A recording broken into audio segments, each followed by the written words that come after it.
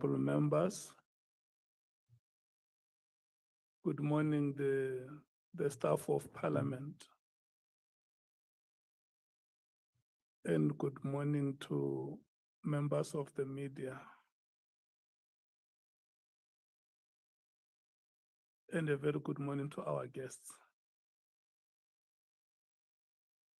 Good morning, Honorable Ntuli. Good morning, Honorable Sokanyile.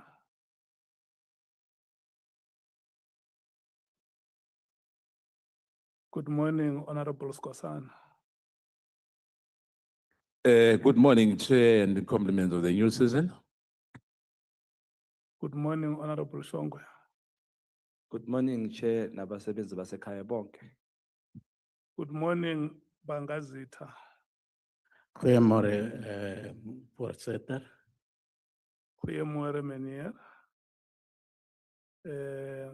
Good morning, Honorable Sols. Good morning, Chair, and compliments of the new season. Thank you so much. Good morning, Honorable Breitenbach. Good morning, Honorable Kalabanat. Good morning, Chair. Compliments of the season. Good morning, Honorable Cameron. Good morning, Chair. Good morning, Honorable Thopper. Good morning, Chair. Compliments for the new year. Advocate Arense, good morning to you.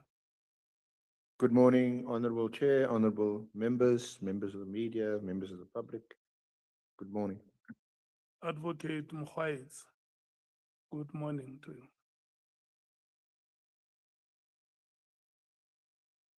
Do you have a microphone here? When I say good morning to you, I want you to greet South Africans. When I'm sitting here, I'm representing the Republic, so it's not me saying good morning to you, it's the Republic saying good morning to you. My apologies, Chair. Good morning, Chair. Good morning, South Africa and honorable members. Thank you so much, Advocate Mkhize. Good morning, Chair. Good morning, honorable members and South African. Thank you so much. Who is representing the staff of Parliament here, or who is leading the delegation from the staff of Parliament?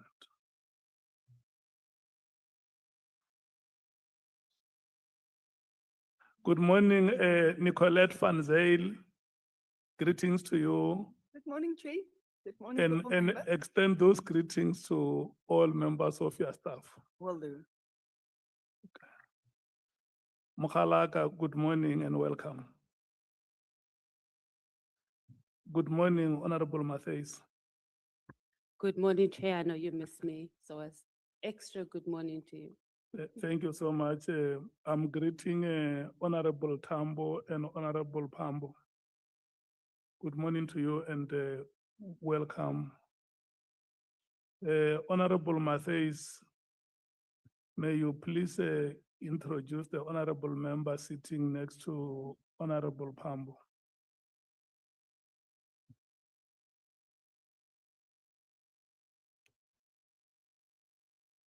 That's our national chairperson of the Economic Freedom Fighters and the EFF's chief whip in Parliament.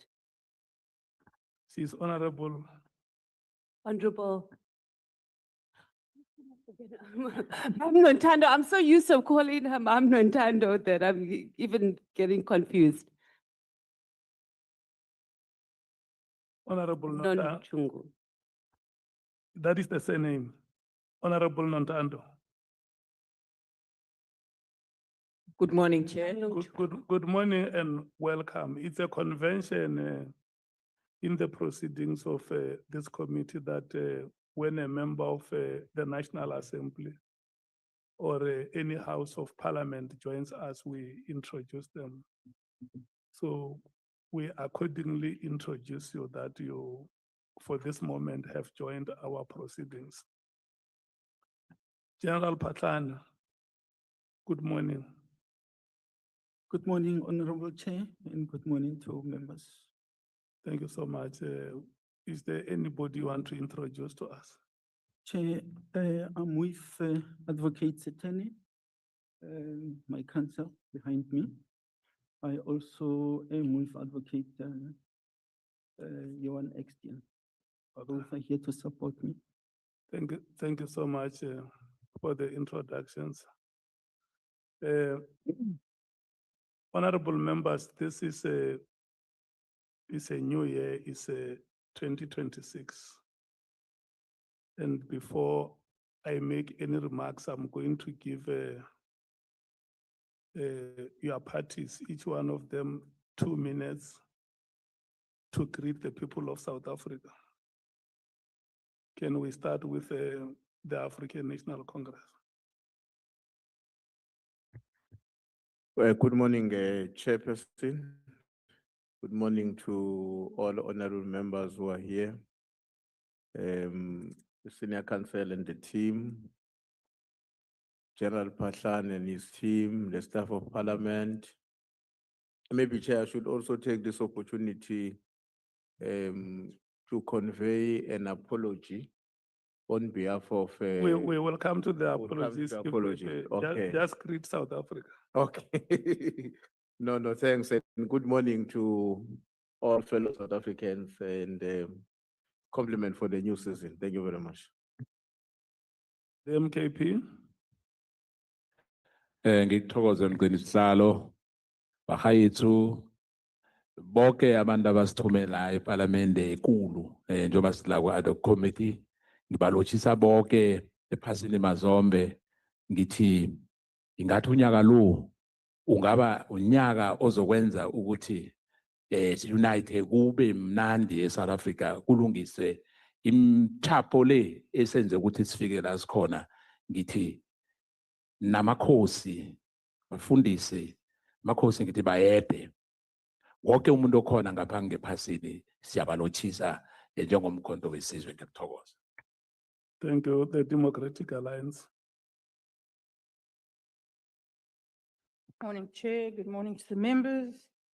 And good morning to everybody who holiday appears to be over and is now watching this committee. So Happy New Year to everyone. Thank you so much, Honorable Breitenbach. The EFF. Morning, Chair and colleagues, and General Phahlane and your colleagues. We send our revolutionary greetings to the people of South Africa and wish that all those who are unemployed get their jobs this year and becomes a very successful new year, especially for the poor of the poorest. Thank you. The IFP. Well, thank you, Honorable Chairperson. Greetings to colleagues, the honorable members. Greetings to the Senior Counsel, Advocate RNC and his team. Greetings to the parliamentary staff and also to General Phahlane and his team, and to fellow South Africans out there. And I do want to take this opportunity to also congratulate our matriculants for such an outstanding performance. I thank you. The Patriotic Alliance. Nwenkia Ahuniki, South Africa. God has entered the ring. Thank you.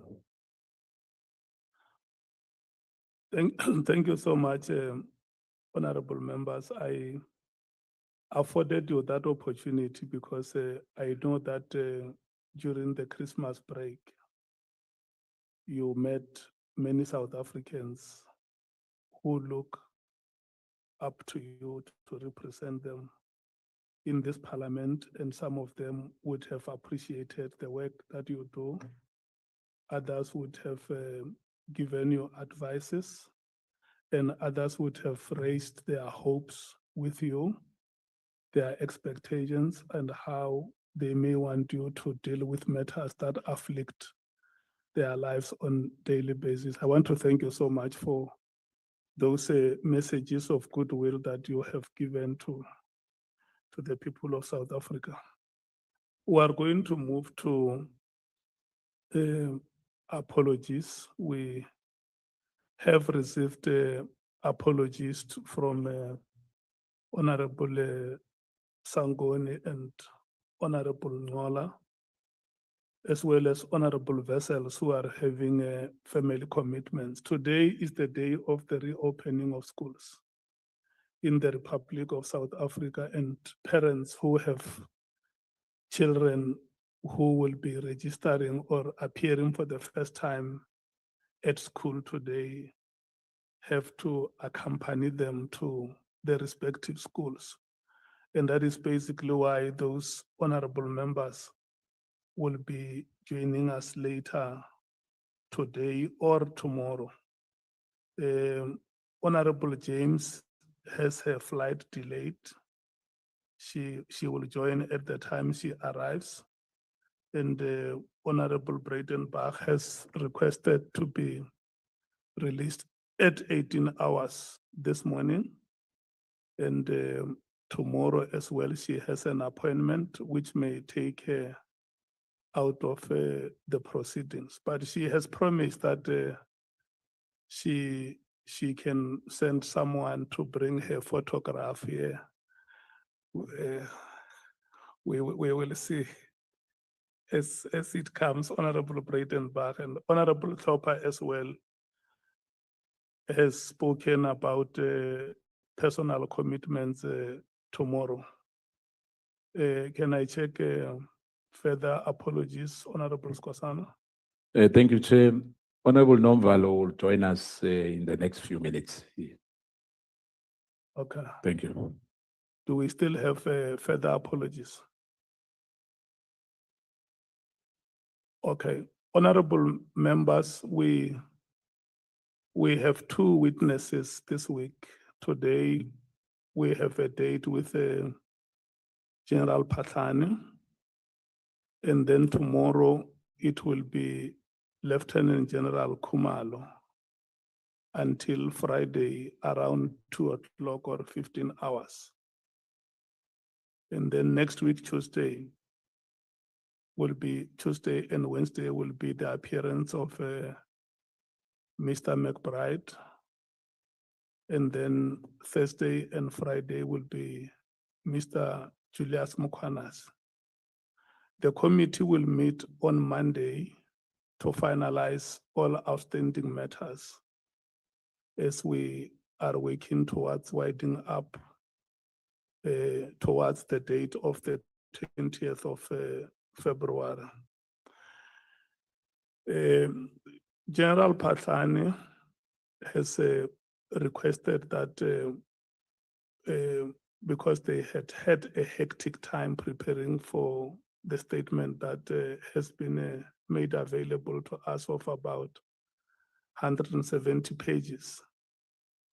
The request is that we run until 20 or 21 hours tonight so that they can have time to rest. So this is a matter which committee members must think about as we proceed during the day.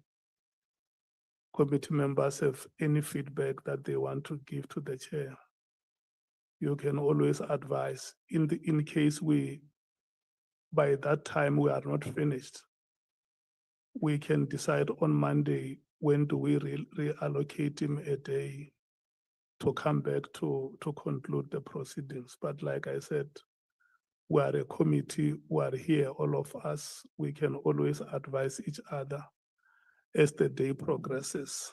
I think it's a fair request. Let's allow the proceedings to go ahead, and we will make that determination as the day progresses. Can I check Advocate Arensa? Do you want to formally introduce the witness? Thank you, Honorable Chair, honorable members. Good morning, General Phahlane and your team, legal team. We have formally met each other also this morning, and we've been engaging with General Phahlane and his team over the past few weeks. And the affidavit that is now before the committee with the annexes is the result of that lengthy engagement. General Phahlane obviously wants to use this opportunity of clearing the air and raising a few issues on this platform, and it's his right to do so. So he is here today and willing and prepared to give his evidence. As I formally request you to swear him in as a witness. Thank you. Okay. Maybe before we swear him in, may you kindly introduce the advocate next to you formally to the people of South Africa. Thank you, Chair, honorable members, members of the media, and members of the public watching. On my left is Advocate Bongiwe Mkhize. She is a member of the Johannesburg Bar. She was appointed in early December to assist us in place of Advocate Lerato Sikalala, who has been with us up until the end of November, and due to prior commitments that she has during the course of this year, starting early this year, she was unable to continue. It's a big loss to the team.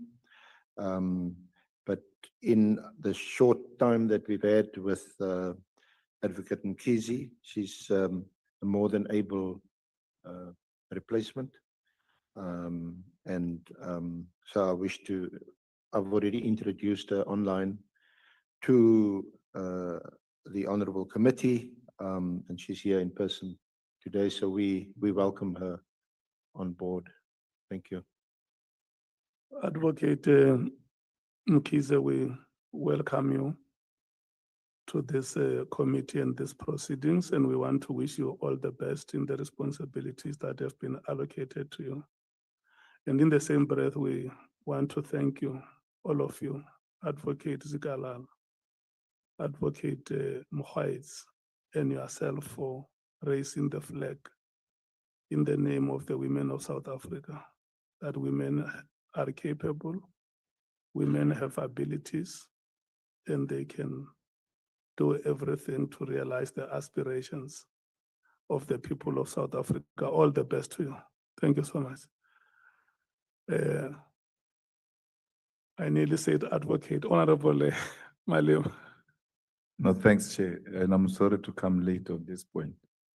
When you dealt with apologies, you said people have taken their children to school, and an option we thought we didn't have.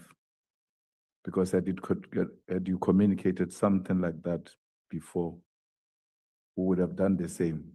We're sitting here painfully that we have not accompanied our children to school because we thought such an option was not available. But now I hear that I said those children who have today as their first day at school, and I know very well that you and I do not have children who have to start school today. They have been there, they are used to the environment. No, you don't know that.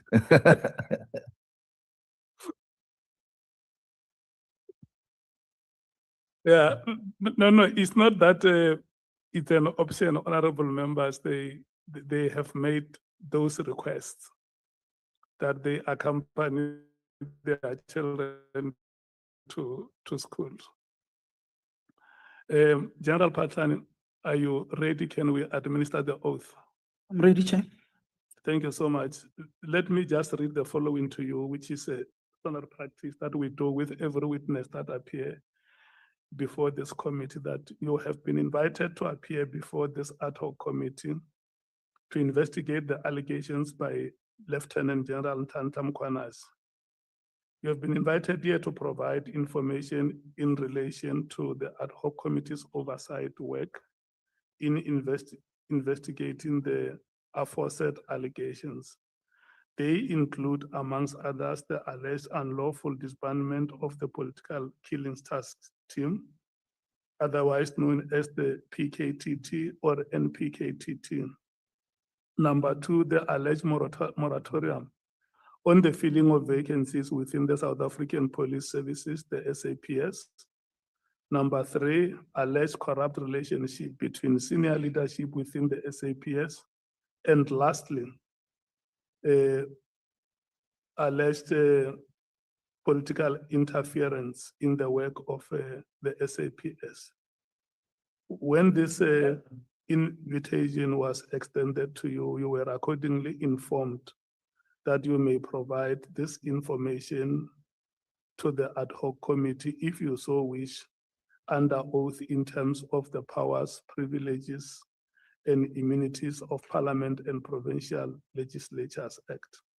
We want to take this opportunity to inform you that by law, you are required to answer fully and satisfactorily all the questions lawfully put to you, or to produce any document that you are required to produce in connection with the subject matter of the inquiry, notwithstanding the fact that the answer or the document could incriminate you or expose you to criminal or civil proceedings or damages.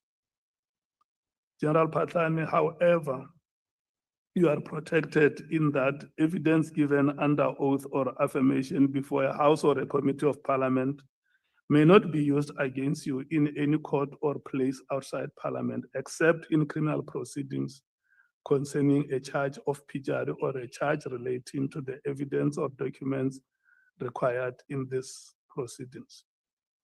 Please be aware that in terms of Section 17, subsection 2 of the Powers, Privileges, and Immunities of Parliament and Provincial Legislatures Act, a person who willfully furnishes a House or a Committee of Parliament with information or makes a statement before it which is false or misleading commits an offense and is liable to a fine or to imprisonment for a period not exceeding 2 years.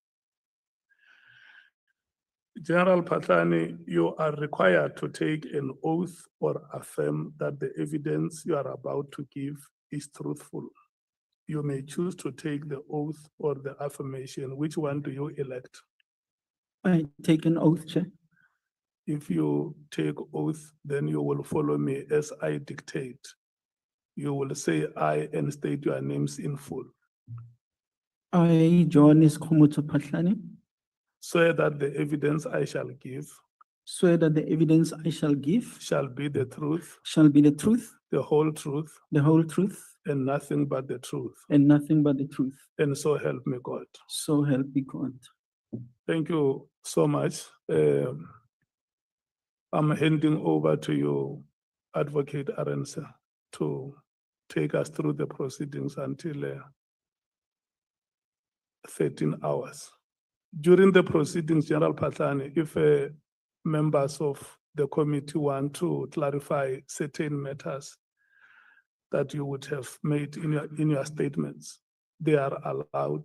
And I think it's something that you must be alive to. Thank you so much. Thank you, Chair. All the best. Thank you.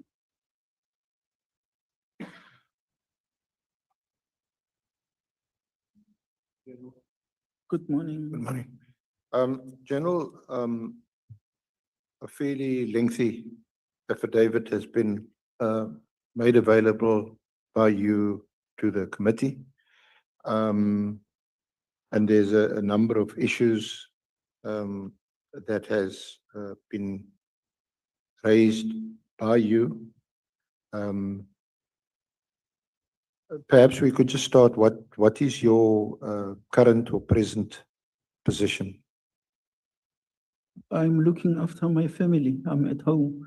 But before we go there, although the chair may have made reference to it, is it my understanding that the length of my affidavit and the issues to be raised is appreciated by the committee members, which will not necessarily make it possible for us to complete today. And I'm raising this because I surely don't want to be here and run through the issues for the sake of running through the issues. It was important for me to provide context in as far as the affidavit is concerned, and also considering the amount of time that we took in consultation and the sleepless nights, Chair, we spent in putting together this comprehensive affidavit. So I will appreciate it if we were not to run through the affidavit for the sake of running through the affidavit, but do justice to the issues that have been raised. I'm not here solely to respond to what Mr. Nkabinde had disclosed. Of course, what he said is the truth, but also there are a number of issues that General Mkhwanazi himself have spoken to that I will want to talk to, that are covered in my affidavit. And maybe, Chair, I'm raising this because just like General Mkhwanazi, we had thought we will be provided an opportunity by the former Chief Justice Zondo. We provided our affidavits because there were issues that were raised. I was given permission to come, but I was never given a date. So the Zondo Commission came and went without me having an opportunity to respond to the issues in the public domain, which issues remain relevant to the proceedings today. They also are relevant in the Madlanga Commission of Inquiry. And I also thought it would have been good if there was follow through to what the Chief Justice Zondo has said, because he did not make any findings on the security issues. There was a commitment or recommendation made that he's going to recommend to the president to have a commission or inquiry specifically focusing on the security cluster or the justice, crime prevention and security cluster, which let me speak for myself, I welcomed. I thought that opportunity is going to present itself. It never did. So I'm just simply, Chair, raising this to say there is no way that I will be comfortable in going through the affidavit, comprehensive as it is, with evidence in this day alone, because we are not going to do justice. That's my plea. I certainly don't have an issue with proceeding. And in answering your question, I'm at home. I was unlawfully dismissed. That matter is before the Labour Appeals Court. The Labour Appeals Court may pronounce this week or next week, and I don't want to go further into that. That's where it is. Let's allow the courts to pronounce. Honorable Chair, I don't know if you wish to respond to some of the comments made by General Phahlane.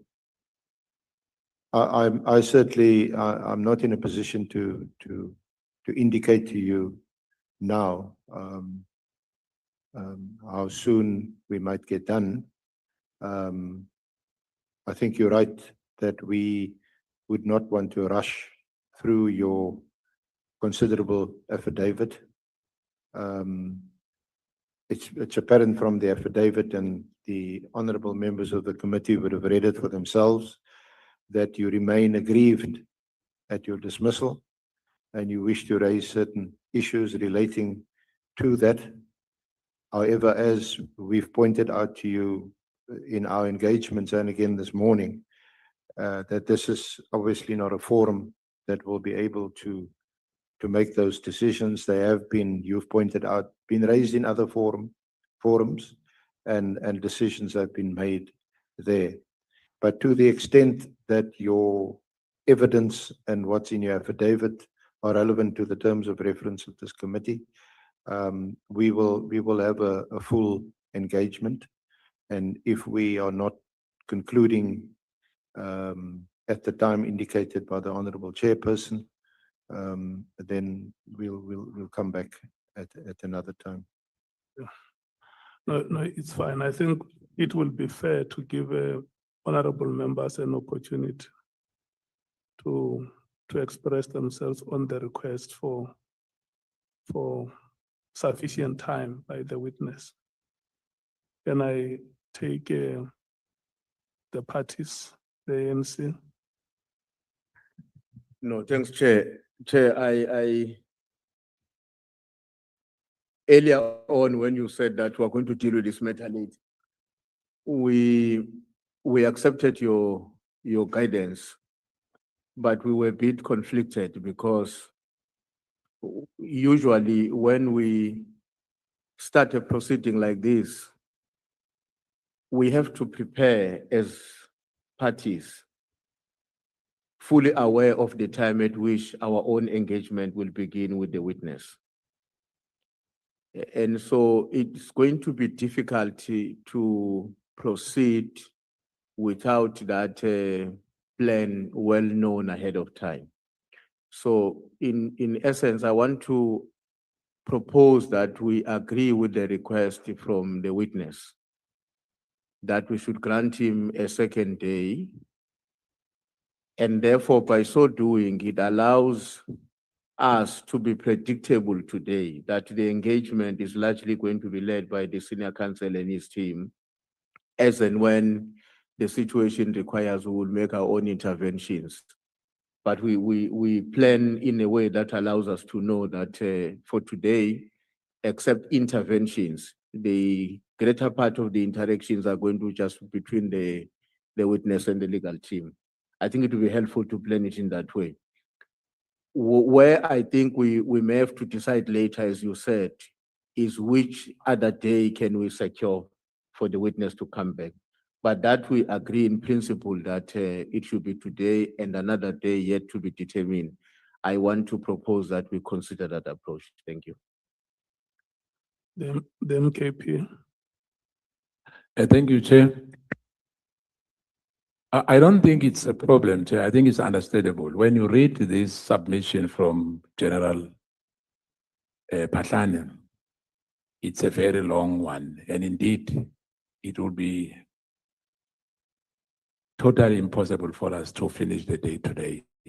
And I guess the issue now is about the date.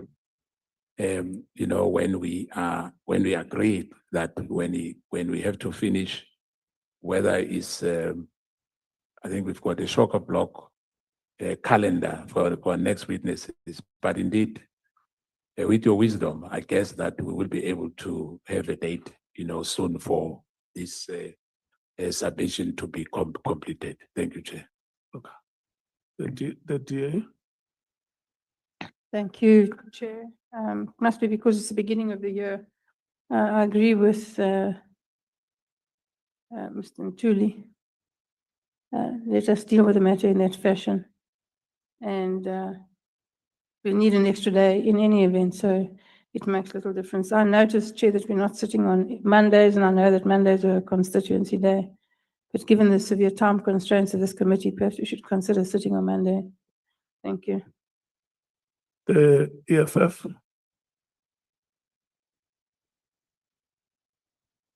No, thanks, Chairperson. I really don't know what we're doing and where the concerns of the witness come from, because in this committee, we've never rushed through any affidavit. And there must never be such a suggestion that we rush through affidavits. And in this committee, there's never been a witness which left here unsatisfied that my issues were not sufficiently canvassed. And therefore, where that concern comes from, I don't know.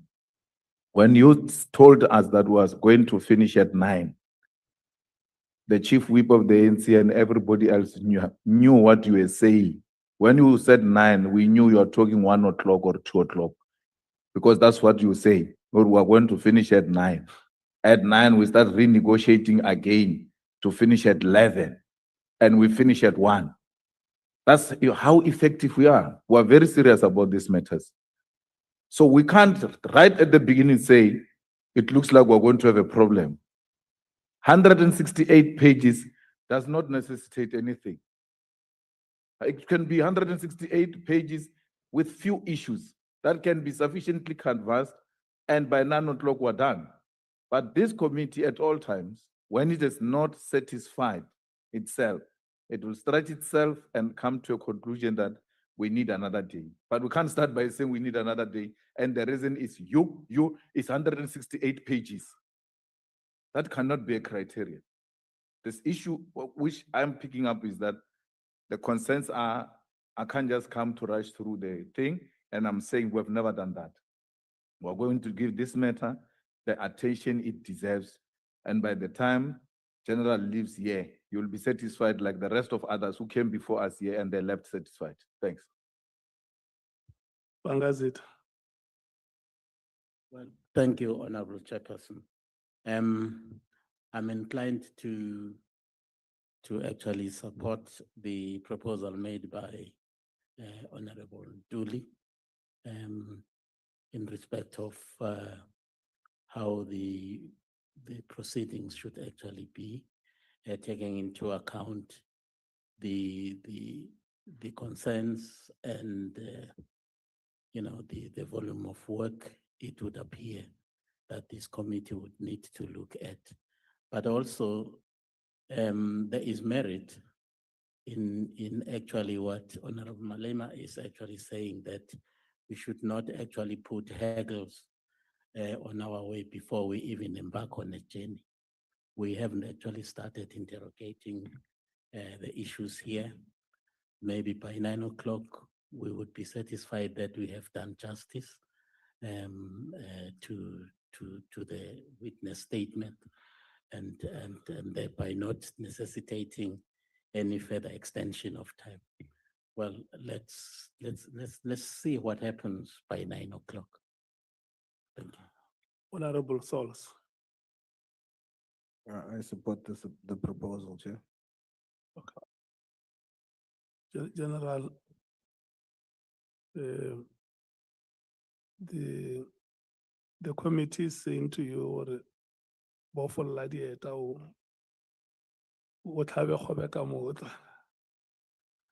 you must not be worried that there is any matter that is in your statement that will not be given due consideration.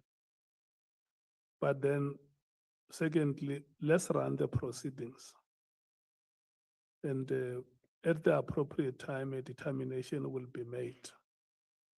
If we have exhaustively dealt with everything today, it's okay. And if the committee feels that there is a need for an extension, it will arrive at that decision. So, yeah, all the best. Thank you, Chair.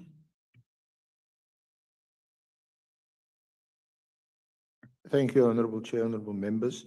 General Phahlane, perhaps we can, however, get through some of the formalities quicker. And here I'm referring to your academic credentials and your career in the South African Police Services. And if you could just confirm, you matriculated in December 1984.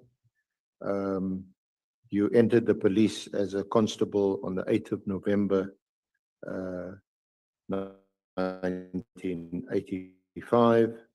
In 1982, you obtained a National Diploma, Police Administration. You also obtained a Bachelor of Arts Honours in Public Administration in 2014. And in 1999, you obtained a certificate in Management Services and an advanced certificate in Management Consultancy. Can you confirm that? I can confirm, Chair. Thank you. So that's quite an impressive background, and it's of little surprise, no surprise that you ended up in the most senior position in the police services, albeit in an acting capacity. because it also appears from your career in SAPS, which, as indicated, commenced on the 8th of November 1985, that you served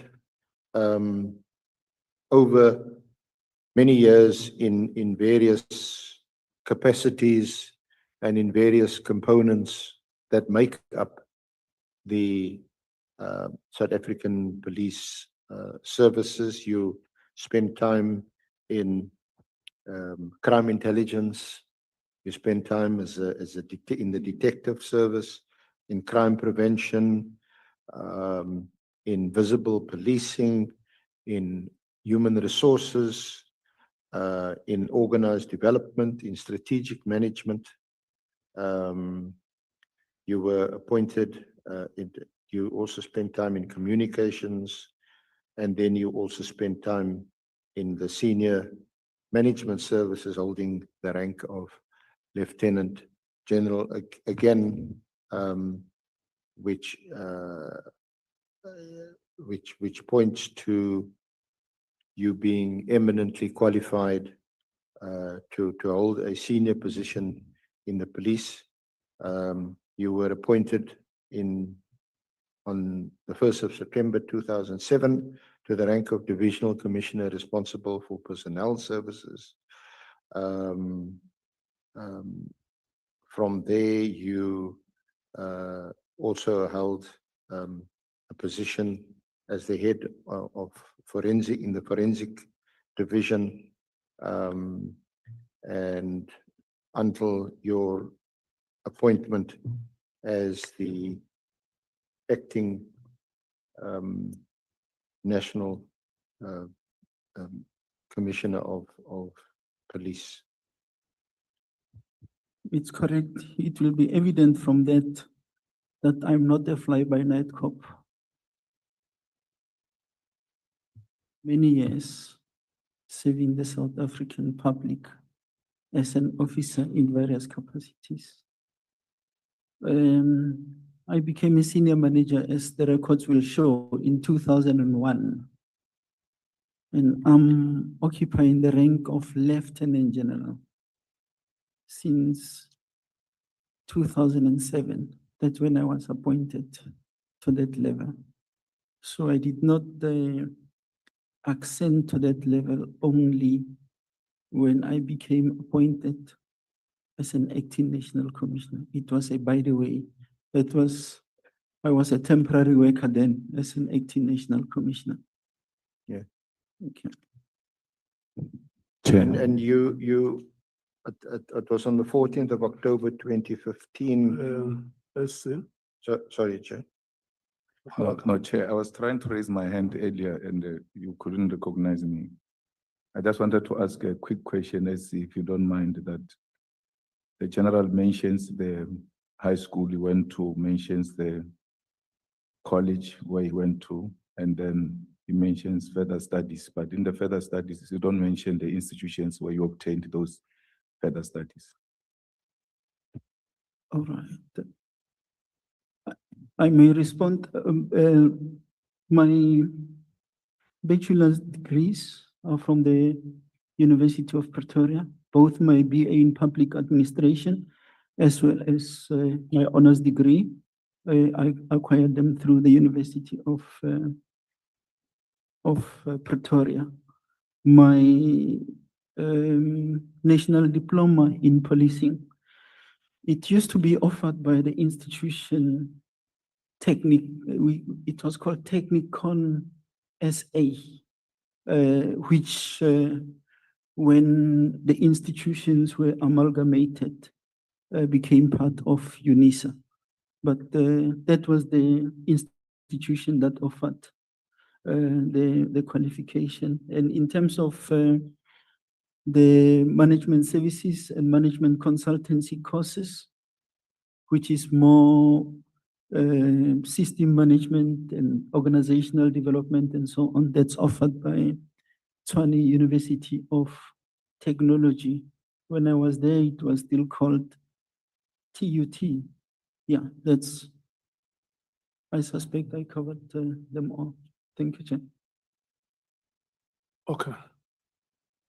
You can proceed, Advocate Arendse. Thank you, Honorable Chair.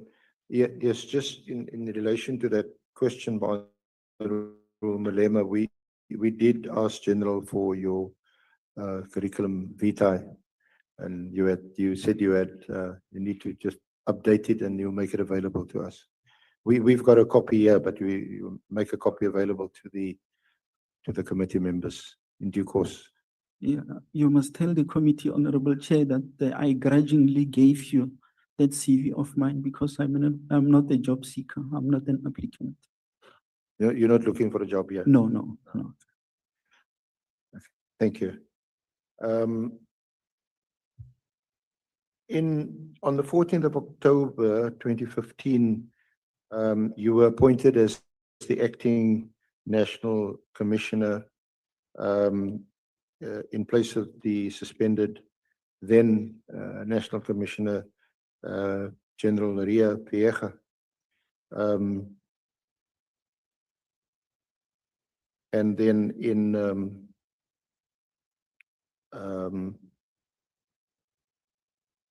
at that point, did you engage with the minister or the president in relation to your appointment? In actual fact, it's interesting. I was in this committee when I was appointed in this room. We were making presentation to the Portfolio Committee of Police. General Pierre was sitting somewhere here. Yeah. When the announcement was made, Francois Bietman, the former chairperson of the Portfolio Committee, was up there. And an announcement was made that General Piecha is being suspended. For few minutes, General Sithole, who was the Deputy National Commissioner, was appointed by the chairperson to be acting. Not long after that, an announcement was made when I was sitting here that the president, then President Jacob Zuma, appointed me as an acting National Commissioner of the South African Police Service. That was the 14th of October 2015. Appointments at that level are not made by the minister.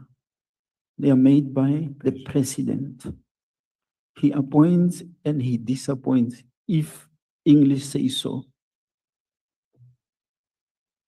So you were appointed then by then President Zuma. And on the 1st of June 2017,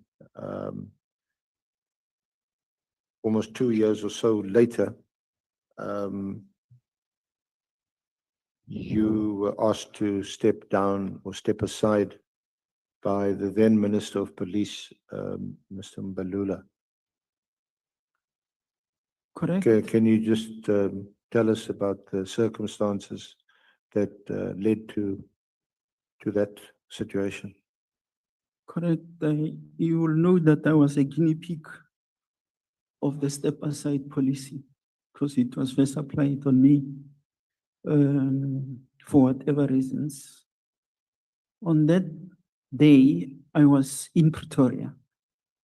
I get a call from the office of the minister. I can't remember who specific in the minister's office.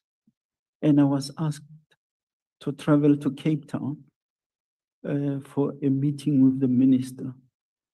I had no reason not to respond to such, made travel arrangements, got here to Cape Town, waited for more than 3 hours for the minister to come. He came. We had our less than 5 minutes meeting. He was there with his deputy. I think the deputy then was Mr. Bongani Mkongi, if I'm not wrong. Yeah, Bongani. So at that time, the media was dominating with Phahlane and IPID and Robert McBride and O'Sullivan.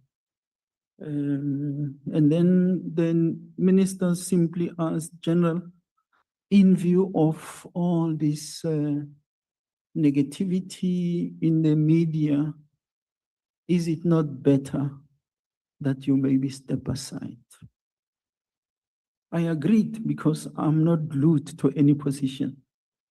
And I accepted the role of an acting national commissioner from the president, knowing that as a member of the South African Police Service, you can be deployed anywhere at any given time, as long as it's to serve the people of the Republic.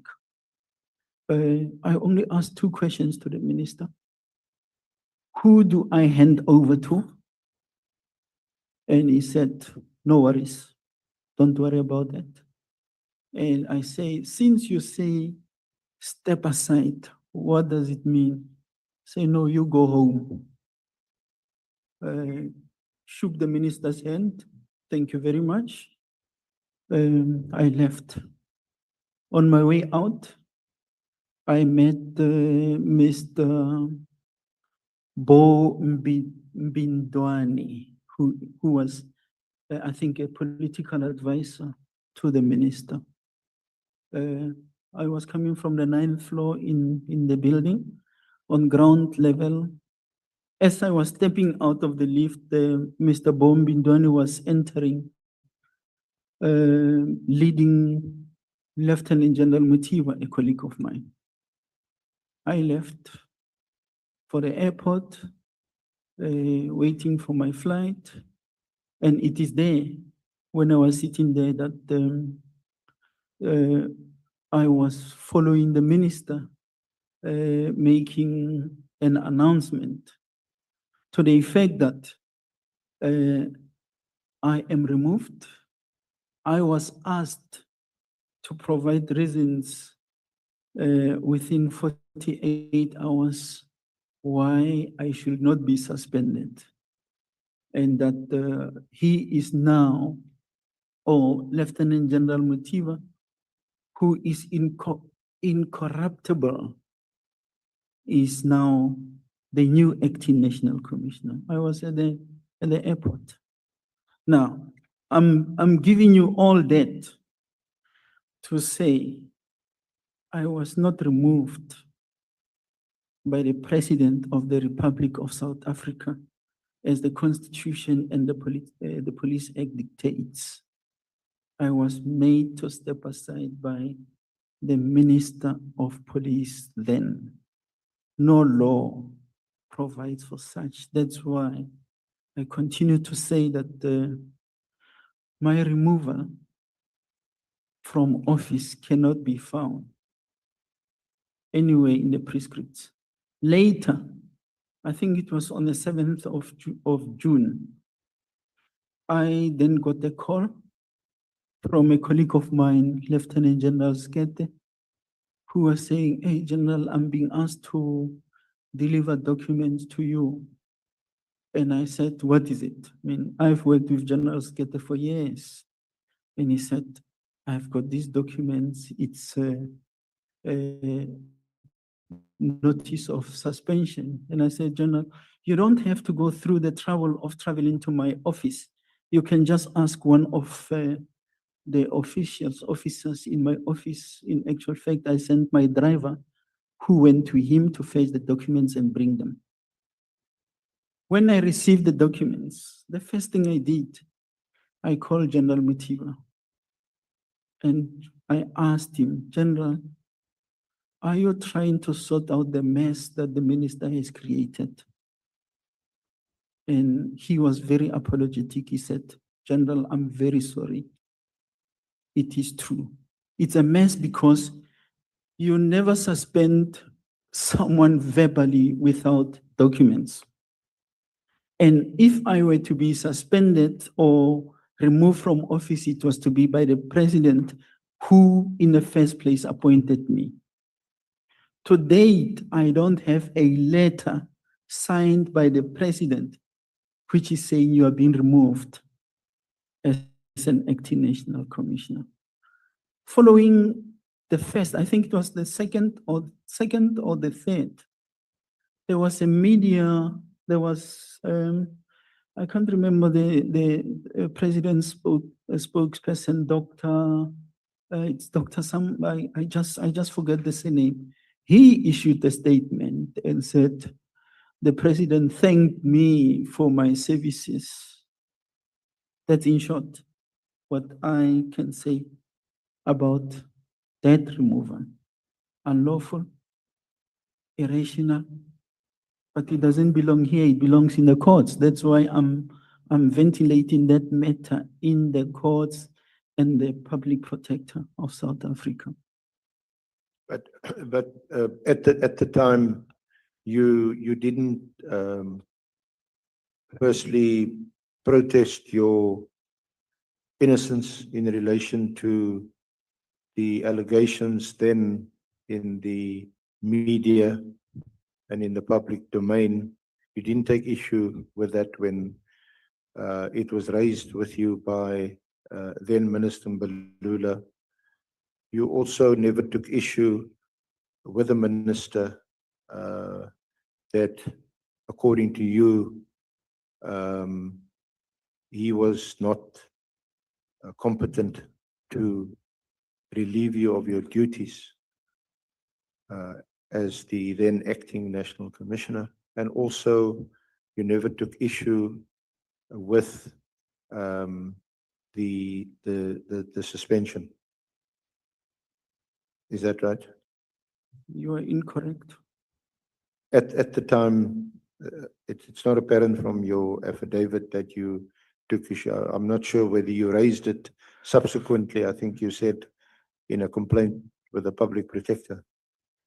Because I'm not looking for political intervention or political interference, I don't have to raise issues that are raised in the courts. And I'm not supposed, I don't have to repeat what is being raised with the public protector of South Africa as in ventilating those issues.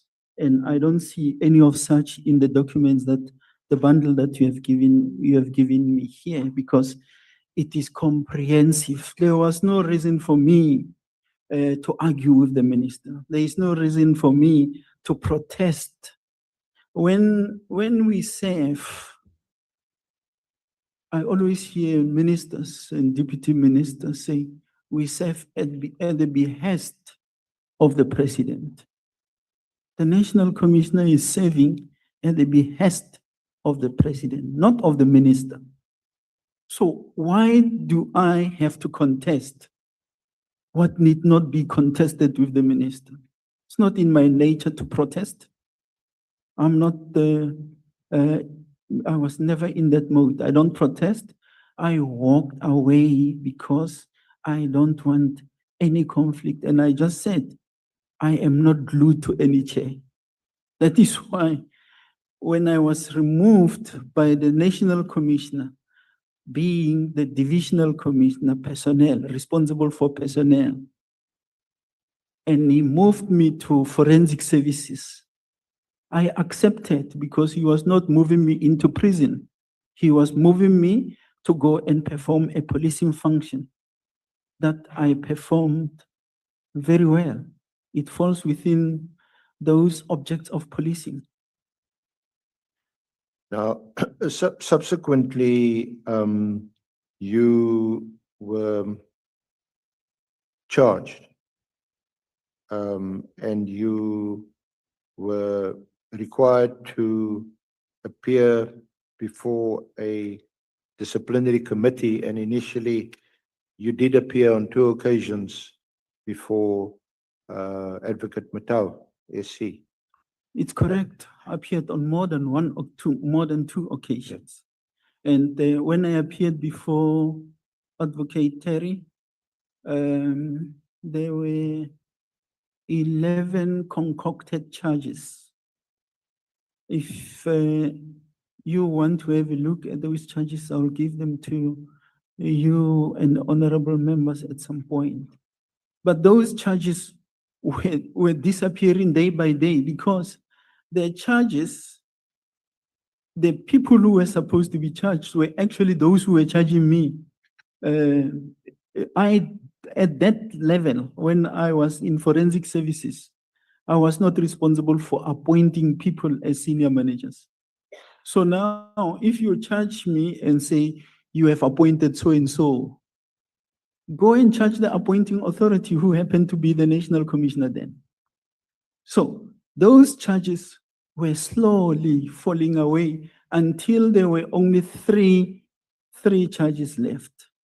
And we were calling for reconvening.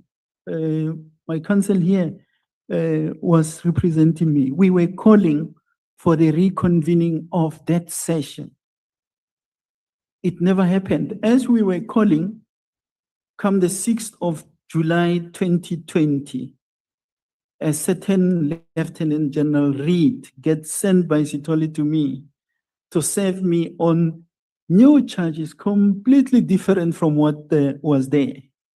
And concocted by him, Sithole, and everyone. I actually saw in this file, but let me not go there. I'm not the evidence leader. After they concocted those charges, they initiated what was referred to as an expeditious process. Those three charges, which were left from the 11, I never had an opportunity to respond to. Frivolous, just like the charge with regard to the expeditious process. So just to recap, the disciplinary procedure that was invoked the first time, that was in terms of Regulation 9. No. Or Regulation 8. Regulation 8. Regulation 8, that was the one where you appeared before Advocate Matau, SC. You say there were initially 11 charges, which were then reduced to 3. But in any event, you were never asked to plead to those charges. So those, even though you appeared there on a few occasions, that hearing, in fact, never got off the ground. It never commenced. No. Subsequently, the disciplinary action was then changed to Regulation 9, what is called an expeditious hearing in relation to senior management's officers of the police. No.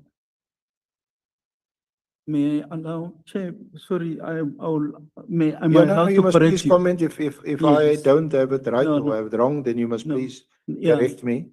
Let- You then, that resulted in your appearance before Brigadier Riet, Lieutenant-General Reed. Lieutenant-General Riet. Yeah. Yes, that is called an expeditious, what's it, expeditious hearing. Expeditious process, Yes. Regulation 9, yeah. And that's before him as a single officer, disciplinary officer. Those proceedings are also set out. Can I refer you to the exhibit bundle? Item 1 and item 2 is a record of that process. That is the formal notice of this expeditious process. Is that right? Which one? The exhibit bundle. Yeah. Not the big one. Yeah, I'm on it. That one, yeah. Your own exhibit, Yes, not mine, okay? Yes, our one. Yes. Yeah. It's, Right at the beginning, item 1 is a notice of outcome of the expeditious process on the 24th of, yes, the first item.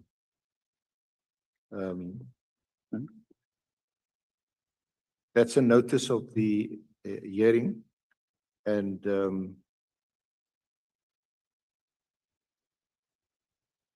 the outcome is at Annexure G, if you page a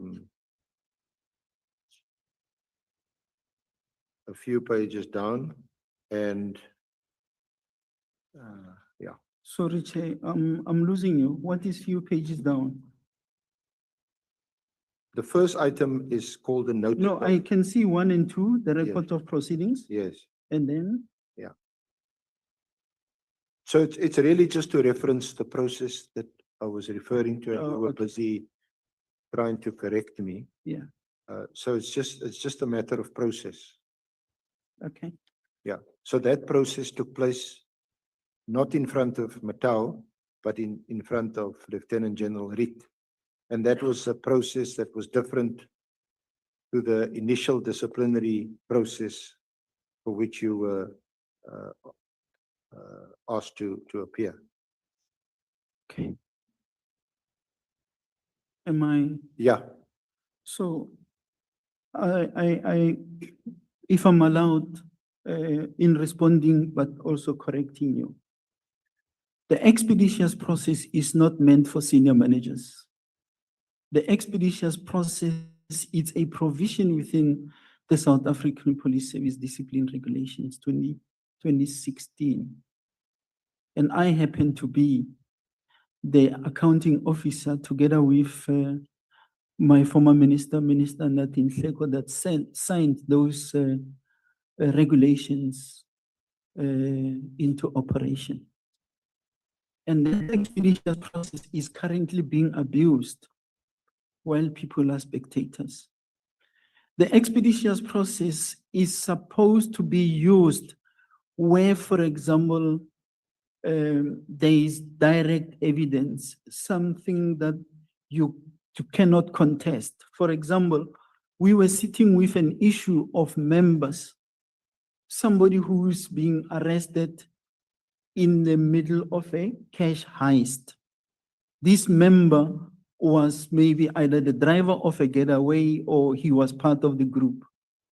In that particular instance, all what is required is a factual report. When the expeditious process was put in place, it was in inverted commas to make provision for a summary dismissal, because there can never be any justification of a member of the South African Police Service involved in crime, whether it is rape or what. But in cases where there is evidence, there is witnesses, where people must be called to either corroborate or deal with the issues, the expeditious process is a wrong process to follow. It is for that reason that I'm saying expeditious process was not meant for senior people. It is meant for all. Now, coming back to me, even the Terry Motau process, let me tell it that way, the one where he was appointed to chair, it was unlawful in my case because the discipline regulations do not apply to the national commissioner or the acting national commissioner. The acting national commissioner or the national commissioner is to be subjected to a process provided for in the Police Act and the Constitution in terms of holding a fitness board. So both processes were not to apply to me. I just said in the beginning, I was removed from office by the minister who was by law not allowed to do so.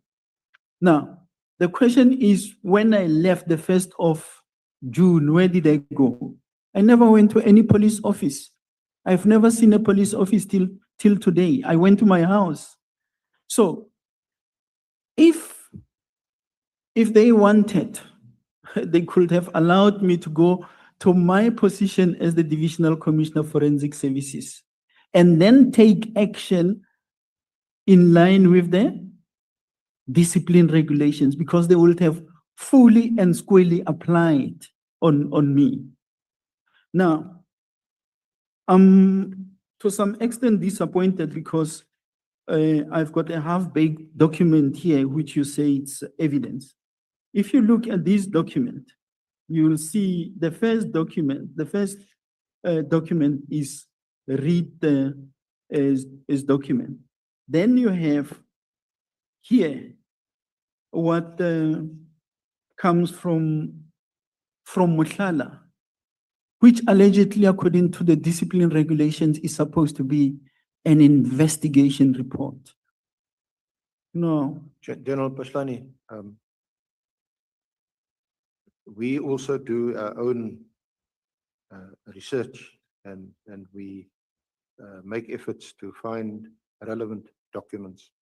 These documents have been presented to you and are placed before the committee, not to argue with you. It's to place certain issues on the record. You've made your position clear. It's not apparent, though, from the proceedings before Lieutenant-General Khomotso that you raised that as an objection. But be that as it may, can I move to the next item? no, but Chair, Can- you can't attribute something to me and move on. That it has been Well, okay. ventilated. So if you raised it before Van Riet, the proceedings are there before you. Can you point out where you specifically take issue with him and say you are not competent or you don't have jurisdiction to conduct this investigation or this hearing? It's, Chair, Because I was going to try and speed up matters because subsequently you did approach the Labour Court, and that judgment is also in the bundle. Unfortunately, Honourable Chair, Honourable Members, we didn't have time to index or there is an index, but we didn't have time to paginate the bundle. So if I may just ask for some indulgence as we page through this, but there's a judgment of Judge Van Niekerk, one of the senior judges in the Labour Court. General Phahlane, did you manage to get there?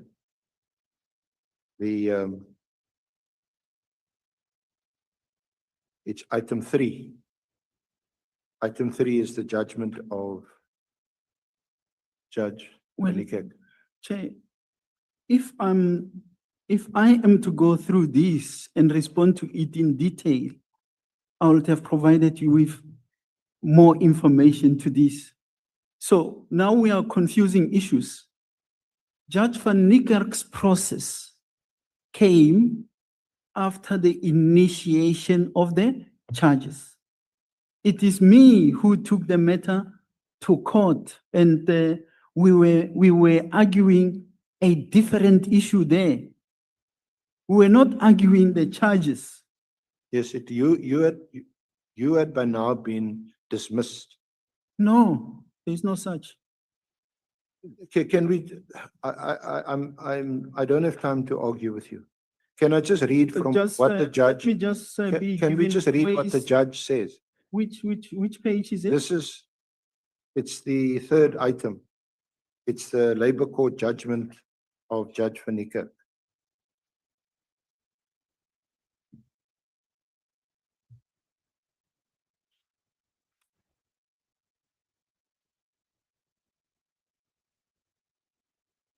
It's in the exhibit bundle. Have you got it now, General? I have it, Phahlane? I have it. Yeah, so you'll see from page 2 of the judgment, this is what the judge says. This is an application in which the applicant that you seeks in terms of his amended notice of motion to interdict the second respondent, that's the National Commissioner then, from confirming or ratifying a decision taken by the third respondent, that's Lieutenant-General Khomotso, to dismiss him and to declare unlawful and set aside disciplinary proceedings initiated against the applicant in terms of Regulation 9 of the SAP's disciplinary regulations.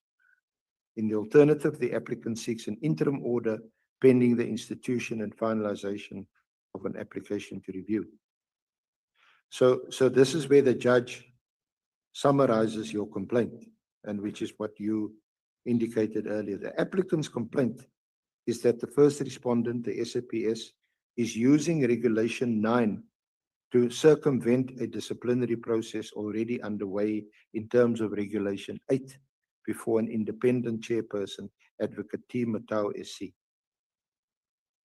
Then the judge goes on to say the regulations are in the Gazette. They're based on a collective agreement between SAPS and the trade unions.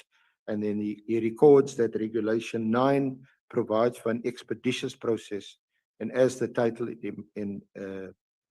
implies, it provides for certain cases of alleged misconduct to be determined by way of an expedited hearing. And then in paragraph 3, it deals with some background of how you appeared before Advocate Matau, and your allegation that the SAPS was now acting mala fide, because you can't defend yourself in an unbiased forum, as you put it. So after the argument, the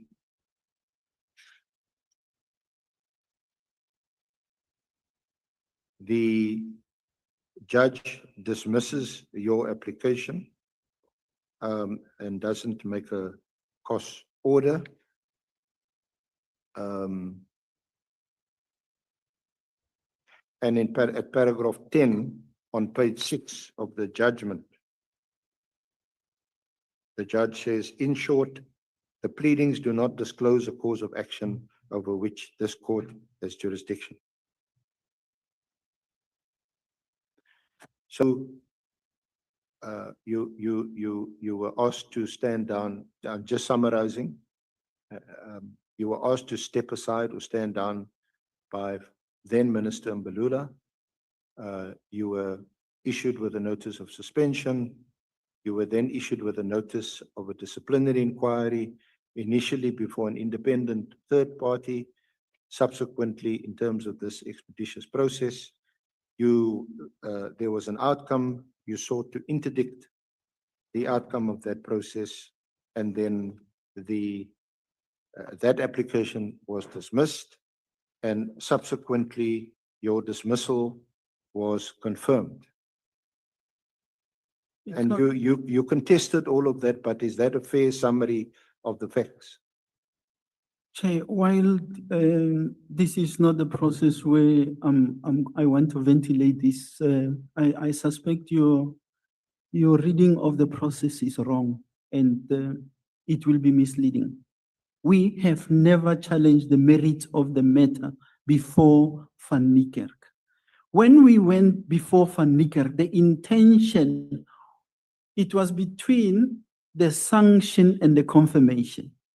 What we were challenging there was because if you look at the record somewhere, if you had obtained the comprehensive records, you would have seen that after Reid arrived at his sanction, which came as a shock, in a finding, not a sanction, we initiated this process because the regulations provide for mitigation and aggravating circumstances.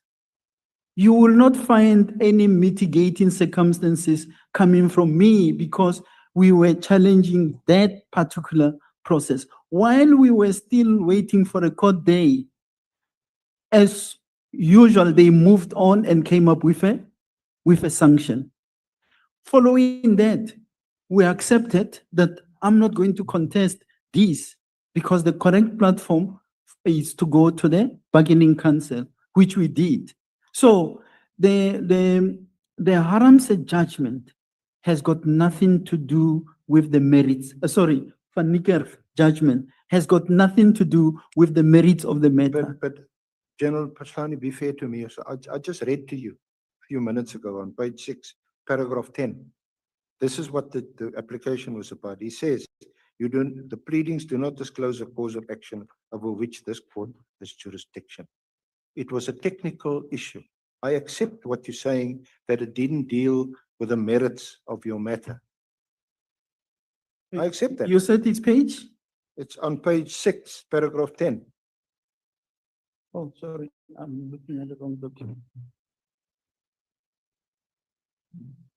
And he expands on it in paragraph 12, where he says in the second sentence on page 7, the applicant appears to indicate that he intends to invoke this court's review jurisdiction in terms of section 158(1)H, that's of the Labor Relations Act, which entitles an applicant to review any decision taken or act performed by the state in its capacity as employer on any grounds permissible in law. So that's his discussion. And then he goes on to say that he doubts whether you have established a prima facie right for the purposes of any interim relief. So it's a very technical judgment. You were the applicant, presumably on legal advice. And from the appearances, you were represented by senior counsel and a junior. And it was to interdict the outcome of the writ process, isn't it? And that interdict was refused. So the writ process, and that's what I want to move on to. I'm not debating with you the merits of your case or the merits of the charges on which he found you guilty, because we can't resolve it in this forum. And I don't want it to be resolved here because I'm not looking for political interference. And I'm not going to get stuck in dealing with the judgment, which I'm trying to explain to you. You only go and read what you want to carry across. And I'm trying to explain to you the context. And we have moved on from this judgment. We have accepted that this judgment did not favor us in as far as interdicting the process is concerned. And this judgment had nothing to do with the merits. In reviewing, we went to the correct platform, which is the bargaining council. And it is there where the merits were ventilated. And we talked to it in here, where still the outcome was not in my favor. I then went on to the labor court. Again, it was not in my favor. I am on the doorstep of the Labor Appeals Court. We are awaiting judgment on that one. So I don't want to spend time talking about the Van Niekerk judgment, which was I never challenged it anyway, because I accepted that there is a need to move to the right platform, which is the bargaining council, where the merits and the process were to be dealt with. There are no merits in this particular case. General Phahlane, at the outset, everybody, all the honorable members, all of us accepted that we will not speed through your affidavit because you're entitled to fully vent whatever views you have. In your affidavit, a considerable affidavit, you spend 9 pages on challenging what you regard as the unlawfulness of your dismissal. So, and we had these engagements over the December holidays with you and your counsel. We discussed the issue of relevance to the terms of reference of this committee. So now you tell me, no, you can't go there and read from what Judge Van Niekerk had to say in this application. That is what I'm doing. If you want to speed through it, then I'm quite happy to agree with you. One, that the Van Niekerk judgment didn't deal with the merits. The first time the merits of the charges against you are dealt with is in this arbitration award, which is the next item, which I want to come to. In that arbitration, the arbitrator upheld your dismissal. You weren't happy with that. You took that on review. It went to the labor court. The labor court dismissed your application for a review. You asked for leave to appeal. Your leave to appeal was refused. You then petitioned the labor appeal court. That petition was upheld. and your matter was heard by the Labour Appeal Court. I think it was on the 16th of December last year. And that outcome is still pending.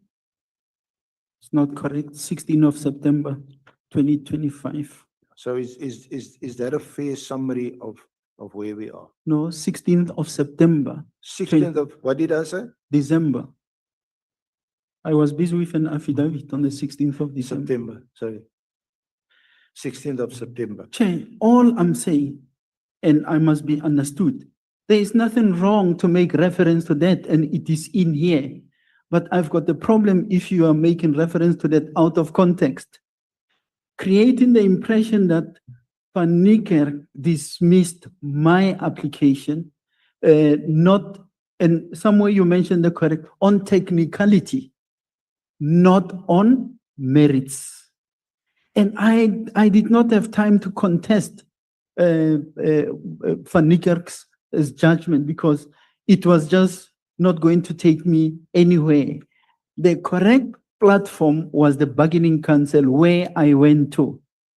And I ventilated the issues there. Whether I agree with the outcome or not, it's a different matter. The matter was ventilated at the bargaining council. Outcome came not in my favor, and I'm saying so in my affidavit, that once that came, follow the process, go to the labor court. Outcome came not in my favor. The same acting judge refused us leave to appeal. It is for that reason that we went to the labor, we petitioned the Labor Appeals Court. And the Labor Appeals Court hearing took place on the 16th of September. When I started, I said, the outcome is imminent. So I really don't have time, energy to waste on the issues that are correctly at the Labor Court. I was here correctly giving an update of where they are, because somewhere you hear somebody, he was fired for the blue lights. I want to know, where is that blue lights? He was suspended for the blue lights. Show it to me. So shall we move on from there, or do you have anything else to say about your dismissal? Can we accept that the issue of your dismissal, both procedurally and substantively, in other words, on the merits, has been before an independent, a bargaining council arbitrator? It's gone to the Labor Court, and it's gone to the Labor Appeal Court. And until such time as the Labor Appeal Court might rule differently, you have been dismissed by the SAPS in what the arbitrator and the courts thus far have agreed is a procedurally and substantively fair manner. If that is placing you, let it be. And that's exactly why I'm putting it here. It's nothing to hide about. I don't find the reason why I should be arguing. If you were to go into the very same issue, I don't know why we jump so quick to it. Because we are going to come to an important issue. Uh, Sorry, I see your counsel wants yeah. to.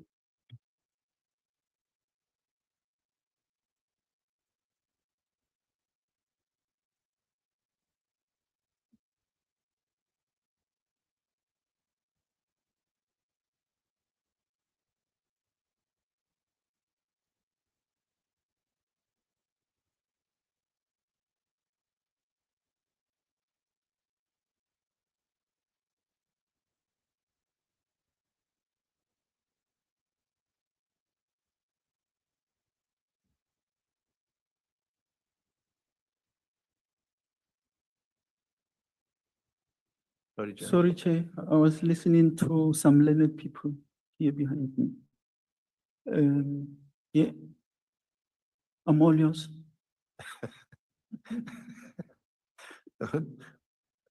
Yeah. All right. So the relevance though of, so we put that behind us now, the issue of your dismissal. The Honorable Committee is aware of the fact that you're unhappy about your dismissal. You've challenged it, but as things stand, as we sit here today, your dismissal, both procedurally and substantively, has been upheld by the courts. And yes, you've challenged it. But to the extent that you now argue or contend in your affidavit that you've been what you call unlawfully dismissed, that has been dismissed by the courts. Can you at least accept that? What must I accept? That your complaints and your case against your dismissal has been dismissed in arbitration and by the courts up to now. The question, and I know I'm here to answer questions. The question is, why do you put that to me while it is part of my affidavit? And that's exactly what I'm saying. I've outlined a process which allows you and the honorable members to have background to that. And I emphasize, I am not here for that. This is a matter ventilated elsewhere. This is a matter that belongs elsewhere. This was by way of background. Where am I? What is happening? Somewhere you started by asking me, where are you working? And I'm saying, I'm working in my garden. I'm at home. Now I'm giving you background. Why am I in my garden? Because I was unlawfully dealt with, and the matter is at the Labor Appeals Court. Let's make peace with that. That's where it is, and go into the issues that need to be dealt with. Part of what I'm saying there, I'm also showing you, giving you even why why I'm even going to an extent of talking the unlawfulness and people in authority who disobeys the laws. I'm giving even annexures. I gave you documents to that effect. But for the sake of progress, I've never came here to say I'm still employed. No, I'm in the Labor Appeals Court. We're waiting for a judgment. So we can move on. Thank you. Now, one of the big issues that came up in the expeditious hearing and subsequently in the arbitration was the tender relating to the 360 by 180 degree cameras. Where in my affidavit are you concerned? Don't you deal with the ITEMBA tender? You deal with it in your affidavit. Yeah, but it's very much at the heart really of your complaint. for me not to be lost, because now one moment we are moving away from the dismissal and so on. Now you go back, because that's part of the reason why this matter is before the Labor Appeals Court. I thought that we have agreed. If we have to deal with the tender, General Phahlane, let's do like this. The statement that the witness has deposited with us is numbered in paragraphs, isn't it?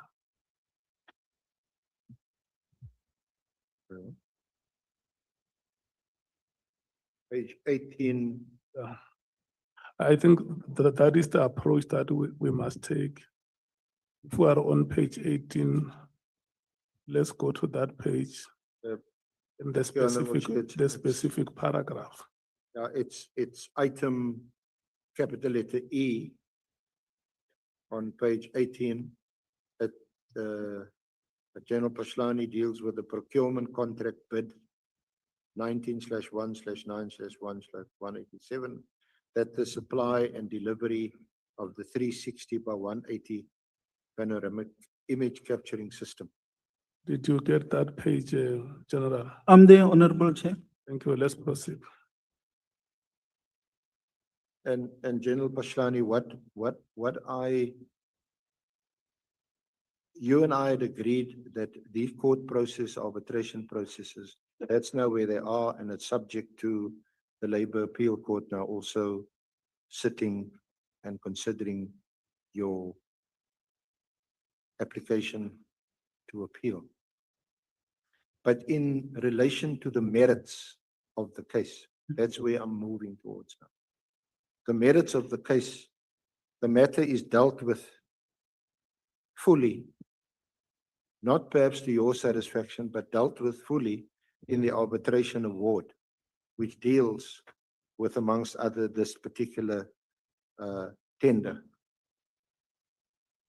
Do you want me to take you to the relevant passages, or do you accept that this ITEMBA FDA issue was dealt with in the arbitration award? No, Honorable Chair, I'm not going to accept that approach.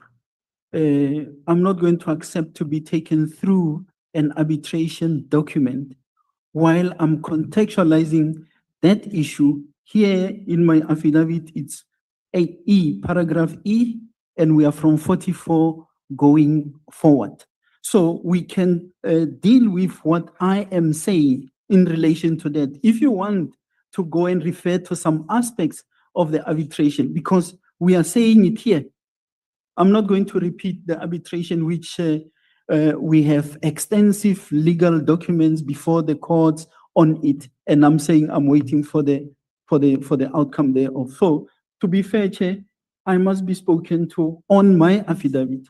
The issue that the council is trying to talk to is traversed from page 44 of my affidavit, and it goes on. Sorry, paragraph E, paragraph 44. I talk to it not selectively. Can we understand this? Advocate Adams and General Phahlane. General Phahlane, Chair. You say that the matters on which you are being questioned are still before the court. Yeah. So you are essentially saying to us that the what do you call it, the award of the arbitration award has been appealed. Yes. And that the judgment of the Labor Court as well, yes, has been appealed. And now we are awaiting the judgment of the Labor Appeals Court. Yes. And you argue that it may be unfair to ask you questions on matters that are still lis pendens. That we must wait for the judgment of the appeals court. No, am I allowed, Chair? No, that's not what I'm saying. Because I have spoken to the issue myself in the affidavit. It is here, paragraph E, from page 44 until page 81. What I've got an issue with is that now I must go through the arbitration award, which I did not even bring here. It is counsel and them who went to go and fetch it from wherever they fetched it. So because it's something that I've dealt with extensively, challenging that arbitration award, challenging the Labor Court review award or judgment, and the same matter is now where it's pending before the Labor Appeals Court. So all what I'm saying is that don't go and take the pieces of the applications that we are lying there. I have spoken in detail. Now the council was talking about the procurement contract of the what is it? The 360. Here it is. So why must I go and look at a document which the reason why I'm challenging it is because I don't agree with what the arbitrator wrote there. Now I must now go and argue with counsel on something as if I'm before the very same arbitrator. I'm saying, let's talk to it. But here is my affidavit. It's talking to the issue. You say that those matters are on appeal. Yes. Yes, that is the point that we wanted to get that. Yeah. Those matters are on appeal. So we may ask you questions from a wrong premise or from wrong assumptions, because we don't know what the decision of the appeals court may be. If the appeals court comes and upholds your application, we might have made wrong conclusions. Okay.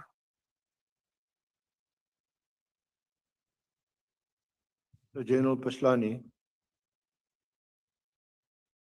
I was referencing the arbitration award, and I would also reference the labor court judgment, only for the purposes that the issue that you raise on page 18 under item E relating to the panoramic system, that issue was dealt with in the arbitration. Witnesses were called. You were entitled to cross-examine those witnesses. You yourself led evidence. You then took that award on review to the labor court. The labor court also applied its mind to those issues. That is all that I'm trying to establish in response to your narrative, which appears from page 18 on the procurement, on that very same procurement contract, and which runs for a number of pages in your affidavit through to page 32, paragraph 81. That's all that I tried to do. I didn't try to argue with you. I didn't try, and I'm certainly not trying to persuade this honorable committee that you are wrong and that the arbitrator and the labor court was right. All I'm trying to say, General Phahlane, or trying to demonstrate rather, is that these issues have been ventilated in what all of us regard or hope to regard as independent forums, legal forums, where you have already given your side of the story, your version. So, having said that, this is your affidavit. We've agreed you're not going to be rushed. What is it now under this item E that you want to elaborate upon or to convey to the honorable committee? You see, Chair, I refuse to accept what counsel is saying. And I refuse because that's exactly the kind of narrative that has been peddled in the public domain.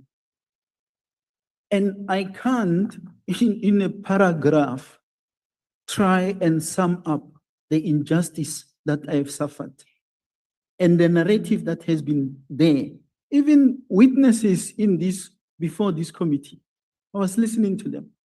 They were talking to this 24 million irregularity. I recall, I think it's honorable, but I think it was coming from some members, where they were questioning the submission to the AG to say, can you clarify us on this? That has got a lot to do with this. Facts were misrepresented before the AG, and I cannot just go over this thing. And I took note of what Honorable Malema said earlier. Why the thinking that we are going to be rushing through. And Honorable Malema, unfortunately, this is what I'm being subjected to.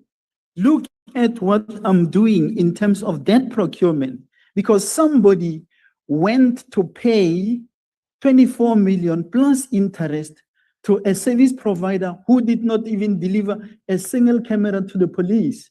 That happens in 2018, 2019, while I'm sitting at home since 2017, the 1st of June. And that is being attributed to me. That is what I'm dismissed for. To say you have allowed a service provider to take 24 million plus interest, which became 31 million, that decision gets taken in 2018, 2019. I'm giving you here even proof of who signed for that thing. And now I must in a paragraph sit here and say, Honorable Chair, I agree with the narrative. I'm not going to agree with it. And if we are to do justice, let's traverse this issue on paragraph E on the panoramic camera. It's not as small. The very same arbitrator that you are referring to misunderstood what is at play here. There was a contract signed. This contract was signed in 2014, 28th of July. Yes, when you were the head of the forensics division. Yes. So That let's is take why it's members relevant. into confidence in as far as what this happened and not just narrowly go to this narrative that has been hating to listen from people who are so uninformed. I was trying to be of assistance because that's exactly what the arbitrator does. No, The that nar- arbitrator narra- misunderstood. Sorry, No, wait. Can you take a breath, both of you? I want us to do the following. The General Phahlane has accepted here before the committee that there are unsuccessful bids that he made to overturn the arbitration award. And then the last is the judgment that is awaited from the appeals court. If the matters that you are leading now, Advocate Arendse, are matters that are before the court, sitting here ourselves may not make an assessment or a review of the proceedings in a court of law. And I will want us to move to matters that pertain to our terms of reference. Unless if in those matters there is something that the witness wants to bring before this committee. To say, in terms of the 4 pillars that you have read before me, Chairperson of the committee, that you are investigating, there are the following matters that I want to bring to your attention, and I think they will help the committee to move forward. But I'm reluctant that we should confine ourselves to matters that are now before the court or take much of our time dealing with matters that are judgments or the arbitration award contained in the arbitration award or judgment of the labor court. Because both of you agree that those matters now are on appeal. So I will give you an opportunity. If there is any matter that you think you want to bring to the attention of the committee, which is not a matter before the court as we speak now, let's deal with those matters and allow the committee to move forward. Honorable Nomvalo. Yeah, no, thank you very much, Chair. Chair, it's a clarity because I want to be on the same page with you.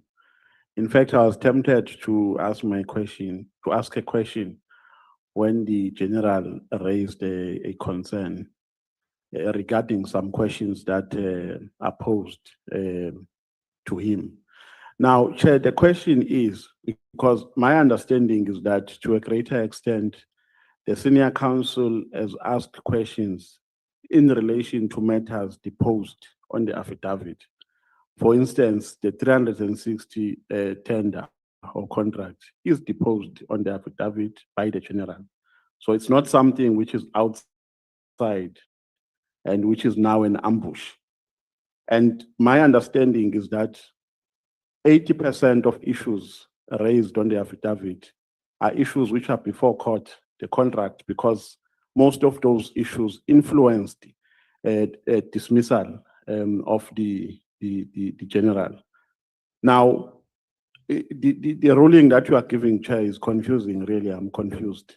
So how do we identify matters that he should ask and matters that he should not ask? Whereas those matters, all of them, are on the affidavit and were voluntarily put on the affidavit by the general himself. So I'm confused. I just need clarity. I'm not arguing with your ruling. I just want to be on the same page, because we will ask questions after the senior counsel. And when we ask questions, we must comply with the ruling that you have made as the chairperson. So that's where my confusion is. Okay. Not just to clarify that matter, because it is said by the witness here that the questions that the advocate is asking him are questions that emanate from matters that are now on appeal.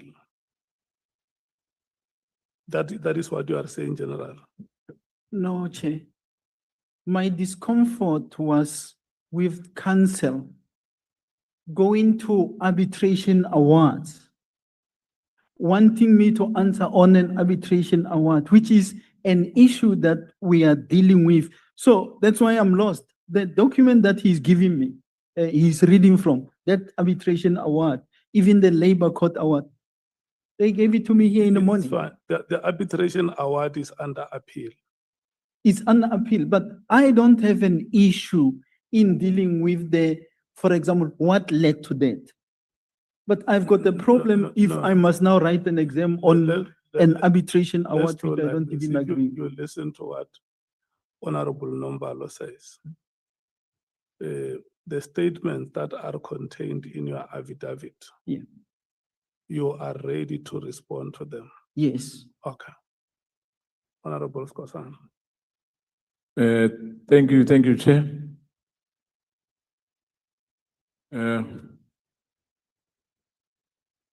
Lotshani likupi, General Phahlane? Ngiyaxolisa. I'm here. And ngiyabonga. Lotshani likupi? Asikhona njani. Siyathokoza. Thokozini. Now, Chair, I think what the General is raising is the issue. In fact, I want to ask, I'm going to ask about what I heard now. He said he was given a statement this morning. It's the other one, which it was for the first time you see that statement. That bundle. Yeah. You only saw it this morning. Okay. Must I answer, Chair? I just wanted to find out, because if I heard it well, he said that he only saw this morning. Am I right? You can respond, General. Chair, the documents in here are not foreign to me, but these documents are not part of my submission in terms of annexures, because I have accepted that here I am not in the labor court, or I'm not in the labor appeals court. It has been dealt with there. So what counsel is doing, he brought these copies, like this is somewhere here, there is records of proceedings. And somewhere I said earlier that unfortunately some of these are half-baked in that some documents that are supposed to be here, if we want to bring the whole records, bring the whole records and not selective. So I'm now being questioned to say, the arbitrator said this. I say, we have moved on from what the arbitrator said. We have accepted the laws following the arbitration process. We have accepted the laws following the labor appeal, the labor court. But we are now waiting for a labor appeals court judgment. So why must I go into this? The issues, Chair, they are raised. It's me who raised it. Maybe, let me say, I may have instigated them. That's why they are part of my affidavit. That's why they are comprehensively addressed. So I don't understand why must I go and read an arbitrator's document that I don't necessarily agree with. If we want to have an understanding of what happened, here it is on paragraph, what is it, E. It's well captured between E. If you disagree with it, but it captures. Now I must go in, but the arbitrator said this, or an acting judge said this. I hold a view on those people. And that's why I don't agree, Chair. I'm not saying we must not, we must deal with the issue. Because, for example, the 360 camera issue, the 24 million, it's very critical.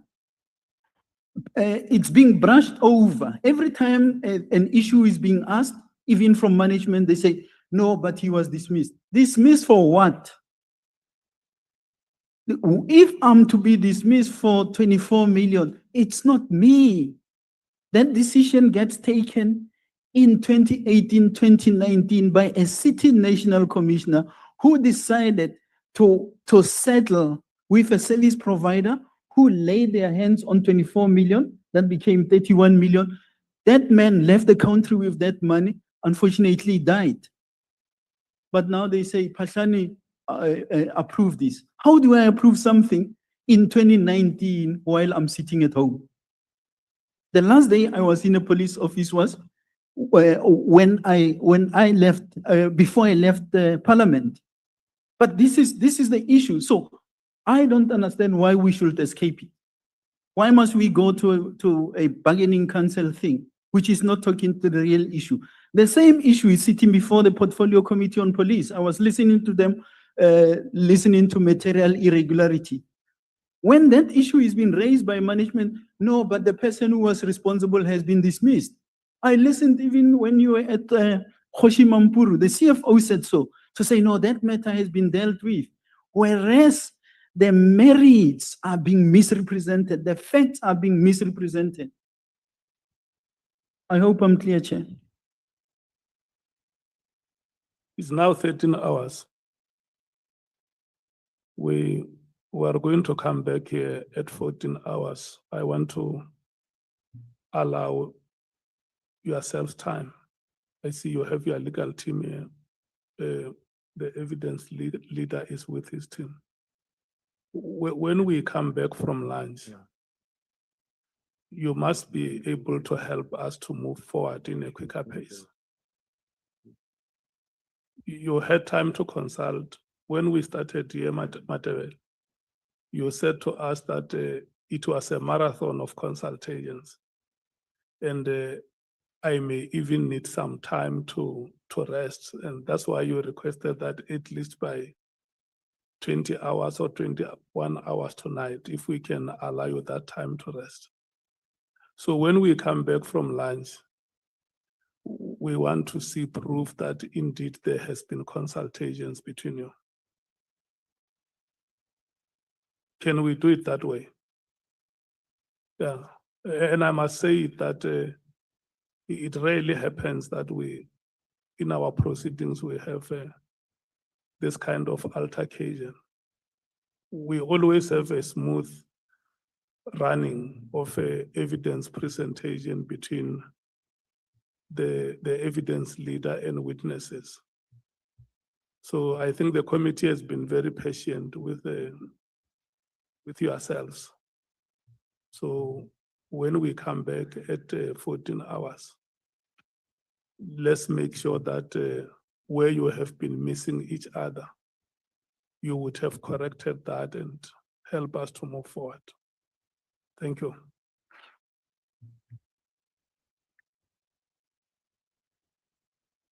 Are we going to adjourn now, Honorable Chair? Yeah, we're breaking now. We are coming at 14 hours. Thank you. Thank you.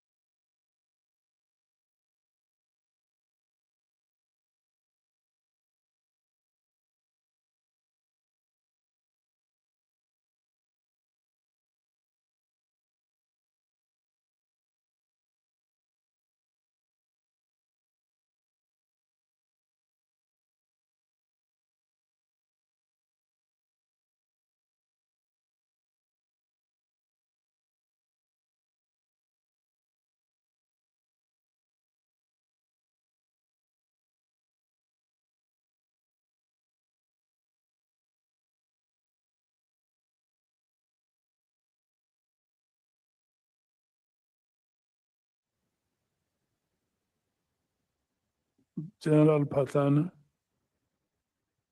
welcome. Thank you, Chair.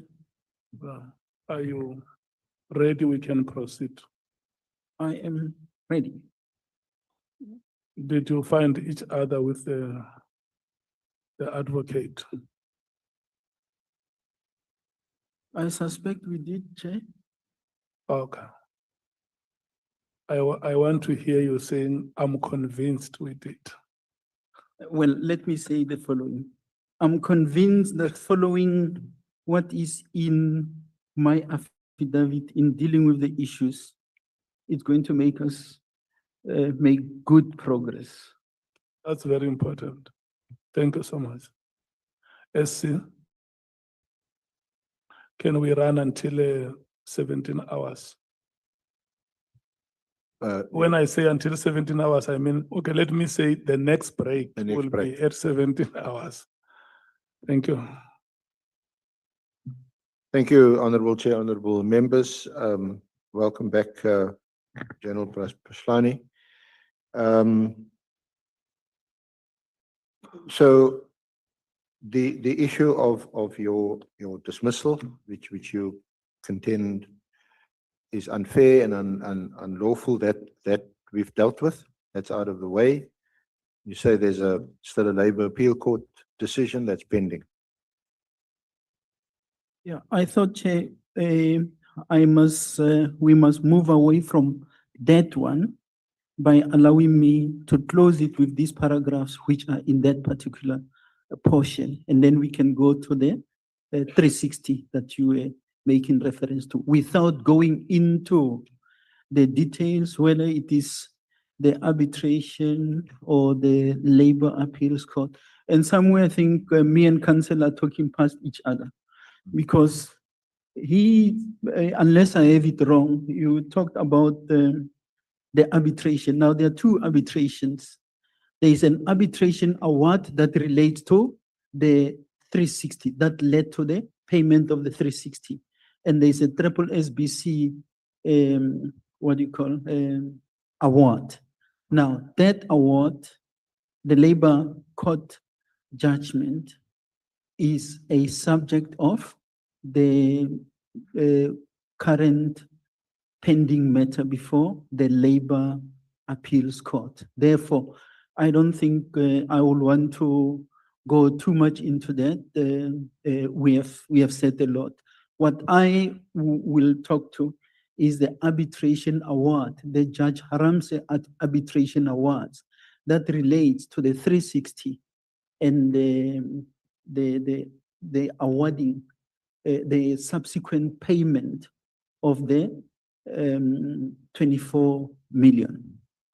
But I thought maybe just to close off the issue on the dismissal, just to sum it up, if I'm allowed to refer to those paragraphs in my affidavit.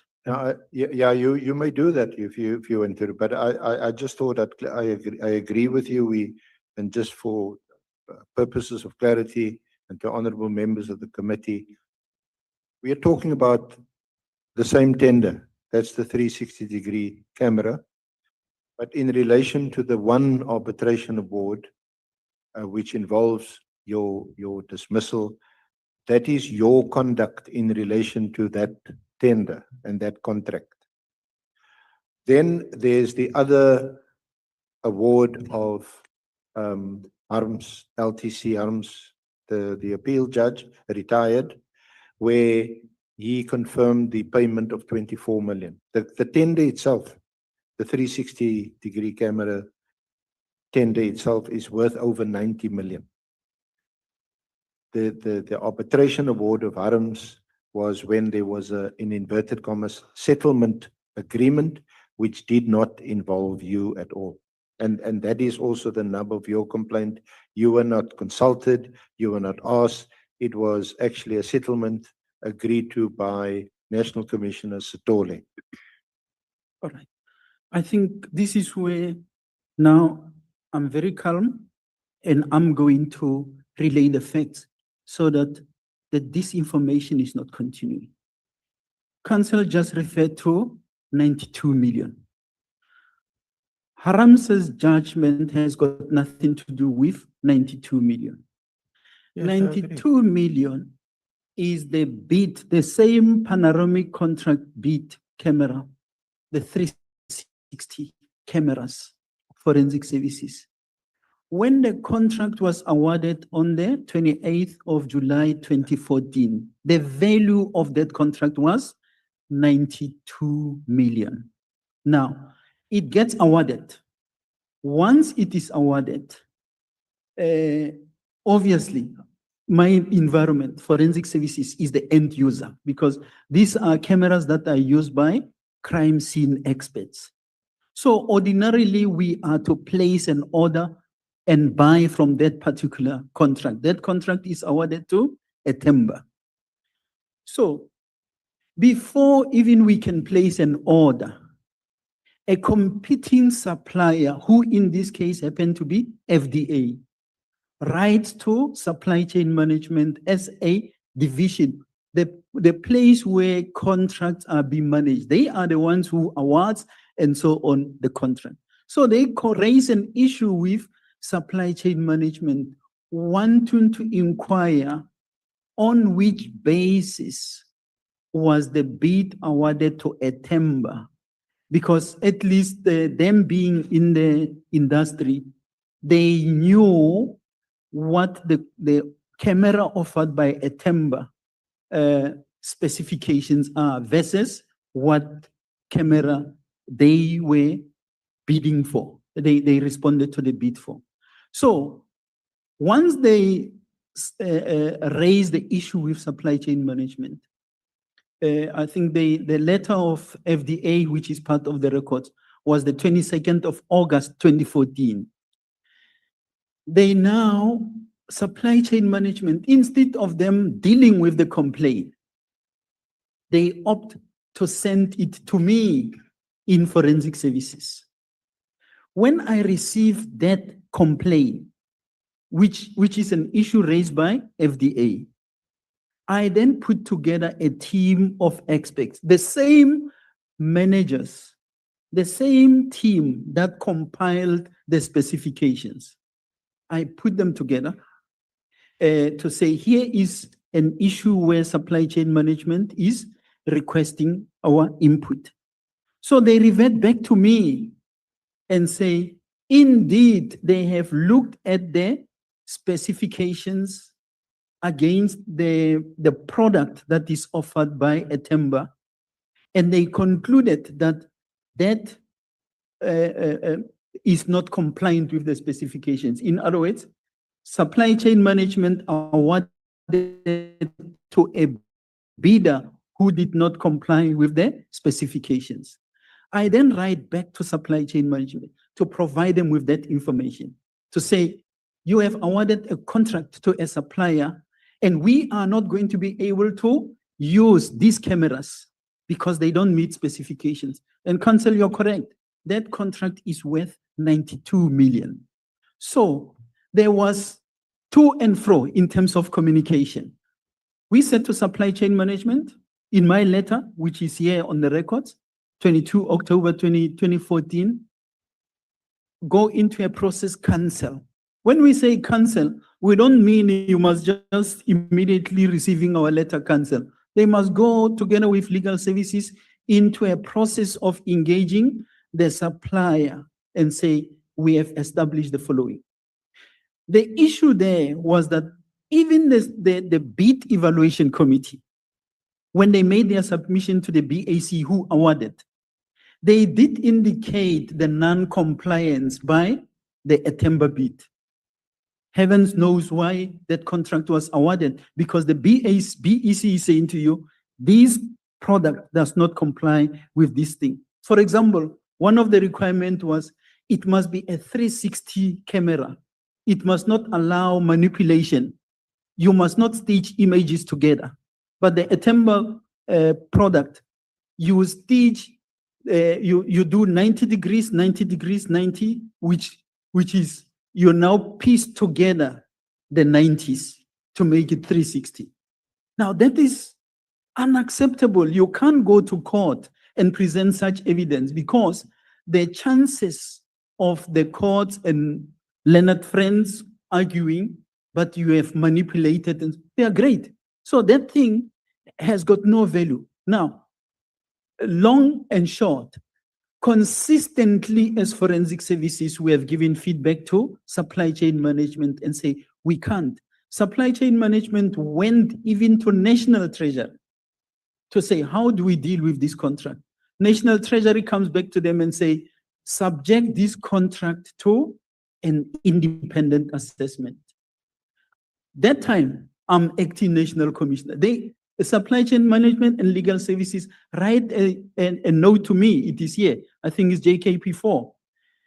In the submission, they say, can we take it for an independent assessment? 23 November 2016, I agree and say, take it for an independent assessment. I think also there is an email here where the same supply chain management people communicate within themselves and say, the acting national commissioner said we must defend the litigation, take it for independent assessment. But I can tell you that today it is not dealt with. So when we talk about 92 million, you are not talking about 92 million in respect of Haramse. You are talking 92 million in respect of the July 2014 contract. Now, I'll repeat it here. I refused to order from that contract because the experts were never going to use that camera. How do I order something that is going to be a white elephant? They were never going to be able to utilize the cameras.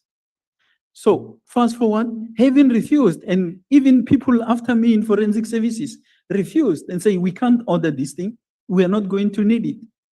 I saved the department 92 million. That could have used to buy cameras that were never going to be used.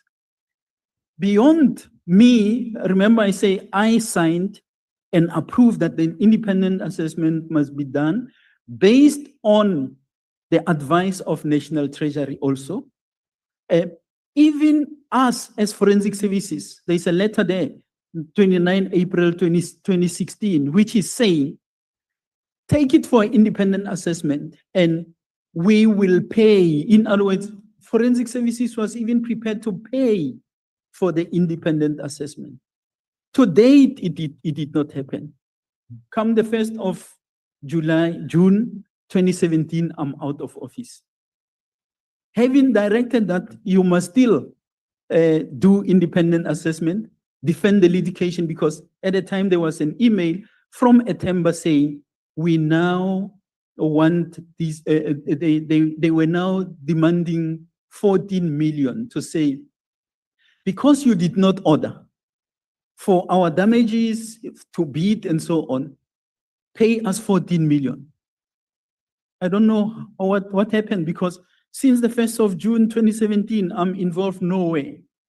They go on, then there is a settlement, which is signed by General Setole to say, let's settle for the no more than 14 million. When I was in office, I saw them asking for 14 million, but they settle to pay 24 million.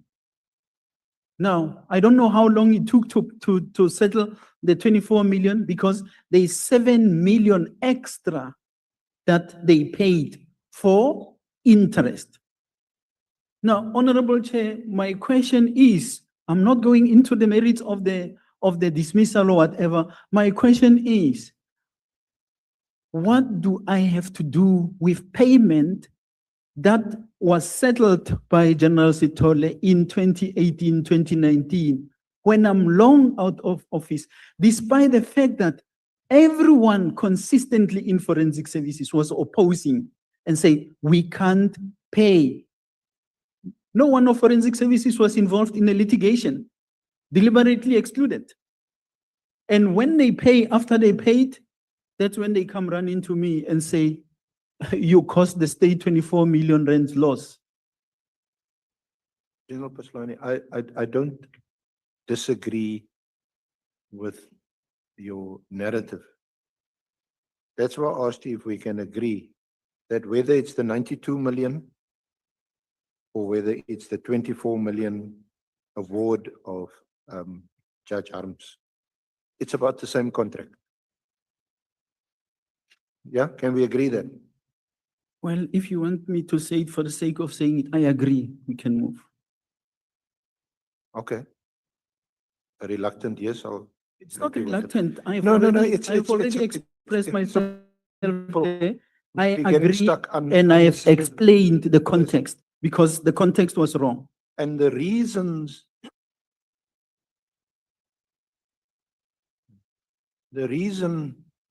why the arbitrator found your dismissal procedurally and substantively fair are reasons which are not part of the award of Judge Harms of the 24 million. They are completely separate. That is, the 24 million is after there'd been demands made by the successful bidder. It was made clear to them that SAPS made it clear to them, we're not going to honor this contract. So what they call repudiated the contract.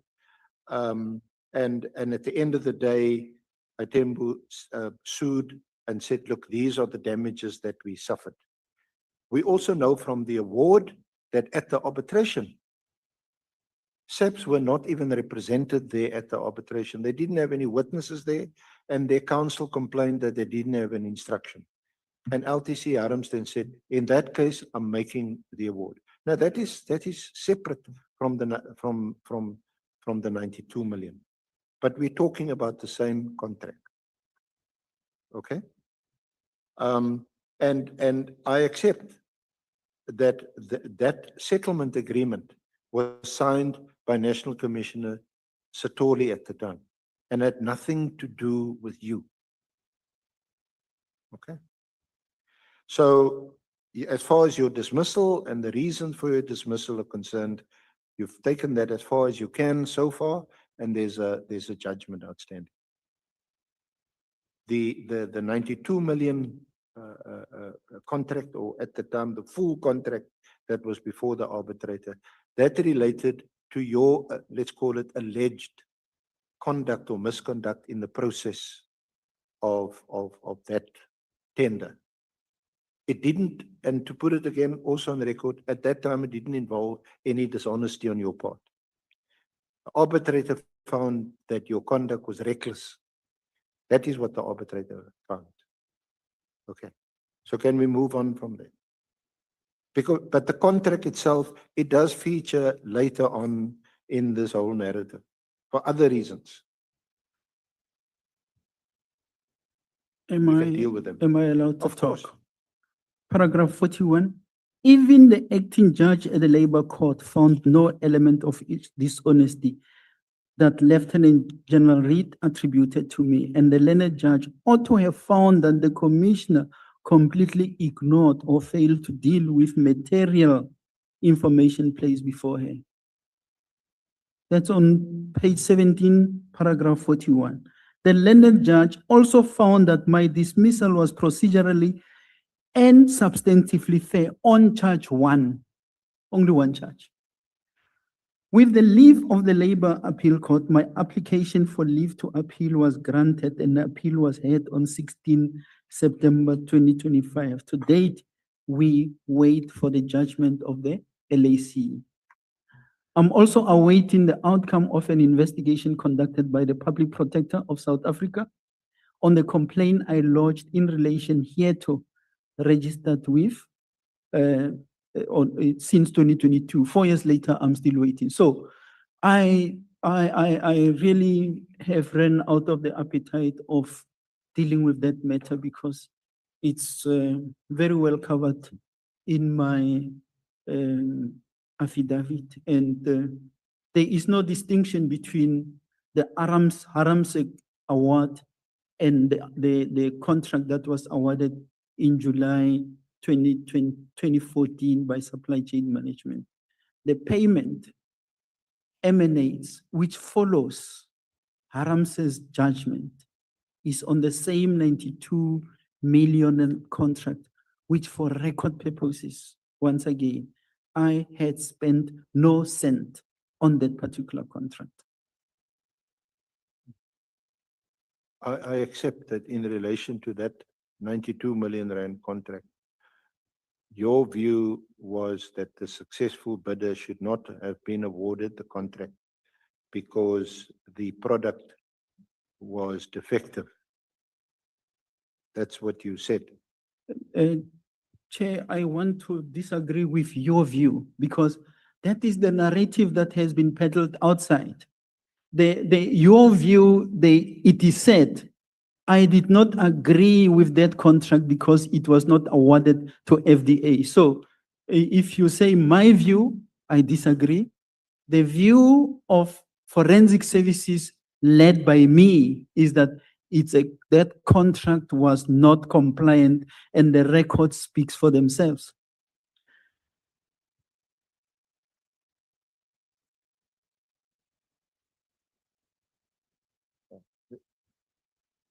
Again, General Phahlane, let me not be quoted because I'm referring only to judgments that had been handed down. And in your application for leave to appeal, that judgment is also in the bundle. It's in our bundle. It's in not in the bundle. In the exhibit bundle. When you applied for leave to appeal, and what page is it? It's item number 6.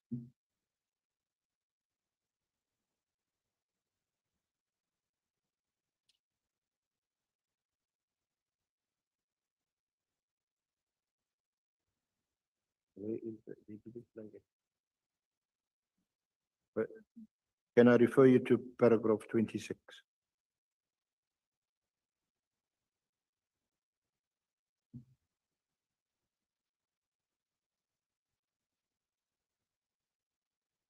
It's on page 11 of the judgment.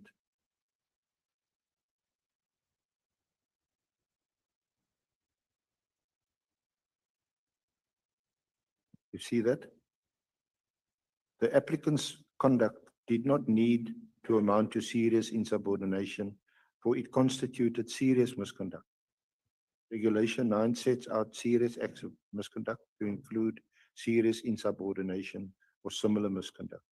Having considered the evidence, I'm satisfied that the applicant's conduct amounted to similar misconduct and that it constituted serious misconduct. And then later on at paragraph 33,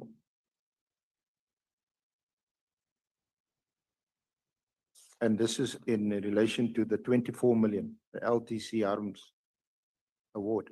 Although the applicant was not involved in the settlement process, he set in motion the sequence of events that led to the first respondent, breaching the contract with EFG, that's the successful body bidder, and ultimately resulted in EFG having a claim for breach of contract against the first respondent. This ultimately resulted in the first respondent paying EFG an amount of 24,494,000.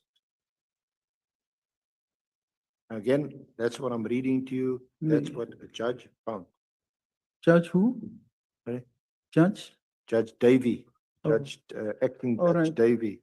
Chair, ordinarily, I will not want to dignify what that judge wrote there out of respect for the judiciary. Because if this was to be correct, it is me who on the 22nd of October 2014 sent supply chain management in response that you have awarded a contract to a bidder whose product doesn't meet the specifications. It is me on the 4th of November that I write again to supply chain management after I called the two. Maybe you will tell me when you are to listen to me. Chair, I'm responding to questions. I suspect that I'm to be listened to by the person who asked questions.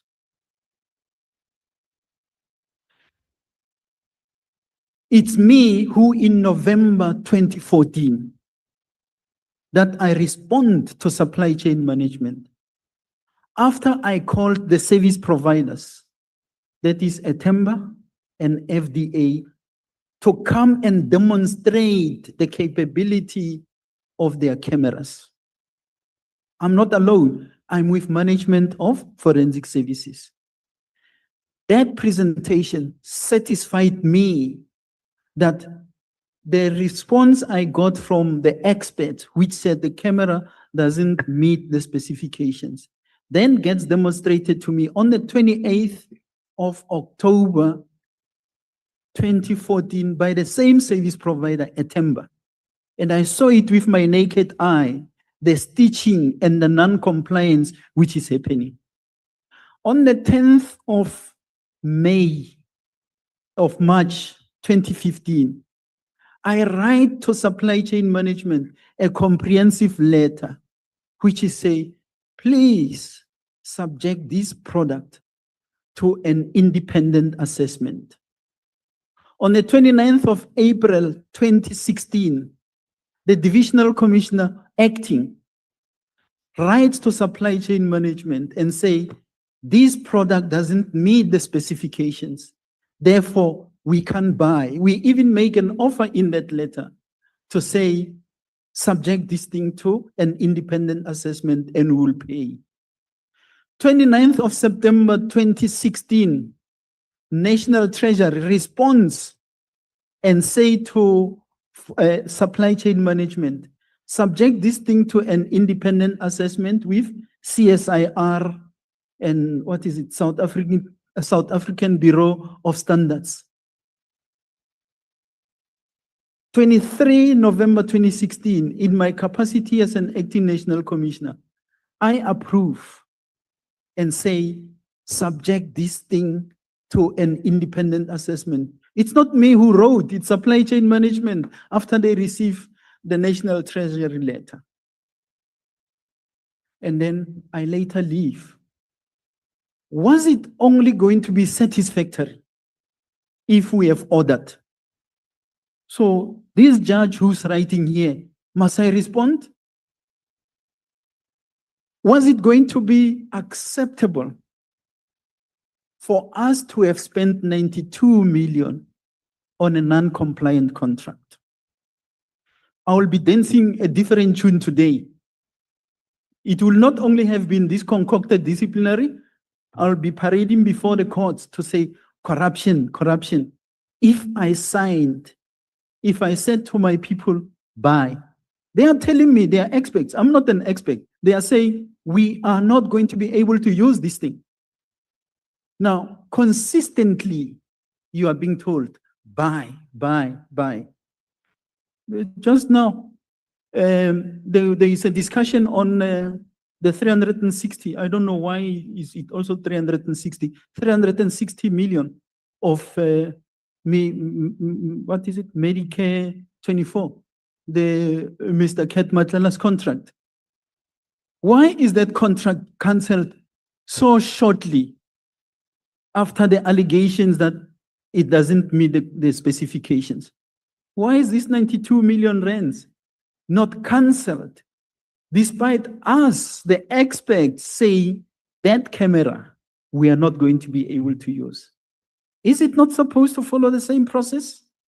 There is clause number 2.7 of the general conditions of contract management, which tells you what process must be followed once there is an issue.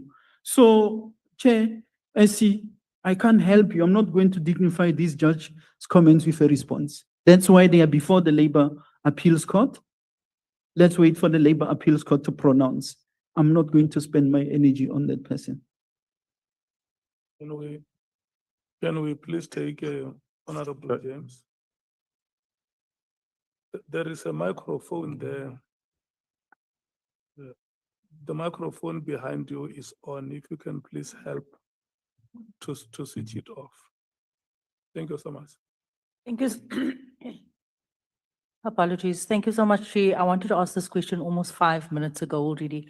General Phahlane, you make mention that you wrote to supply chain management, you wrote to National Treasury. Now, like we've said previously to the witnesses that appeared before this committee, here when we say we wrote to, we want names.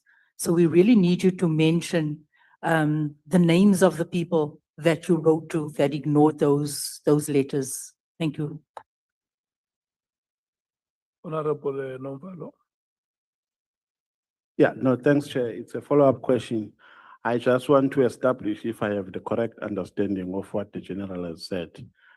Do I understand you, General, to be saying, when you said they must subject the product to an independent assessor, do I understand you to be saying you wanted them to make an assessment of whether the product does meet the specification or not? Do I understand you correctly? That is correct, Honorable Chair. I did not want, because remember, one, this complaint is informed by a complaint that is lodged by a competing service provider being FDA.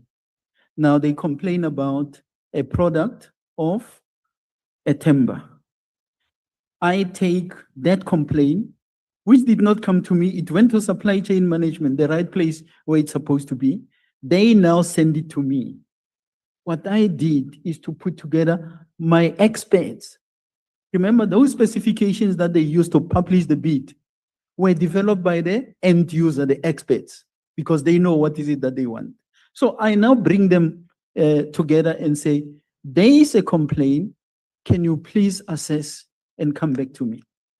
They then respond to me with an information to say, indeed, we have found that this contract or this bid, this camera, which is now on offer, it will not meet this it doesn't meet these specifications. Based on that, I write to the Divisional Commissioner, Supply Chain Management. It's my letter dated, I think, the 22nd of October, which is here on file. Now, once that happened, there were meetings, including me and the Divisional Commissioner, Supply Chain Management, to raise this issue.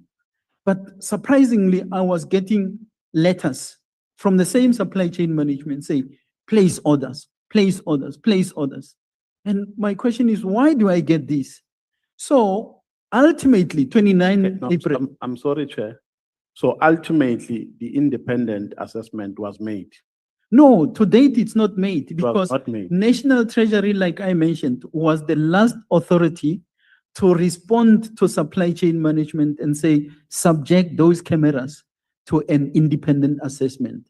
Now, the same supply chain management and legal services write to me. Now, then I'm the acting national commissioner to say, can we subject it to an independent assessment? Of course, I said, yes, let's proceed. To date, that independent assessment is not done. So it was to determine, someone independent must tell whether what we are saying as forensic services, whether what the suppliers are saying is correct. But to date, it's not done. I'm satisfied, Chair. Thank you. Honorable James, are you satisfied? No, we still don't have the names. Thank you.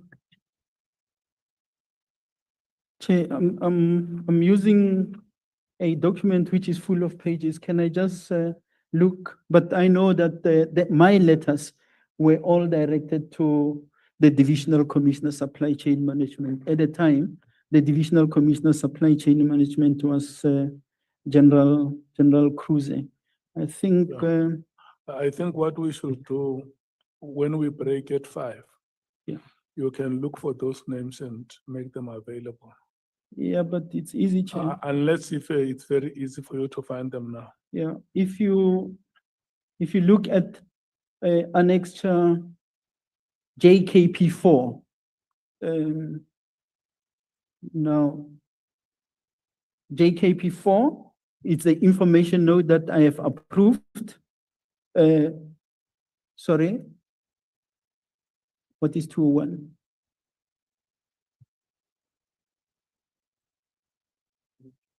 Page 201. Oh, okay. Yeah, and then I'm just going to give the numbers, then we can find the pages.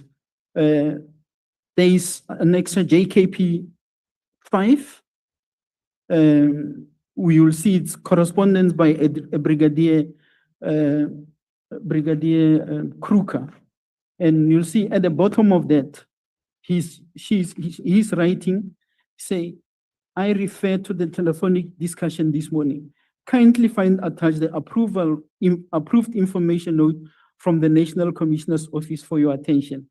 The instruction is that you proceed with facilitating the appointment of independent expert assessors. This process will take place while we defend the summons. That is JKP and then JKP 5. And then now I was referring earlier to a site visit, what is it, the BEC. After they've done their own evaluation on site, that is on JKP 6. And you'll see page 2 thereof. It talks about what the non-compliances were of this particular camera, especially in respect of a timber. And the next one is on, and then JKP 9.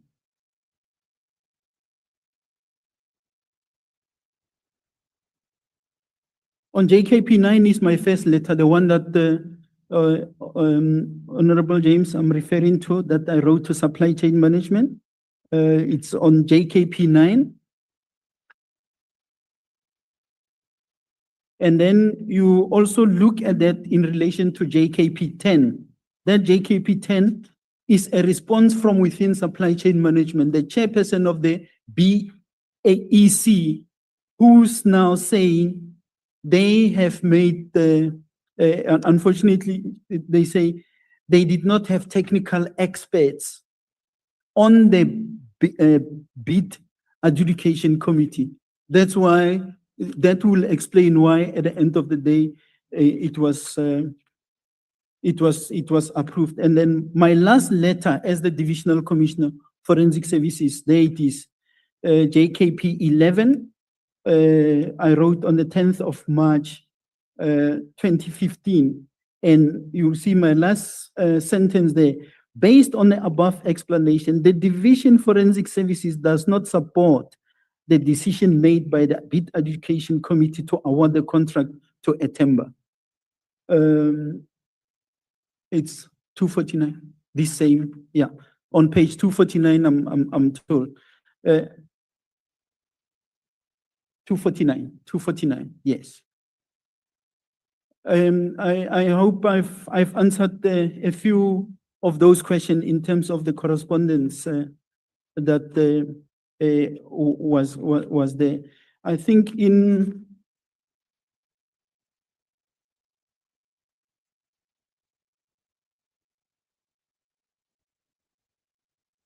JKP 15, and this is now in relation to the Aranse Award, not Aranse, Haramse Award. There is on JKP 15, 259, okay? The acting Divisional Commissioner of Forensic Services, I'm long gone because this was 2018-0702, General Magadlela. Right here, it remains a challenge for me to clarify if equipment that does not meet specifications proceed to enjoy approval from the bid. So he's simply agreeing. I mean, this is in 2018. I'm long gone, but he agrees. And then the National Commissioner on the 2018-0704 approves the same thing. While he's been told you can't approve this because the thing is not compliant. But there it is, it's approved. but then it becomes my problem. I don't know how. I hope I answered the question, Chair, in respect of some of the correspondence. Those that I did not find, I'll find them during a little bit later and share. I'm covered. Thank you so much, Chief. Advocate Aransa, we can proceed.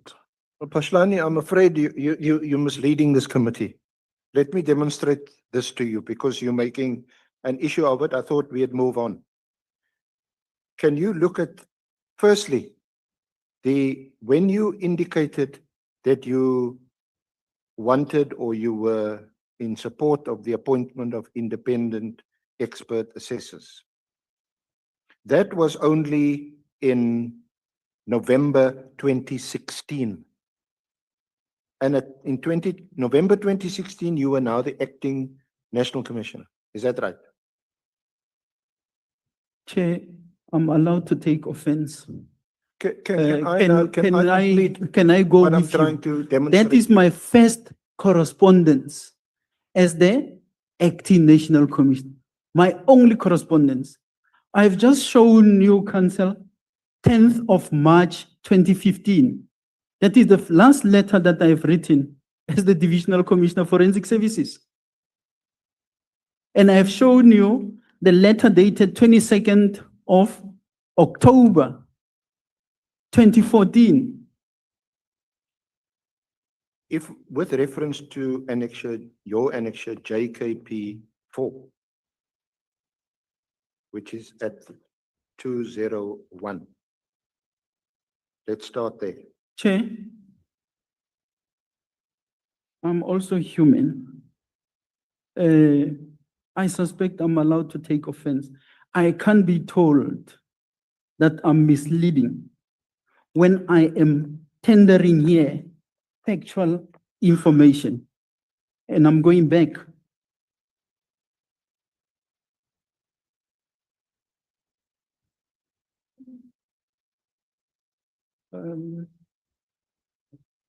Allow me to complete Okay. what I want to put to you. I don't make a statement like that lightly. As counsel, as an advocate, subject to the rules of ethics, I can't make a statement like that. You're correct, that you must lead without reference to the facts. And that's not what I intend to do. Because you've given your narrative and I'm saying it's misleading and it distorts the facts.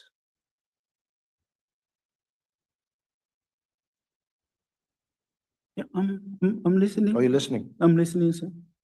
Now, the losing bidder FDA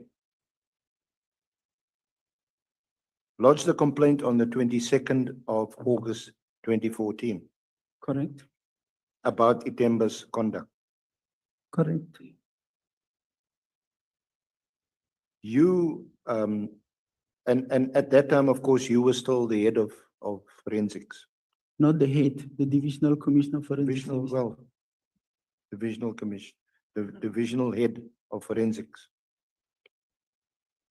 And you, when they lodged a complaint, you signed it on the 22nd of October 2014. Sorry, just I signed. This complaint. Yeah, your own complaint was signed on the 22nd of October 2014. SCM wrote a letter on the 4th of November 2014 to the Bid Evaluation Committee to reconvene to obtain clarity from the nominated expert on the BEC panel on the product of Itemba. The BEC then reconvened and provided a report confirming that both bidders, Itemba and FDA, complied and they submitted their report. So this is all in 2014. On the 10th of March 2015, Forensics wrote a further letter in relation to the issues of the Itemba product. And on the 31st of March 2015, The concerns were addressed to Itemba in a letter. And on the 7th of May 2015, Itemba responded to the concerns raised by forensics. On the 13th of May 2015, Itemba's letter was forwarded to forensics for comment and information. On the 4th of June 2015, you now as head of forensics noted that the matter is urgent, but however undertook to provide a detailed response, and to quote you at paragraph 2.29 of your response of 4th of June 2015, and that is in the information note JKP 14, you provide a detailed response, quote, at an opportune moment. So that's on the 4th of June 2015. On the 27th of July 2015, a reminder was sent to you awaiting your response. No response. On the 2nd of October 2015, a further reminder was sent to you to respond to Itemba. No response. That's the whole of 2015. On the 10th of February 2016, Itemba sent a letter, a follow-up letter, detailing the products offered, the benefits of the product offered by them, and requested that an official order be placed. Because the tender award had been made. They were entitled to receive orders in accordance with the award and the contract that was signed.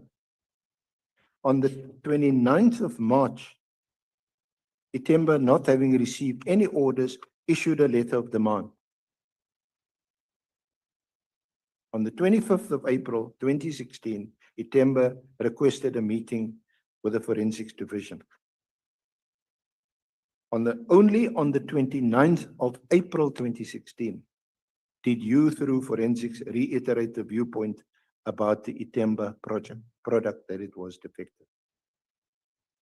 Itemba then says, look, you are repudiating, your conduct is repudiatory, and we are now cancelling the contract. On the 14th of July 2016, Itemba accepted the repudiation and cancelled the agreement.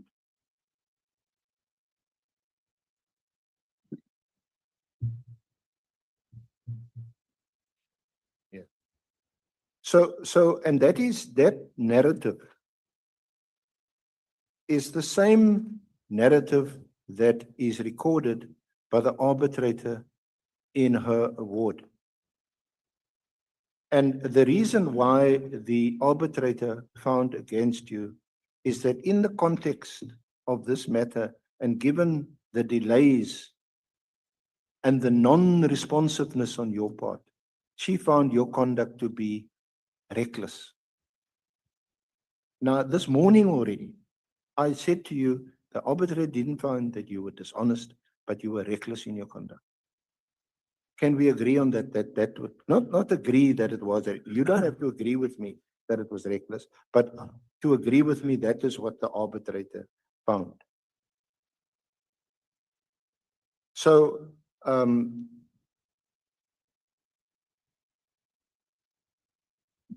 if you also look at page 213 of this JKP4,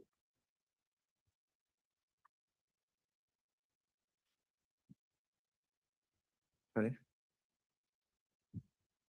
It relates to clause 7 of the general conditions of contract, which places an obligation on the parties to make an attempt to resolve issues amicably by mutual consultation. What page did you say? Page 213. 213.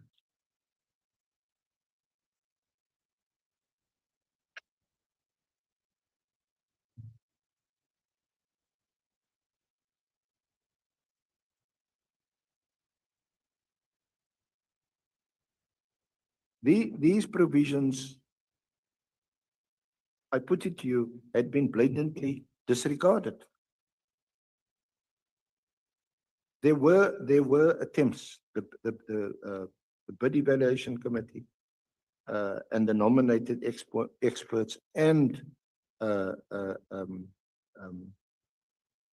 supply chain management and ITEMBA had made attempts to engage and to put their concerns to forensics.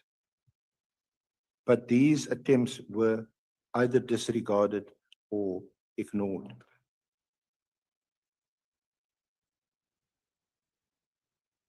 And that's the basis of the arbitration award, which still remains undisturbed.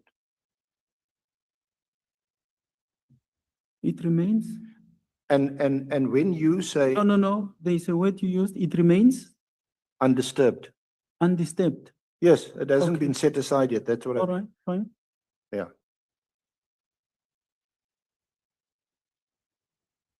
So, I put it to you that this reference to I think it's JPK 5, the one on page 219 of 28 November 2016, is a complete afterthought. It was belatedly sent after the contract had already been cancelled. Which one, which letter are you referring to? JKP? JKP 5. Okay. A complete afterthought. This is the one where it's from Kruger, Lawrence Kruger, Brigadier, dated 28 November 2016. It's to Mokoena, Lieutenant-General,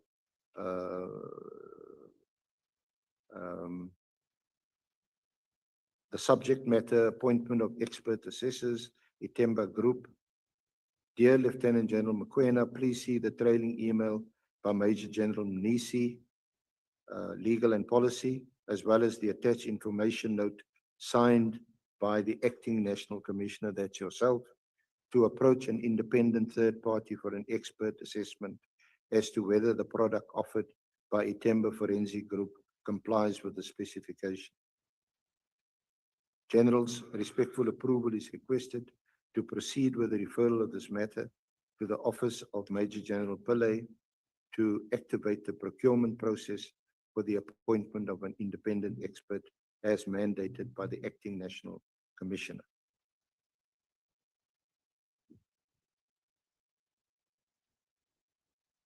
So that is the narrative in its proper context. And it's in that context that the arbitrator found against you.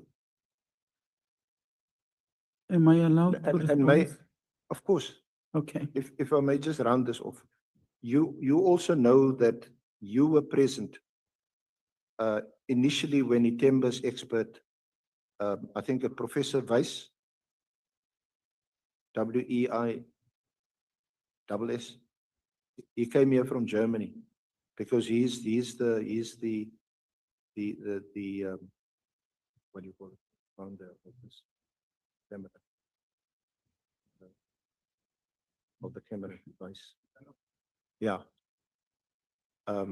He came and you were in that meeting with all the senior management, and he made a presentation where he in fact said that this camera is not defective and that it does comply with the specifications, and he then undertook to ensure that maintenance on this camera is done on a regular basis as required by the contract.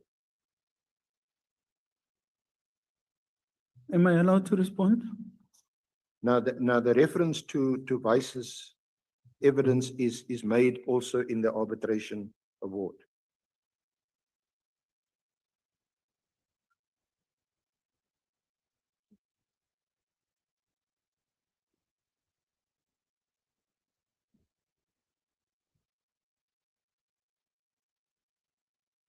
And this is in JKP 10 at the bottom of page 247.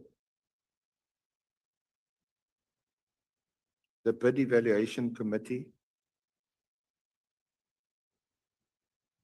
Brigadier Magagula, sorry, chairperson of the Bid Evaluation Committee, on the 20th of November 2014, they recommended that the issues raised by forensic data analysts in their complaint were not found to be part of the bid specification, can therefore not be considered for the cancellation of the contract. However, an agreement was reached that the matter should be referred to legal services for advice and proper guidance. It's at page 247. Annexure JKP10 is 246.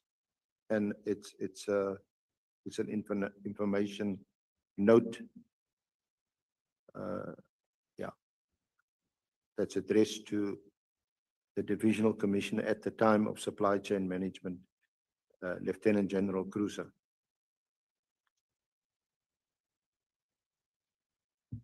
Am I allowed to respond now?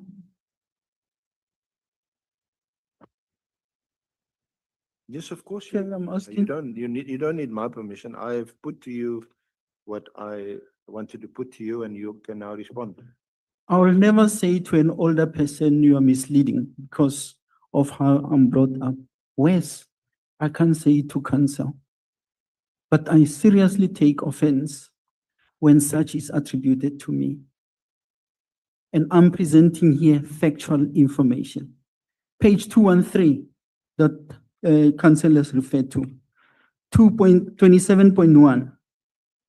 If any dispute or difference of any kind whatsoever arises between the purchaser and the supplier in connection with or arising out of the contract, the parties shall make every effort to resolve amicably such dispute or difference by mutual consultation. For everyone's information, I am not a party to the contract. I did not sign any contract with anyone. The contract is between Supply Chain Management on behalf of the South African Police Service and Atemba. 27.2, if after 30 days the parties have failed to resolve their dispute or difference by such mutual consultation, then either the purchaser or the supplier may give notice to the other party of his intention to commence with mediation. No mediation in respect of this matter may be commenced unless such notice is given to the other party. Anyone who have seen a notice in compliance with provision 27.2 of the general contract must tender it with me. Should it not be possible to settle a dispute by means of mediation, it may be settled in a South African court of law. Mediation proceedings shall be conducted in accordance with the rules of procedure specified in the SCC. That is on page 213. I just want to check what the annexure is this. Is JKP?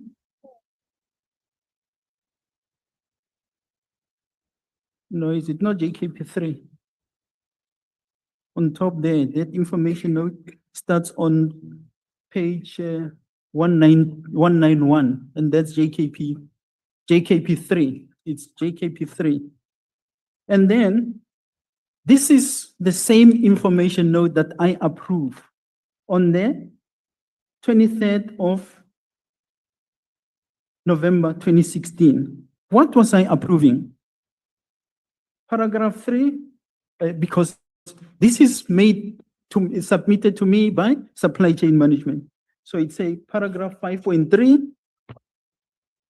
5.3 reads, in view of Atemba, it's on 215, in view of Atemba's statement that they will proceed to serve summons and claim damages suffered as a result of the service breach of the contract. And the risks involved in the service approaching court with an application to set aside the defective decision. it is recommended that the service awaits the serving of summons by a timber in this matter and defend it. I'm taking cue. This information note is put together by a learned colleague, Lieutenant-General Khan, who is the Divisional Commissioner of Legal and Policy Services. Now, I said 5.3, that's what I was asked to approve. And that's what is sitting before me. 5.4, which is the second thing that I'm being asked to approve. It is further recommended that National Treasury, Office of the Chief Procurement Officer's proposal for an independent expert assessment as to whether the product offered by a timber complies with the specification should be pursued, as this will remain relevant in this matter. So it is following this information note that the email, there was an email referred to of Brigadier Kruger, page 219.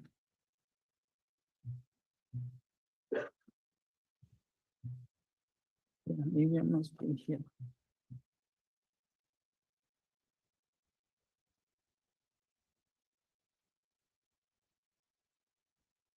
Page 219. And you will note in that email, it is not directed at me. After they received my approval, which they requested, they then communicate to 219. Now, Kruger sent it to the Divisional Commissioner. That's the Divisional Commissioner of Supply Chain Management, the custodian of contracts at the time. He said to me, please see the trailing email by Major General Munisi. Major General Munisi used to be in legal services, legal support, as well as the attached information note signed by the acting National Commissioner to approach an independent third party for an expert assessment as to whether the product offered by a timber forensic group complies with the specification. General's respectful approval. He's not asking my approval. I've already granted approval on what they were asking. Approval to proceed with the referral on this matter to the Office of Major General Pillay, blah, blah. And then I read earlier the bottom part of that. You can see nowhere in that thing am I addressed. It's General Khan, who was the Divisional Commissioner Legal or Head of Legal, General Mukwena, who is the Head of Procurement or the Divisional Commissioner Procurement, Major General Mangale, who is the Component Head, Crime Scene Management. In other words, it is in his environment where those cameras were going to be used. Groenewald used to be in legal and so on. But it says the instruction is that you proceed with facilitating the appointment of an independent assessment. This process will take place whilst we defend the summons. Whether it's the judge or the arbitrator, someone must show me in the contract that was signed to say, once the contract was signed on the 28th of July 2014, you must order within a month or within 2 months or 6 months. This contract made provision for the first order of 60 cameras in the first year of the contract, because it's 2 years, it's over 2 years. Which means if you take from July 2014, by July 2015, that's the first year within which there was an obligation to order 60 cameras. But before we could even place an order, it is already found that the contract did not comply with the specifications, that the cameras that were offered by the bidder were never going to be used.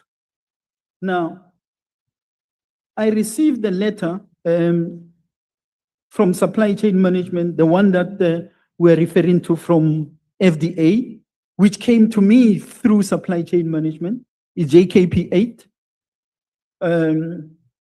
That letter of the Divisional Commissioner Supply Chain Management it's dated 2014-0904.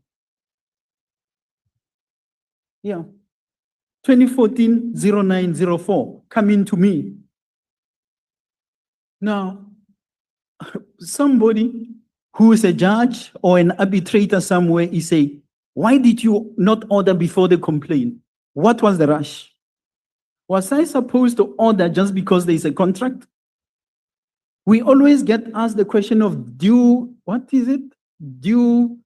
diligence.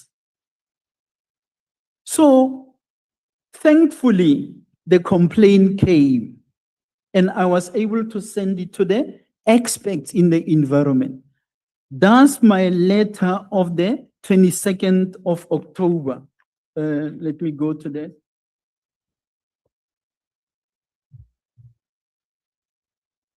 There is my letter of the 22nd of October. That's why, Chair, it can never be an afterthought. In this letter, I communicate paragraph 2, which is JKP 9, on page 244. It is alleged in the inquiry that the product of the successful bidder doesn't comply with several criteria as stipulated in the bid specifications. Paragraph 3, it says, the bid evaluation committee shortlisted 2 bidders from the companies, namely Atemba and for FDA. Both bidders indicated that their products comply with the bid specification. The shortlisted companies were subjected to further evaluation, which included supplier site visit and product demonstration.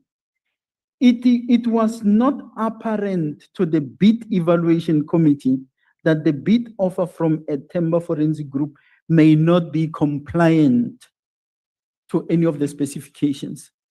On paragraph 4, we are telling supply chain management, our findings are that subsequent to the awarding of the bid receiving the inquiry, it is found that the bid offer of forensic Atemba Forensic is not compliant to the following critical specification. Underline critical specification. Clause 3.5.1, the specification required the spherical camera that rotate, capture, and capable of scanning and also create a full panoramic image during one single rotation by turning on motorized rotation device. Now, there we are saying the product of Atemba does not provide one single rotation scan, but rather rotates and then scans a limited view, repeating this process several times and requires stitching by the user to provide a panoramic image. I can go on. Those are the reasons advanced in the letter that is communicated to supply chain management. Now, Council mentioned JKP4 of JKP 10, sorry. That is the letter from within supply chain management. This person who's writing this letter is the chairperson of the bid adjudication committee in supply chain management. And this submission of hers, it's prompted by my submission. There it is.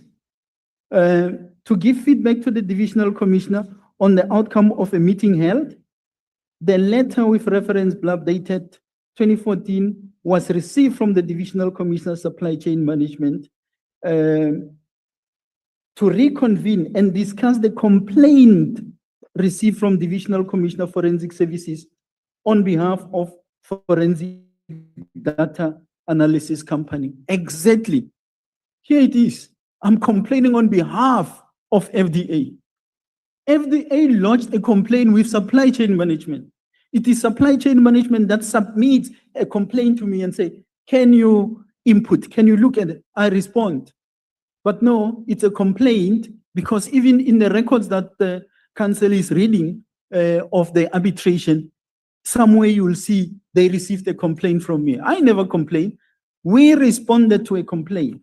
But important, if we were to take the honorable members into confidence, page 247, findings of this particular bid adjudication committee. That is bid evaluation committee. Thanks, Council. In the light of the above facts, the following findings were made. Now, after reading them, whoever is confused, maybe I'm confused with.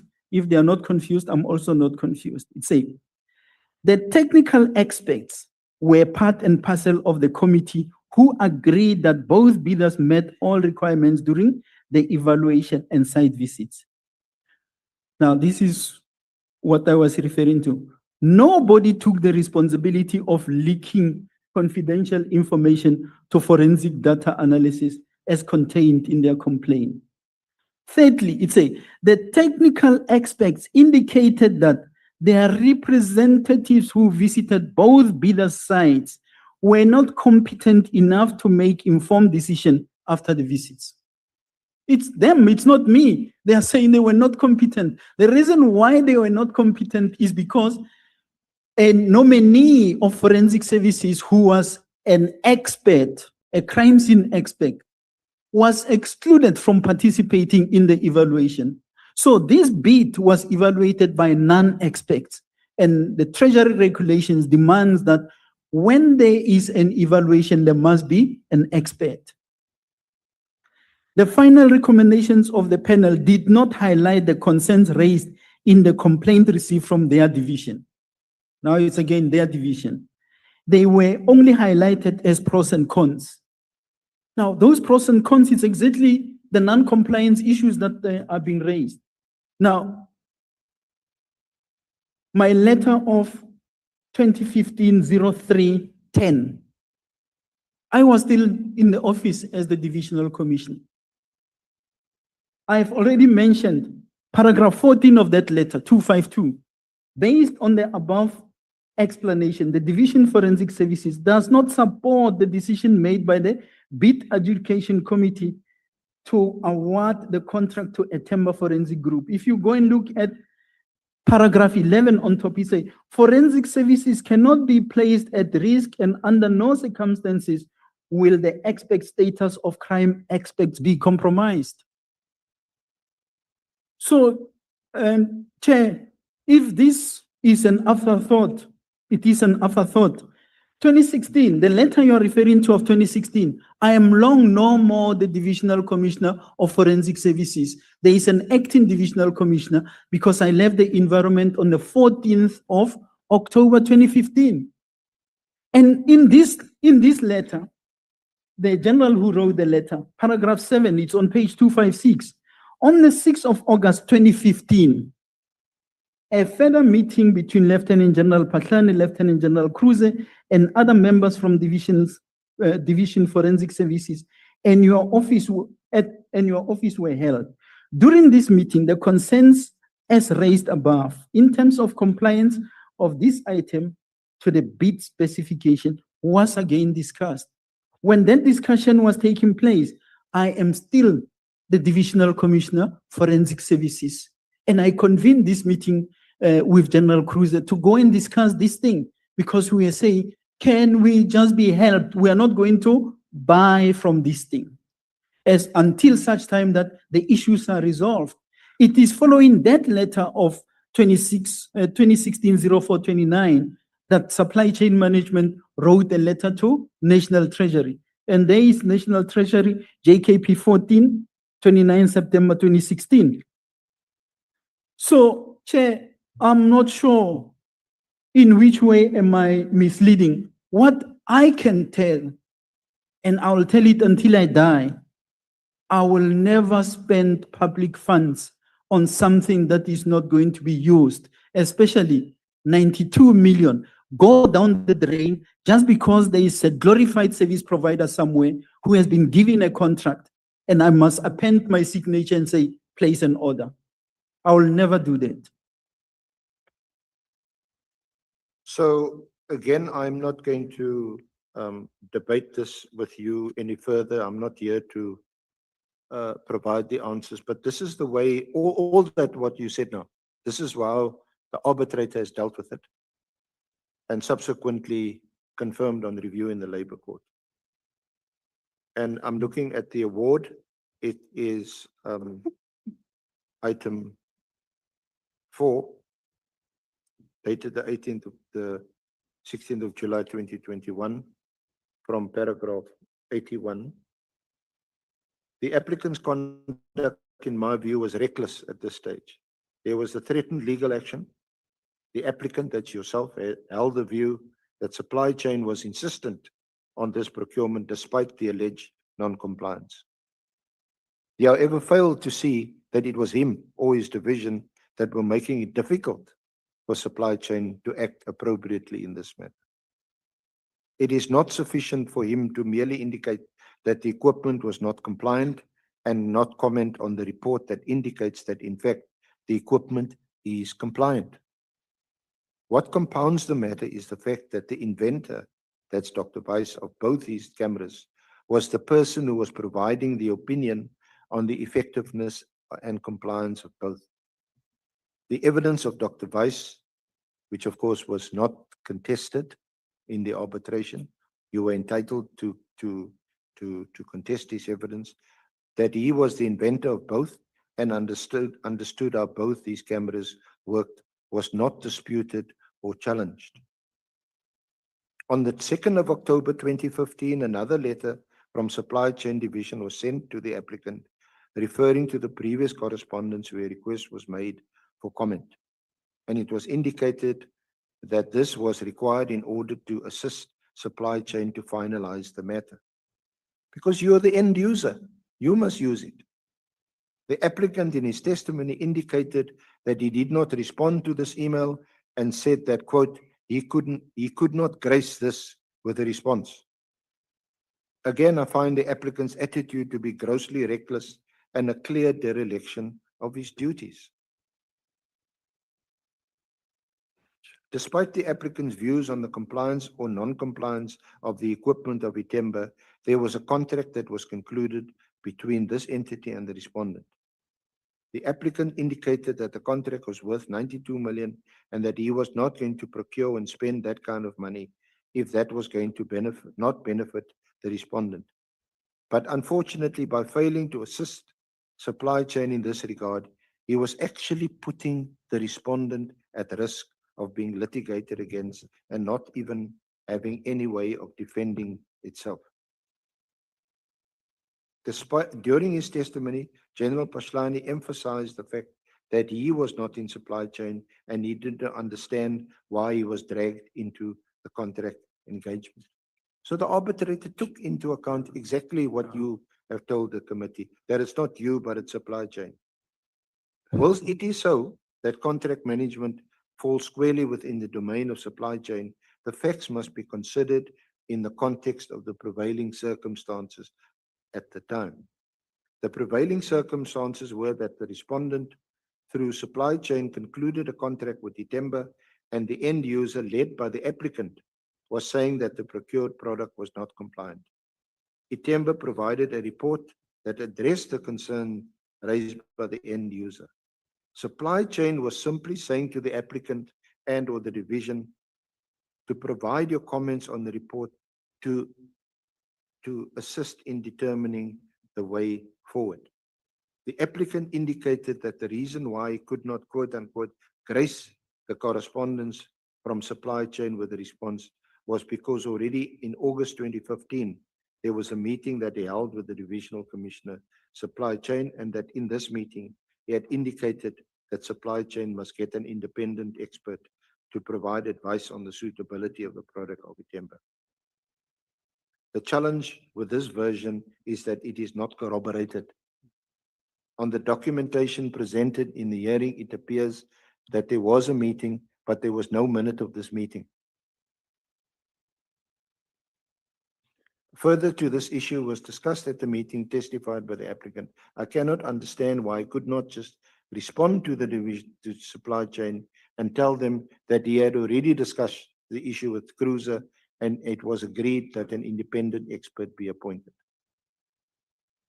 The applicant did not provide any response, and I find by failing to provide a response to the report of Dr. Visa, he put supply chain in a difficult position as they could not just take a decision to cancel a contract without further information from the Forensic Services Division. So that is how what I had read back to you based on the information note and your narrative. This is now the concluding remarks of an arbitrator who conducted a hearing, witnesses testified, you testified, and this is what he concludes at paragraph 98 of the award. On the totality of the evidence, I find that the respondent has proved on a balance of probabilities that the applicant intentionally caused the non-compliance in respect of contract 19/1/9/1/187 for the purchase of 360-degree panoramic cameras.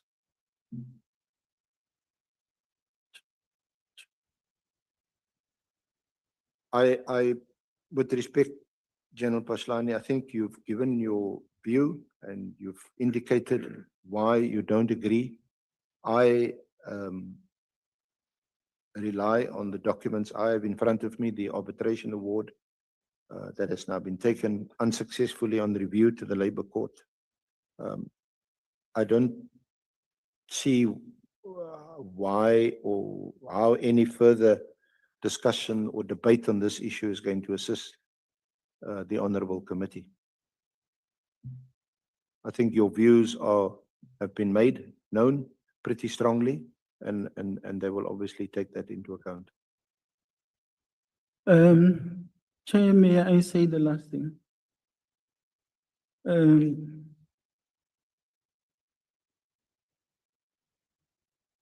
Let me just stick to the fact. Reference is made here to Dr. Weiss. And these honorable members and our beloved country is being told that I'm supposed to believe Dr. Weiss, a German, who is a service provider, a timber, is buying the cameras that he was selling to us from Weiss. So a timber is a local supplier. Weiss is an overseas manufacturer of this so-called 360, the Civita that you are talking of. Weiss happens to have worked for the company that manufactured Spheron, the 360 camera that we as the South African Police Service have deployed successfully. So that 360 camera, the Spheron, actually assisted us immensely in the Oscar Pistorius case. That's the first big case where that camera was being used. Weiss happened to have left Spheron having stolen the intellectual property of Spheron, and he went to establish his own Civita camera. And he now sells it to us through a timber.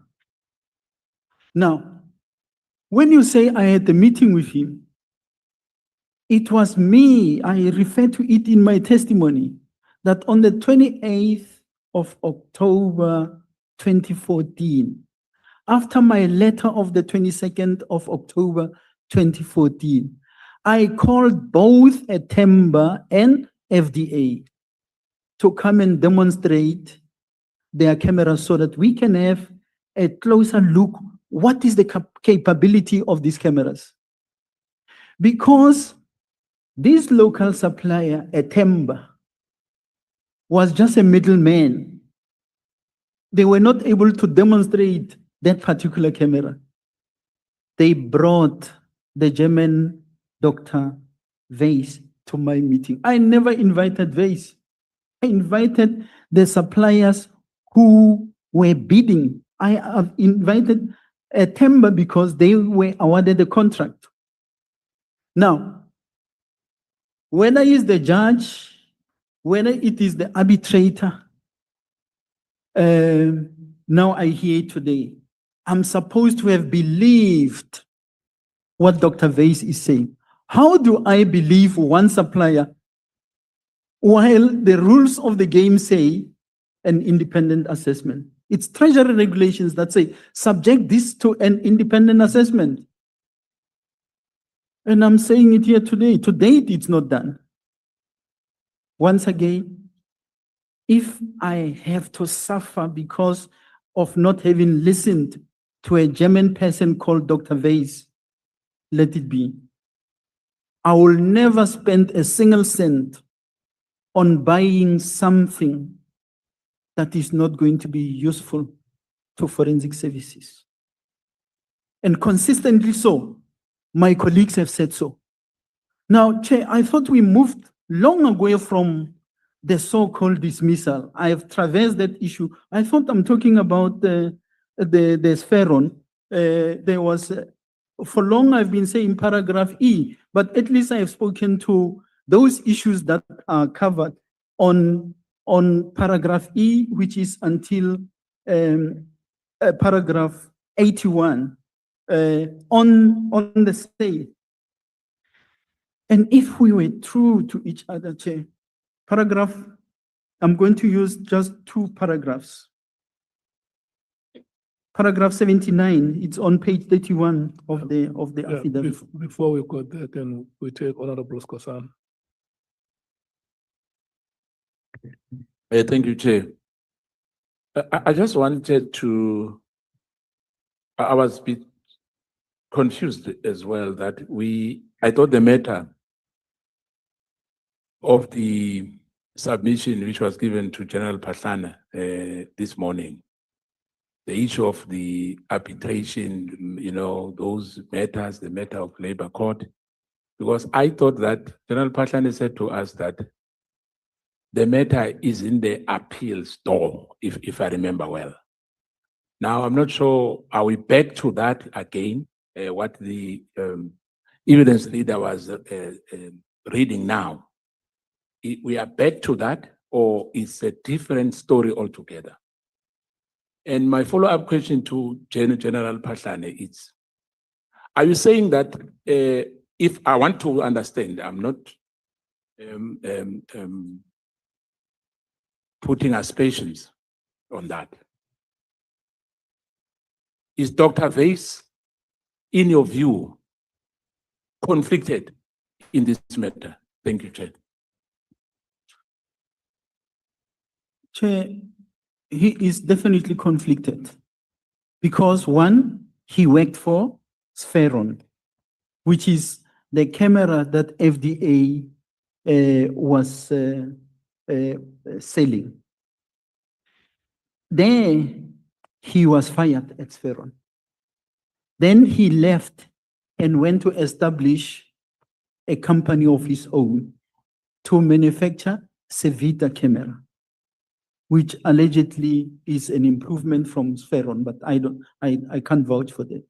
So now he is the one, in actual fact, he's the one who's selling. But then even the council reads here what comes from the arbitration award.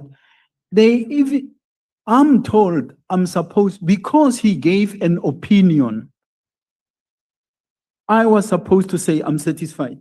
Let's proceed with the order.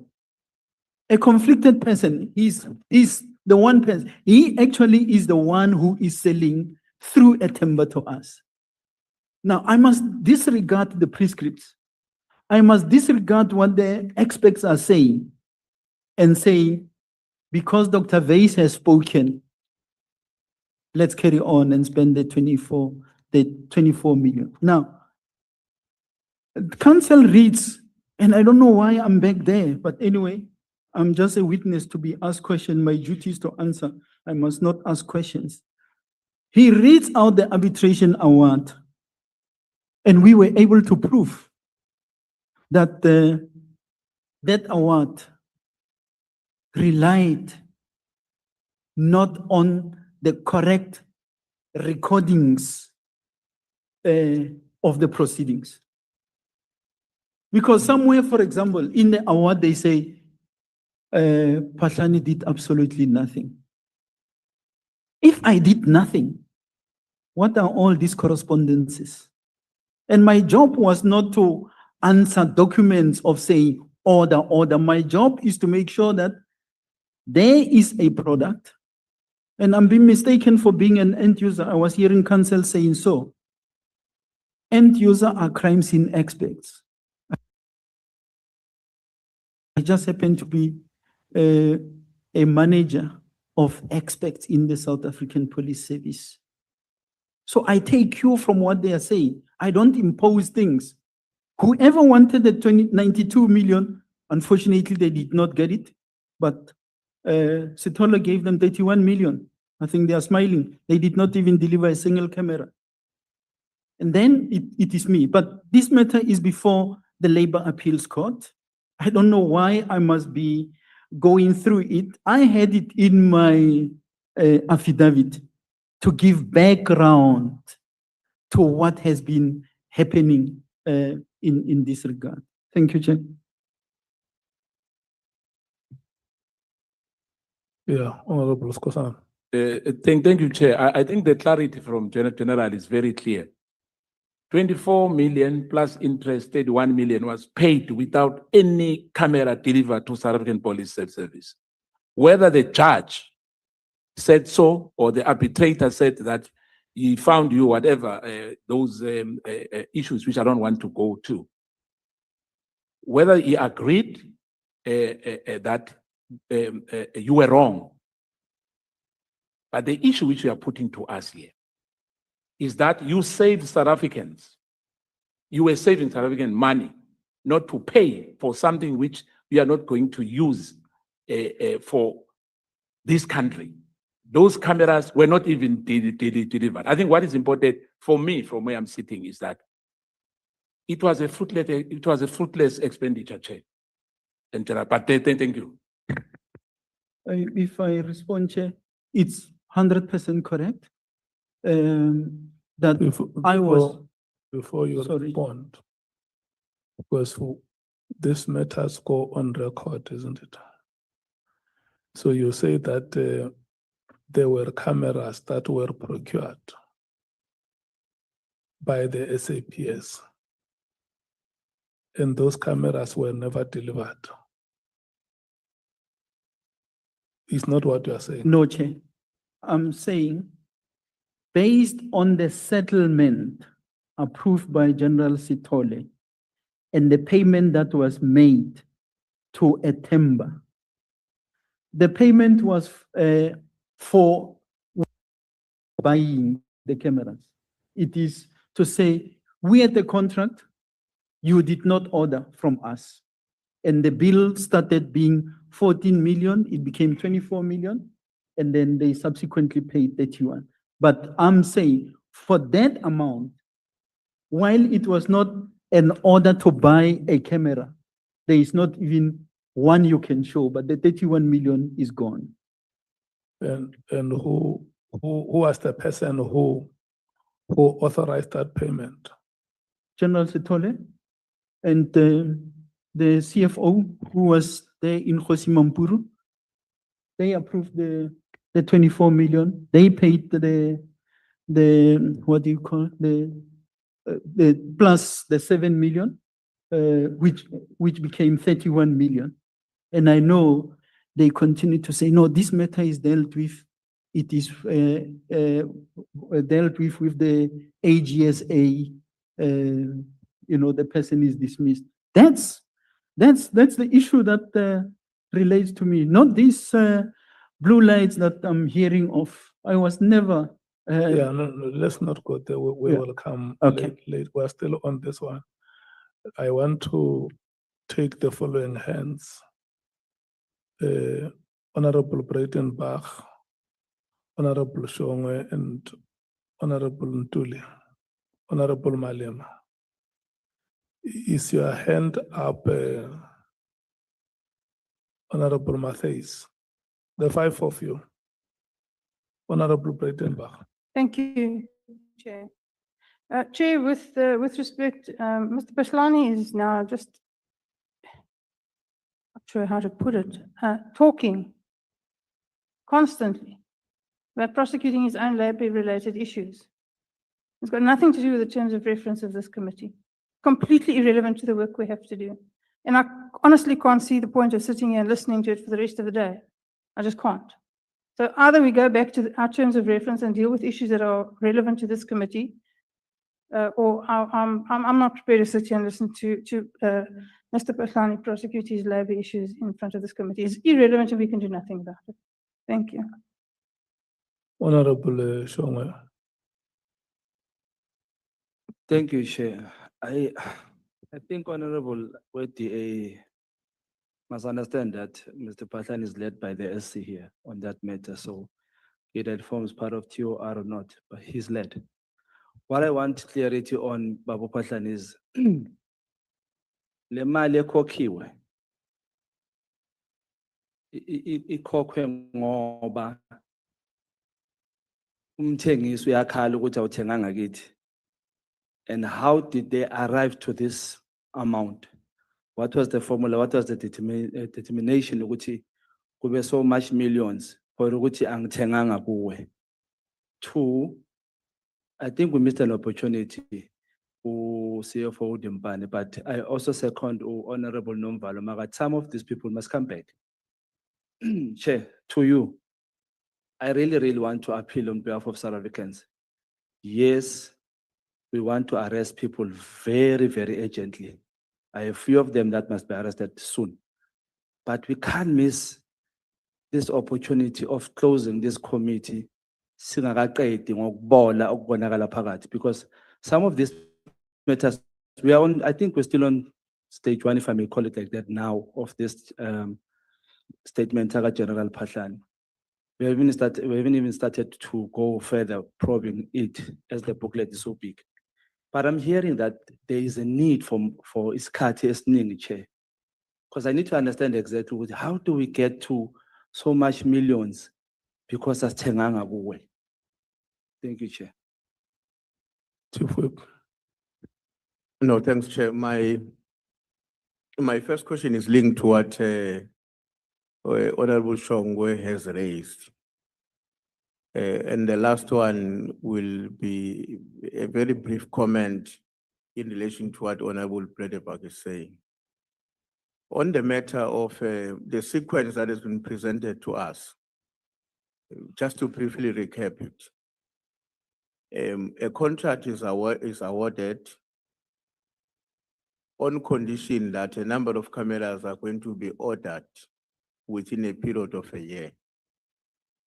And before you get into the end of that first year of the 2-year contract, certain developments unfold, which include challenging the legitimacy or the appropriateness, relevance, whatever the correct description of the contract. But around the same time or simultaneously, the person who has been awarded a contract is already complaining that you have given me a contract, but we are not placing orders. And I heard your responses to be saying, we are not duty bound to give you orders immediately, because in terms of our contract, we have at least 12 months within which we must order the first consignment of 60 cameras. Now, the question then generally arises in this context. The payment that was then subsequently made, 31 million in total, divided into two, was a payment in compliance, with the grievance that the company launched with the department or with SAPS, in which they were saying, we have a contract with you, but we have not ordered, and yet the year had not ended. That's number one. Number two, is whether the payments were essentially as a result of a decision arising after 12 months of the appointment without the service provider being given orders to provide the first consignment as the contract was worked out and developed. So I hope you got that question. That's a question I have for you. But then I want to comment on the point that Honorable Bredenbach is raising. I mean, I've been talking to my colleague here next to me, Honorable Sangon, saying to her, I'm not sure, Chairperson, I'm not very certain where are we traveling to. Given the extent to which the senior counsel is engaging the witness on the matter at hand. But my own attitude is always to wait a bit before I can intervene, because sometimes you intervene earlier or when you are about to arrive at a destination where you are being led to. But the concern that Honorable Bredenbach is raising is a valid concern. I also have had that concern, Senior Counsel. I thought we were overdoing this part of the questioning to the witness. But like I'm saying, I thought maybe one should give you a benefit of a doubt.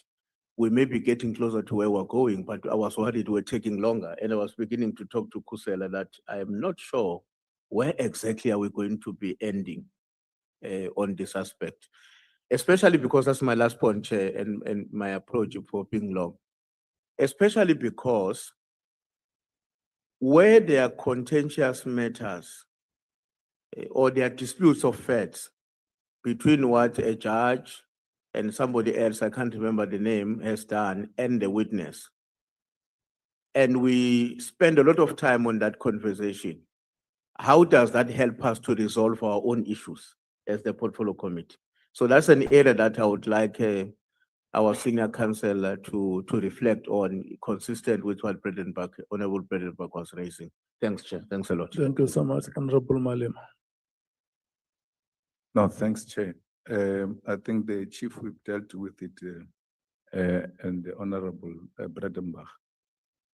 If we were to calculate how much we made from 9 until now, working for Parliament, it will not be worth it. You're actually going to eat people's money for nothing. I don't know what we're doing from the morning until now. I don't know what this exercise we're engaged in helps this committee with in relations to the terms of reference. Can we please get somewhere? We need to move, because really we've been keeping quiet, all of us. And some of us, it's unlike us, to allow a situation where we spend a lot of time on a matter that we've been told is actually even before the courts. And you intervened and said you heard that this matter, our awaiting judgment, is on appeal or something like that. Trying to caution the senior counsel on try by means to avoid going deeper into that thing, because a judge will come and say, actually, this is the position. Still, even after that intervention, we're still not making progress. When we break, go and talk to each other and agree on the direction we're going to take. We come back, we proceed as if there was never a break to engage on this matter. So, Chair, please, we need to leave this point. We must leave it and go to issues that are relevant to this committee. Thanks. Honorable Matthews. I've been covered now, thank you. Okay. Can I take your response before I speak on the matter that the honorable members have raised? There are questions that you have been asked, General. Are you able to respond to those questions? Those that I remember, because they were long, but I'll try. First, maybe I start with Honorable Breitenbach. It's not me who brought the. Yeah, don't respond to that one. In actual fact, it's paining me to be taken through the very same thing, which has got inaccuracies, things that I don't agree with. But maybe there is a reason. In respect of what the honorable member duly raised, the how or even how they arrived at I think it's Honorable Shongwe, how they arrived at the figures of 24 million, and so it will be found in JKP 16. I was not party to it. I see here there is a memorandum which was drafted to the State Attorney's Office by DP Dupree SC and Botma. On the pages, I think paragraph 4 also until 6, the figures are there, how they arrived at. But I cannot tell the reasoning behind these particular figures. What I saw before November 2016, the first letter of demand was 14 million. How it escalated from 14 to 24 and now to 31 million, I really don't know. And what Honorable Ntuli asked, remember this payment gets made 2018, 2019. This was a 2-year contract, which means the first year of it would have been 2015, because it was awarded in 2014, July. So 2015 would have been the first year, and then it would have ended in 2016, somewhere there around. And so this was not, the money that was made was not related to any procurement. In other words, there was never an expectation that there is going to be a camera or an item which is going to be delivered. It is the civil claim. I see somewhere here, they even say the South African Police Service was not able to justify or bring anything on the table in respect of the quantum. So they basically agreed to what the service provider was offering. And before I forget, there was something that I did not mention when I was responding to counsel on Vase. Vase himself, during the arbitration, if the records are read properly, he considered that he saw in the correspondence that the South African Police Service has expressed the need to have the product subjected to an independent assessment. And in his own testimony, he said, I agree that was the right thing to do. He even said this could have been done by approaching universities or institutions. In our case, we know which institutions were dictated by National Treasury, being SABS and what is it, CSIR. But to date, it was not done. So simply put, that was what was supposed to be the case. Yeah, I don't think, is there a question I missed? By Honorable Shongwe. It's responded to that question. Okay, thank you, Chair. Okay. The honorable members are right on the point that they emphasize, and we have not said it once in the proceedings. We said it many times that General Phahlane, we are not a dispute resolution forum, and we are not in a review process. The facts were stated very early in the proceedings that these matters are before the Labor Appeals Court. And it was even before we took the lunch break that I said, if there are any matters that are related to our terms of reference,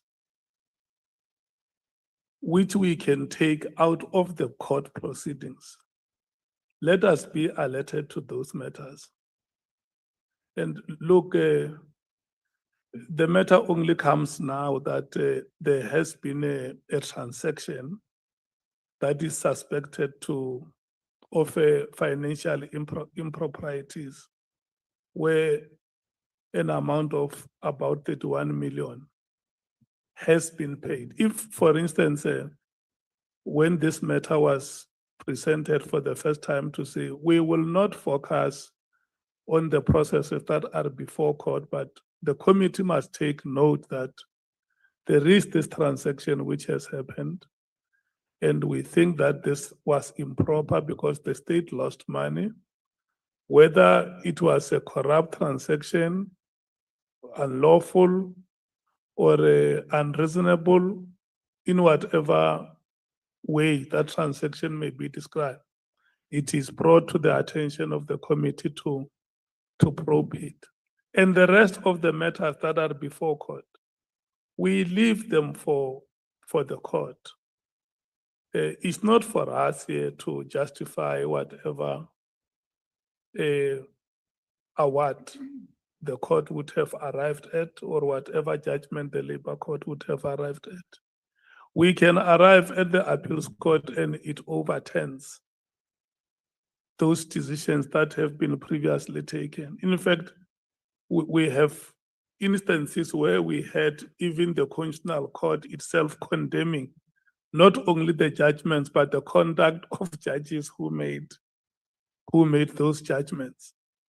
So if we can have focus, and I must apologize, Honorable Breitenbach, because immediately when we started after lunch, you sent a note here to say, but Chairperson is like, we are going off the rail, even when you have warned that we need to focus ourselves to the terms of reference.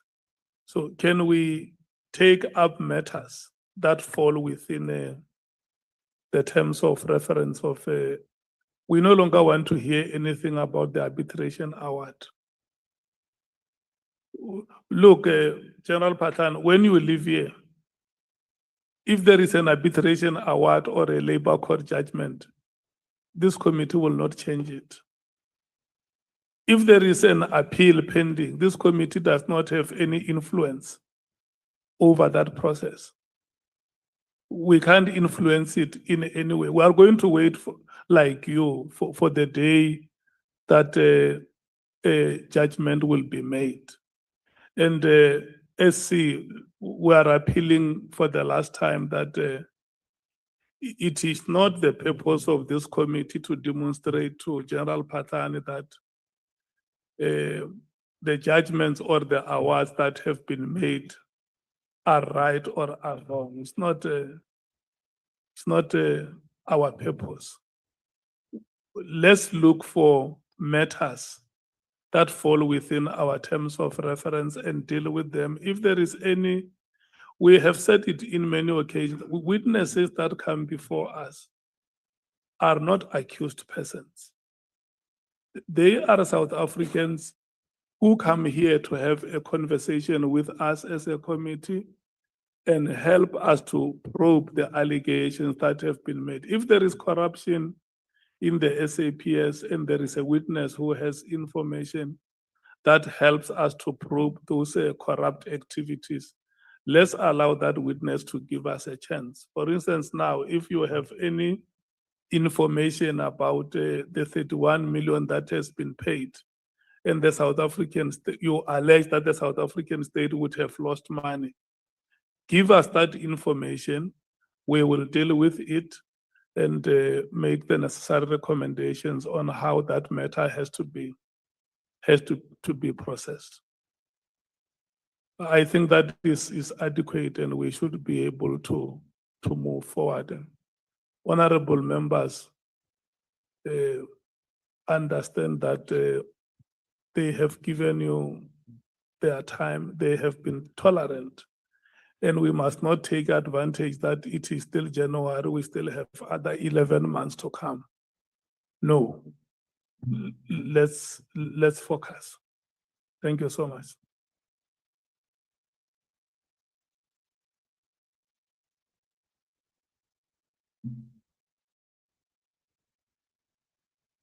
May I say one thing, Chair? No, I think I have spoken to you. I have drilled what the honorable members have said. So I'm now handing over back to yourselves to continue with the presentation of evidence. But it must be within the confines of what members have said.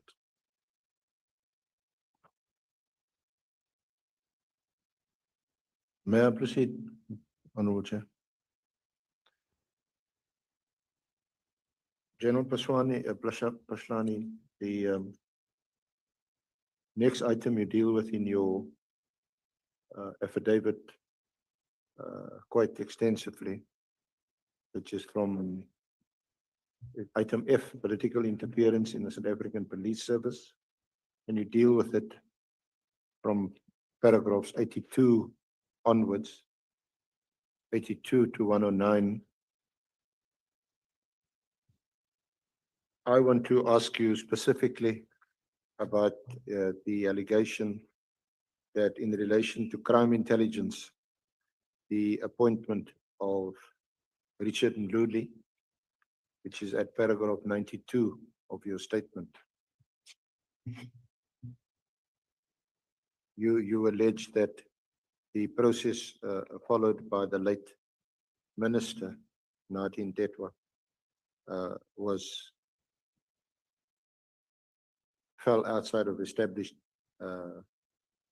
practice. You allege that the late minister had failed to present a submission to cabinet for the appointment of the head of intelligence, which you allege was the practice at the time.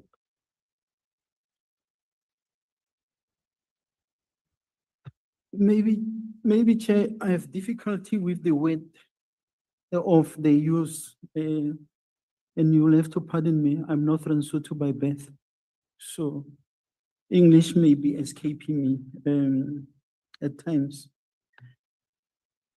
We are on political interference. I'm saying in my affidavit, and before we move to that 84, sitting on paragraph 92, it's sitting on paragraph 84, and I'm going there to answer the specific question. That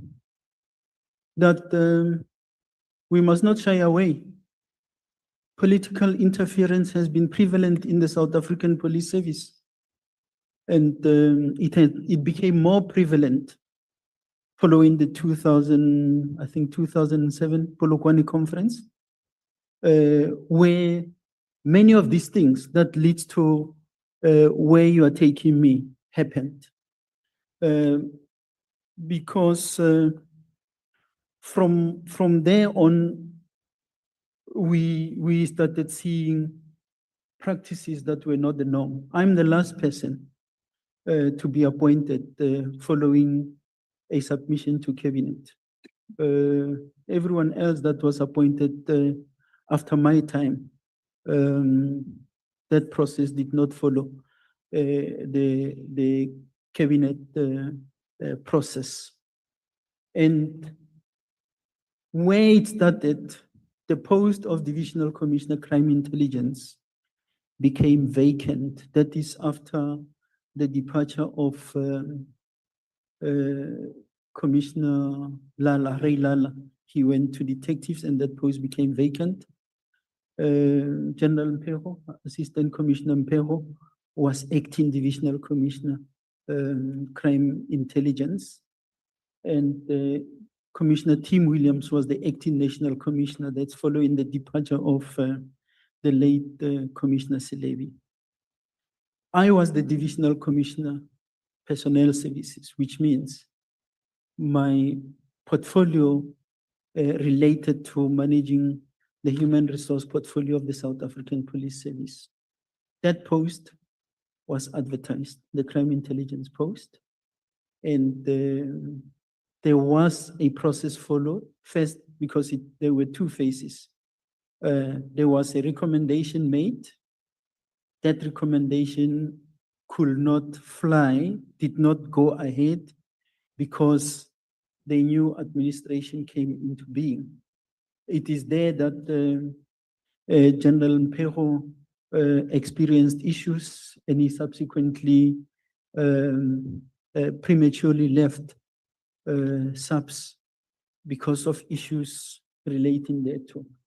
But the point I'm making there is that it is even in the, if you go and look, I think I made reference to it, to the 2020 protocol of the Department of Public Service and Administration, that when posts at the Deputy Director General level are being filled, the recommendations will be submitted through the minister, the executive authority of a department.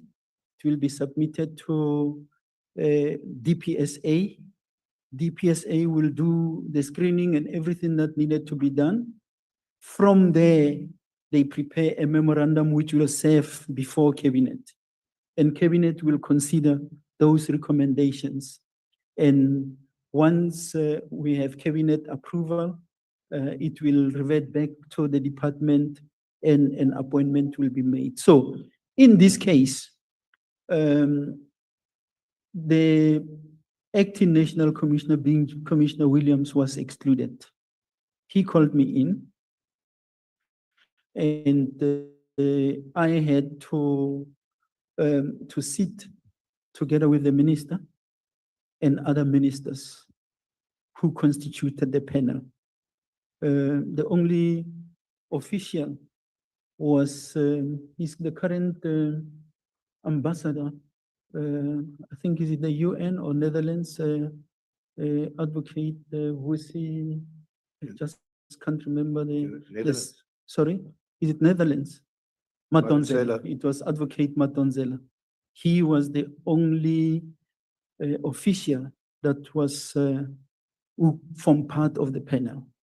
That panel was chaired by our late minister, and I think there was the Minister of Home Affairs, State Security, and our Deputy Minister initially said only on the shortlisting, but not on the panel itself, the interviewing panel, because I think he had transport issues from Joburg to here. So that recommendation was made. And again, it's not an allegation, it's a fact because it's done by me. A memorandum was put together, submitted to the minister. From the minister, it went to DPSA. In actual fact, it went to DPSA a day before cabinet was sitting. The morning when cabinet was going to be sitting, I got a call from the office of the Minister of Public Service and Administration to say that submission is to be returned so that the appointment can be made. There is no need for it to go to cabinet. The reason why that position was taken was to say only the president appoints the national commissioner, and the minister later was the one who appointed the head of the Hawks according to the revised act. So that appointment was made without cabinet approval, and it became the norm since. Now, I was speaking to that issue because again, when I was listening to the proceedings, somewhere there was reference to you wake up one morning and somebody is a lieutenant general.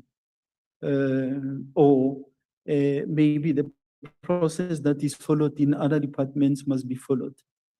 My position is there's absolutely no need to reinvent the wheel. The process is already there.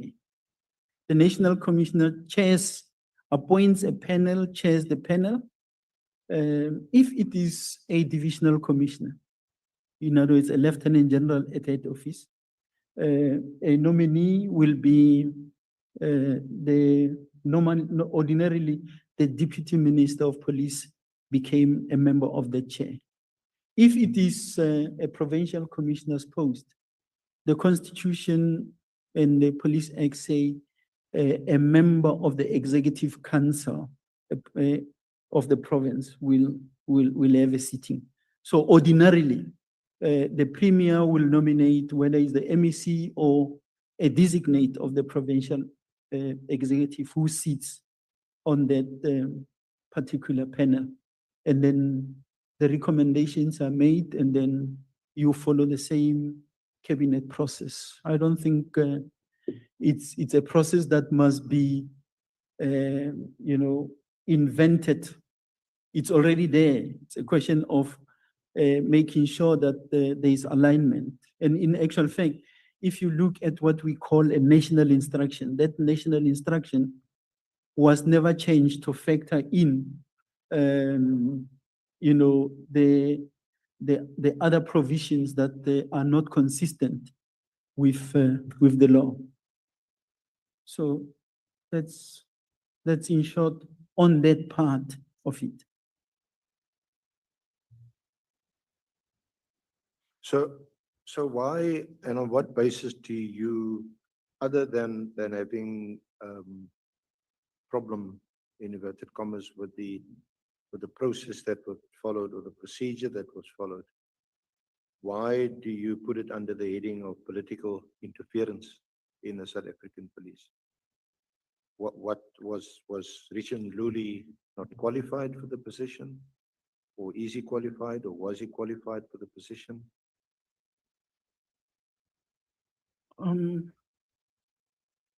Okay, let me respond. I don't have a problem. I'm presenting facts here as to what obtains in the South African Police Service. What was the situation before? What is the situation now? And when did that situation change? Even in my affidavit, you will have read, I say, there's absolutely nothing wrong with General Mdluli.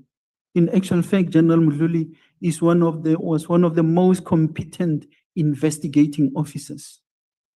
The Buremach case that was in court, amongst others, was the work of General Mdluli with the team when they were in the Northwest.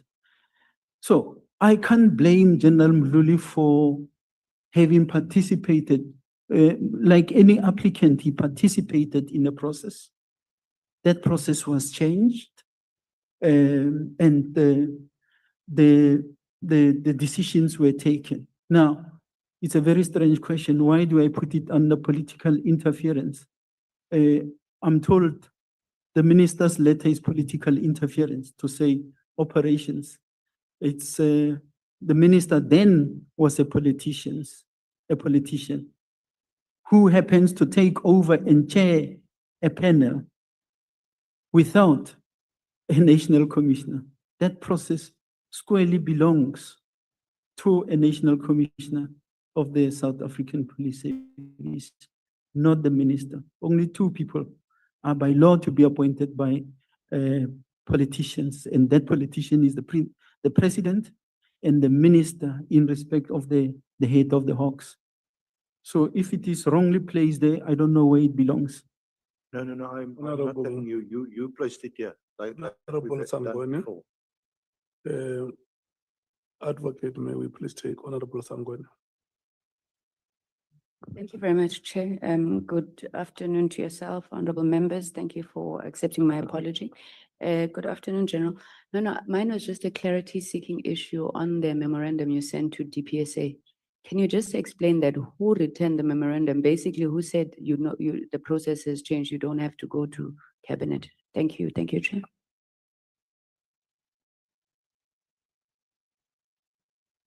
I'm speaking on a correction because it's long ago. But I think the person who called me was the spokesperson of the Minister of Public Service and Administration. At the time, the minister was Minister Baloyi. And what came to me was there was a conversation between the Minister of Public Service and Administration and our former late minister. And I also spoke to the minister because when it came, when that call came, somewhere I was expecting cabinet approval. But then the minister said, no, there were discussions. And following those discussions, this is the position. We can go ahead and announce the appointment. No written instruction. It was just a conversation. Thank you, Chair. We can proceed, yes. General Phahlane, you put this issue of the appointment of General Mluli under the heading political interference. That's why I'm asking you. I'm not making things up. So is this, because it sounds to me like it was the case, is or was this an irregular appointment? In other words, some procedure or process, either statutory or by protocol, was that not followed in this case? Or was it a case of an executive authority overreaching and using or abusing that authority to make an appointment for political reasons? Can you clarify that for us?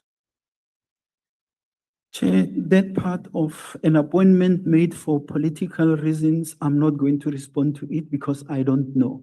All I know, which is what I have already said, was that there is a set process. And that process was the National Commissioner advertises, the National Commissioner appoints a selection panel, the National Commissioner makes a recommendation.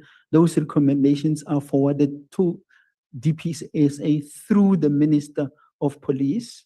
They are being signed off, go to cabinet, come back, an appointment is being made.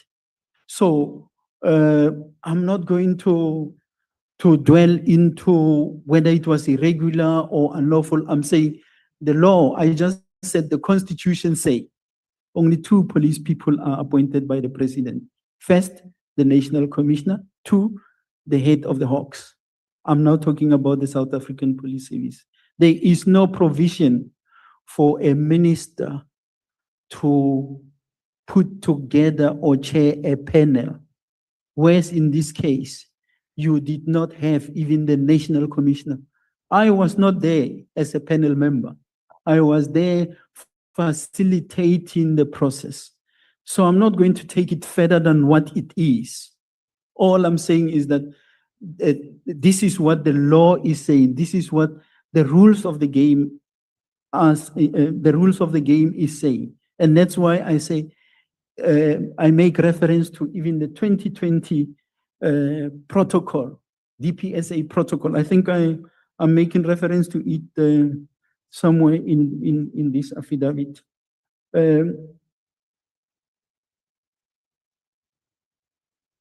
I'll find it and talk to it later.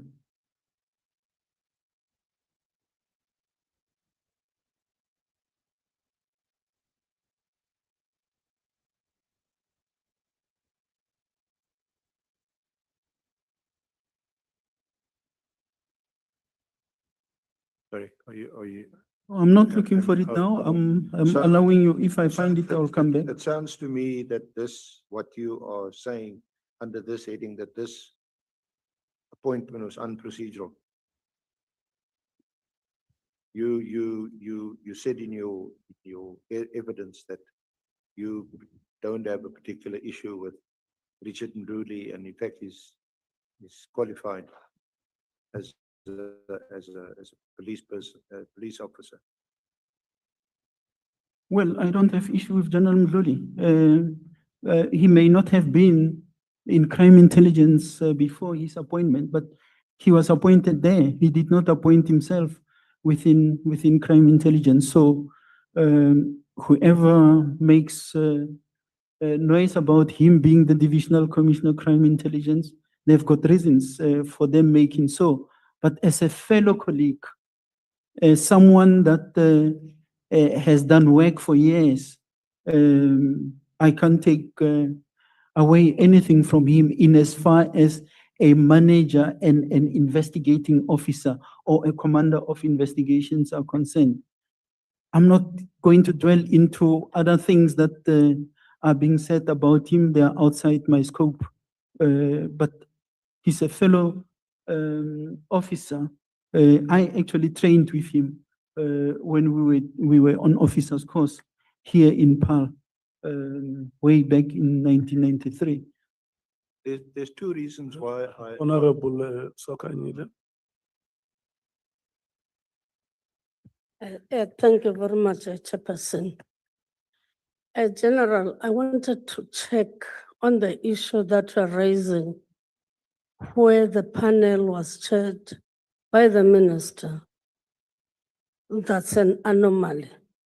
Then after that, because there are working relations between the head of the administration and the political leader within that department, then the working relations, if you want to have a sound department, there must be those working relations that are sound. Did you raise it with the minister, this anomaly, so that it is not referred to as a precedent? Because it's an anomaly as you are raising it. Did you raise it with the minister, or you simply kept quiet, or the relations were no longer good? They were sour between the minister and yourself. Honorable Chair, maybe, Honorable Member, let's not make a mistake. I was not the National Commissioner or the Acting National Commissioner at the time. The Acting National Commissioner was Commissioner Tim Williams. I was the head of HR, and I report to the National Commissioner. That is why when he could not sit on the panel and he was not happy with that process, he said to me, just facilitate this process. But as to what deliberations were there between them, I'm sorry, I can't assist. Management meeting where the heads sit, who never spoke about it. Management meetings where the heads sit, well, that's why I'm talking about it. It's something that I never kept quiet about it. It's something that we have raised. I was the head of HR, and while I say, and the reason why I was putting this is, if we say there's political interference today, let's not narrow it and say this is political interference. We can't be selective. It's about how we manage, because what we must understand always is that there's a close relationship between politics and policing, because politicians are governing. When politicians are governing, we as police or administrators, we implement government policy, government decisions. So it's a decision that was taken where it was taken, and we follow suit in terms of implementing. There was really no need to cause hullabaloo in this regard.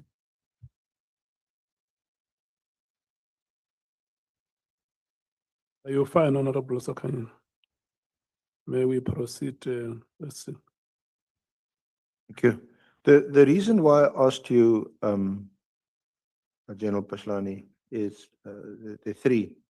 Firstly, you raised the issue of the appointment of Richard Mbludi under the heading of political interference in the context of you,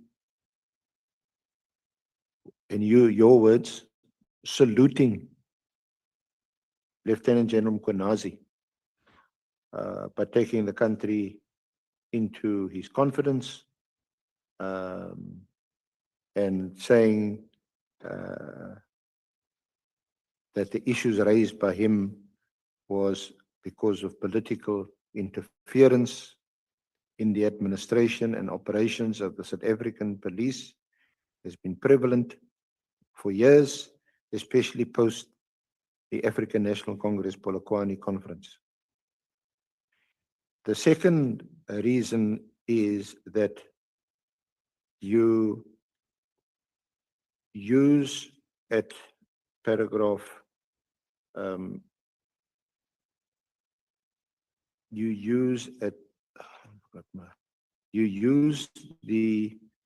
at paragraph 92, the second last sentence, you talk about, I encountered, and your words, glaring political interference in this process of filling the vacant post of Divisional Commissioner of Police.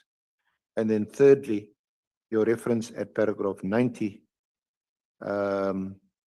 where you say that during the tenure of Commissioner Tim Williams, the post of Divisional Commissioner Crime Intelligence became vacant.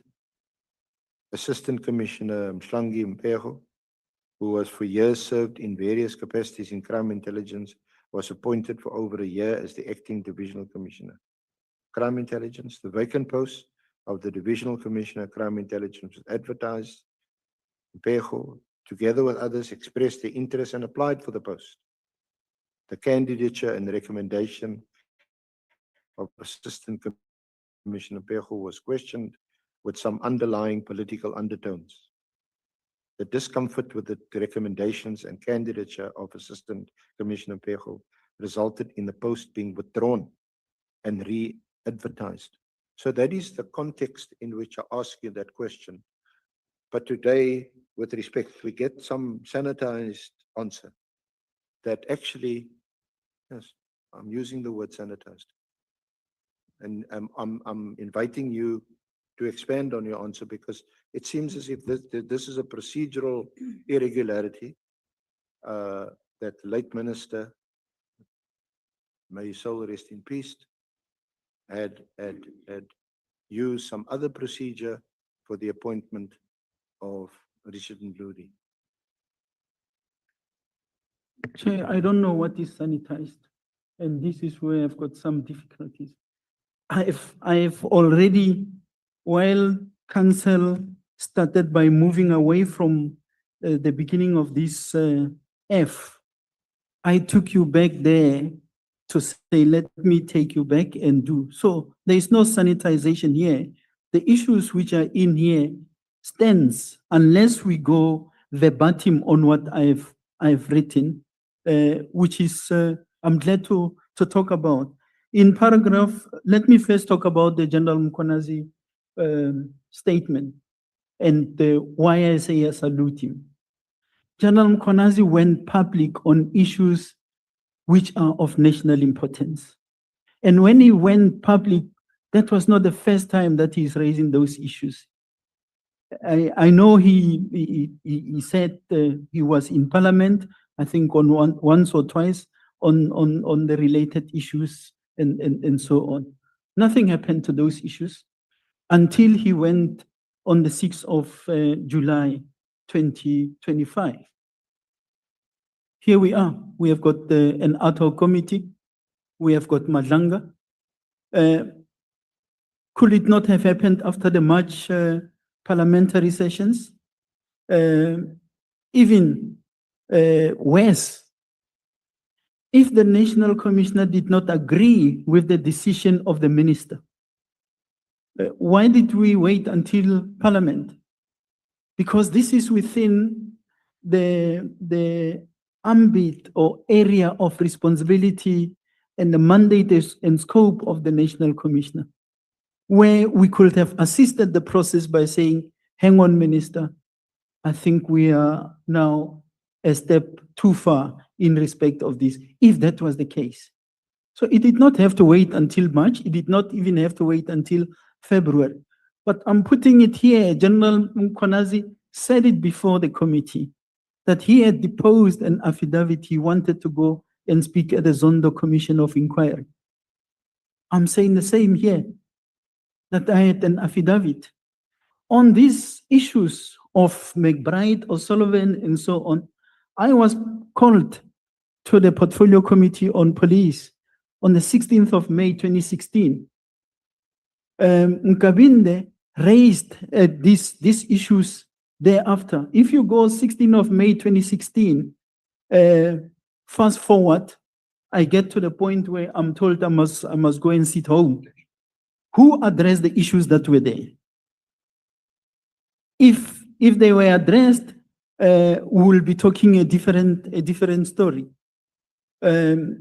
Counter investigations and so on flew. So it is on that basis that I'm saying General Mkhwanazi did the right thing by speaking on the issues that are of serious concern. And here we are, we have got the platform at least to address it. If the commission or the inquiry that was recommended by Judge Zondo was in place, maybe these things would have been ventilated there.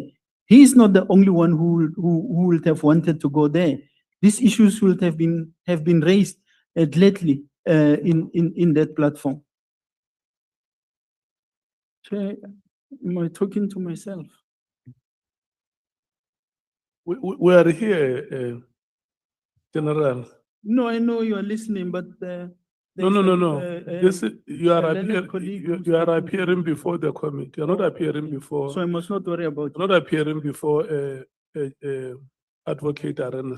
No, it's fine. I just wanted to hear. I must not worry about their conversation. No, nobody says you must not worry. What Okay. we are saying is that you are not appearing before advocate Arena. You are appearing before this committee. All right. Thank you, Chair. Yeah.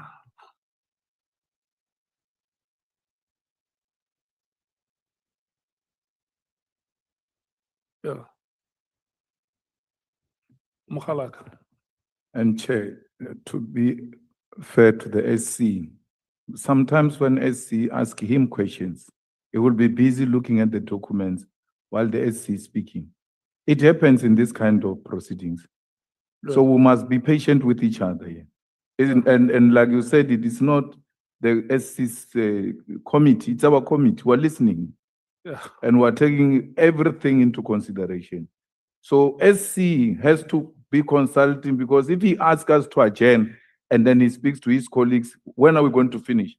These colleagues of the SC, they're not here for the sake of being here. They need to help him. And when he's paying attention, it looks like he's now being treated unfairly. It's unacceptable what is happening to the SC. Not done. General Phahlane, When when advocate Arendse speaks to his colleagues who are young African female advocates who in the history of this country never had an opportunity to be at this level. We want male South Africans like yourself to appreciate and marvel at that moment.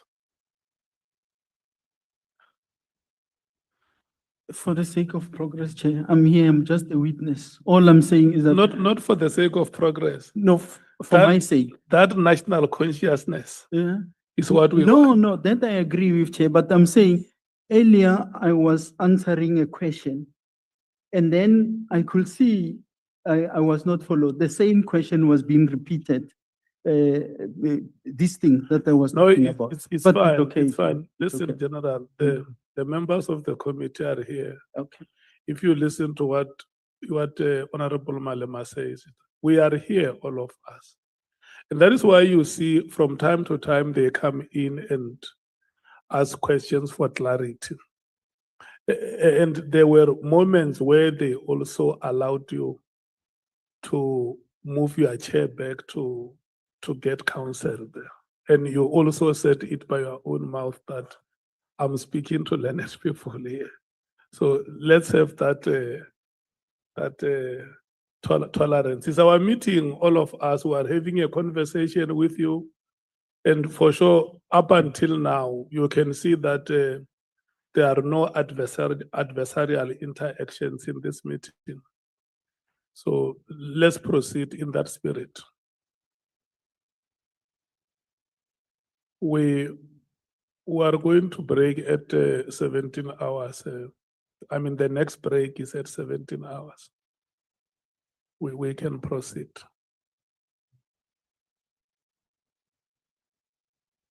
Honorable Breitenbach. 10 on the econ. Okay. Bonani, you heard that. Yeah. But you know there is a tendency of sleeping. Please turn on the aircon set before they sleep. Yeah.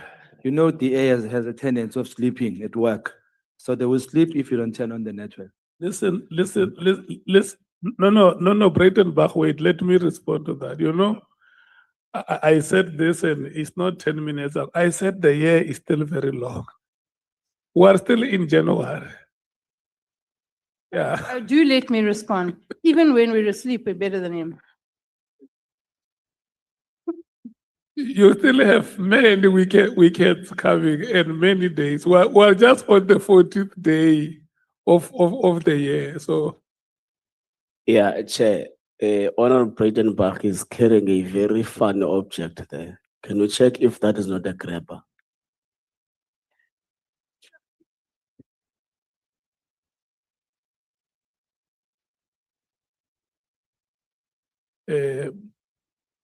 Honorable Breitenbach, that object is not funny. It's not a funny. He says you are carrying a funny object.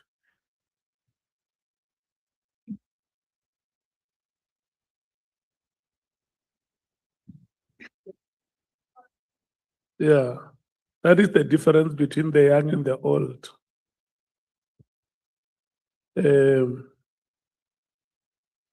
Advocate Arense.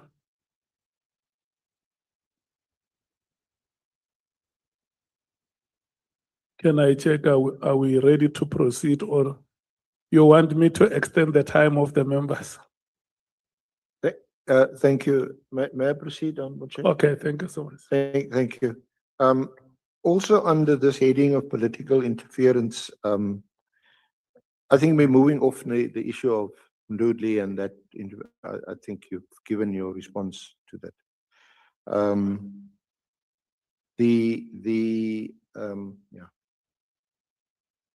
You also allege under the heading of political interference the role of IPID, also especially under Mr. McBride, Matthew Sissoko, and Colonel Rulofse, and I'm reading from your paragraph 83, whom you allege implicated you based on falsehoods and fabrications by peddling and processing endless and malicious allegations directed towards you and your family. And you say you want to use this opportunity to deal with some of these issues. Sorry, I see you said it's paragraph? Paragraph 83. 80? Paragraph 83. It's under item F, political interference. Yes, Page 32. I'm on it. Yeah. Just like him, I had submitted an extensive affidavit to the State Capture Commission detailing the capture of IPID and the egregious onslaught by McBride, O'Sullivan, and their accomplices to capture the South African Police Service. Following receipt of my affidavits and consideration of my submission, I was granted leave by the chairperson of the Commission of State Capture for my legal team to cross-examine Mr. McBride, Mr. Matthew Sissoko, and Colonel Rulofse, who implicated me based on falsehoods and fabrications by peddling and processing endless and malicious allegations directed towards me and my family. I'll take the opportunity to deal with some of the issues in an effort to give the ad hoc committee and the public my side of the story. This issue is extensively traversed from page 48 onwards. And it is an issue that even Cedric Ngavinde spoke to this committee on it. So my suggestion, Chair, I'm not here, I was just introducing the issue. The issue is part of paragraph G from 48 onwards. For the sake of not dealing with it haphazardly, I'll suggest that I respond to it when I get there.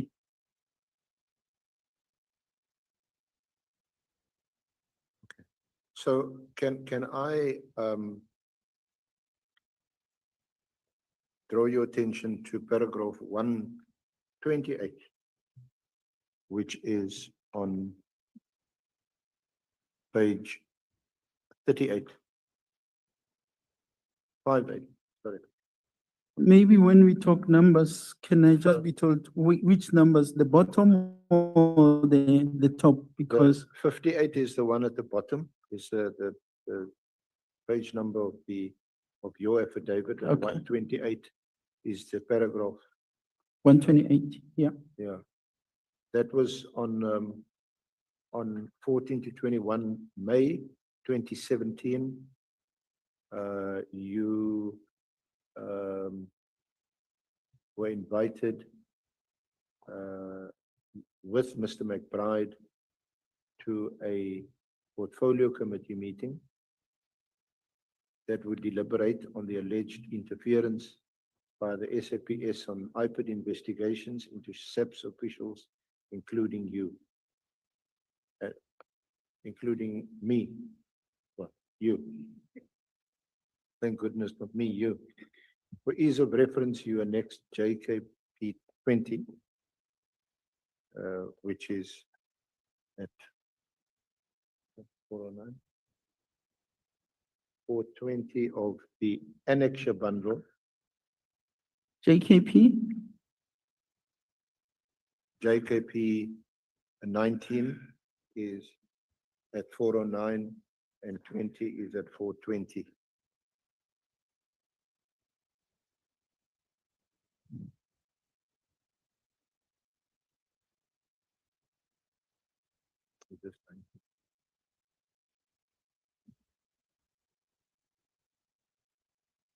Have you got it, General? I have it. Complaint by, this is at page 247. Is it two? No, Chair, for the sake of me not losing it, reference is made to pay JKP 20. Let's deal with JKP 20. JKP 20 are the invitations that I had received. It's emails. The date is, you'll see the middle, it begin with, good day, Colonel, attached, blah, blah, blah. It's from my secretary. And the person who's down there was Colonel Kevin Stein, who was our parliamentary officer. But the bottom line on this is on page 257, that same annexure, I think it's JKP 4, 257. At the bottom of it, it's written there, the portfolio Committee on Police would like to invite you and the executive director to a meeting. Why this was important was that when we were at the portfolio committee, I was accused to be the one who dragged McBride to the portfolio committee. I never asked for McBride to come to the portfolio committee. If IPID was doing their work, they're allowed to do their work. If they're investigating me, they're allowed to do the investigation. Let's just get to the committee. Sorry? Let's just get to, you are now in the committee, not about who dragged who to the, you would obviously not have been before the portfolio committee if you hadn't been formally invited by the committee to appear. You're now asked to appear jointly with Mr. McBride. So can we just get to that? But that's where I am. I'm saying, and it's not me who went to JKP 20. I'm saying there where you were reading there is JKP 20, and I'm explaining what JKP 20 is. I was invited to go to the portfolio committee. That's why in 128, the first paragraph, you read about where I was supposed to have been. I was supposed to have undertaken an official trip. It's not me who's reading, it's the council who's reading. And here, I'm now just explaining further to say, there is in JKP 6, the letter from Parliament, which simply say to me, because of your invitation to appear on the 16th of May, you can't be undertaking that official visit. You have to come. And I acceded. But I'm saying to you, we were already in the committee. I'm being accused in that committee to say, I am the one who dragged McBride there. Now, in that meeting, the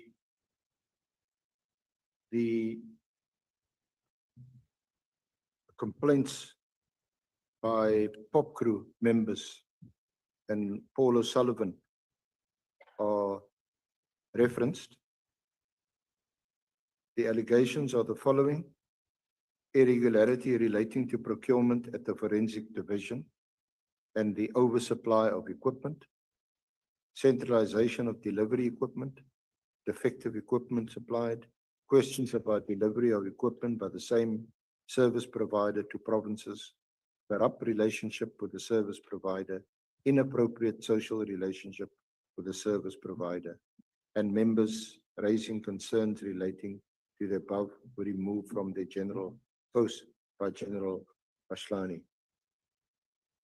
And over the page, IPID received the complaint on the 25th of February 2016, and General Phahlane was informed about the complaint in writing on the 18th of March 2016 by the then acting head of IPID, and was acknowledged by General Phahlane on the 9th of May 2016.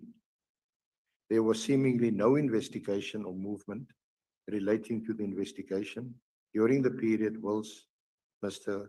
Kamanyani was acting as the executive director. The complainants approached the executive director and raised concerns about the lack of progress made on the investigation. The executive director then appointed a team led by Mr. Mandla Mashlangu to investigate the allegation on 1 November 2016.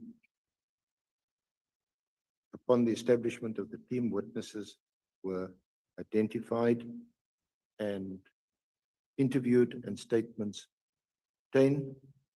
Just to interpose, and hopefully we can agree on this, General Phahlane, maybe for the first time today, just to provide context. At the time when the complaint was lodged, Robert McBride had been placed on suspension, and Mr. Kamanyani was appointed as acting executive director. When Mr. McBride returned, this complaint that was lodged was then revised or revisited, sorry.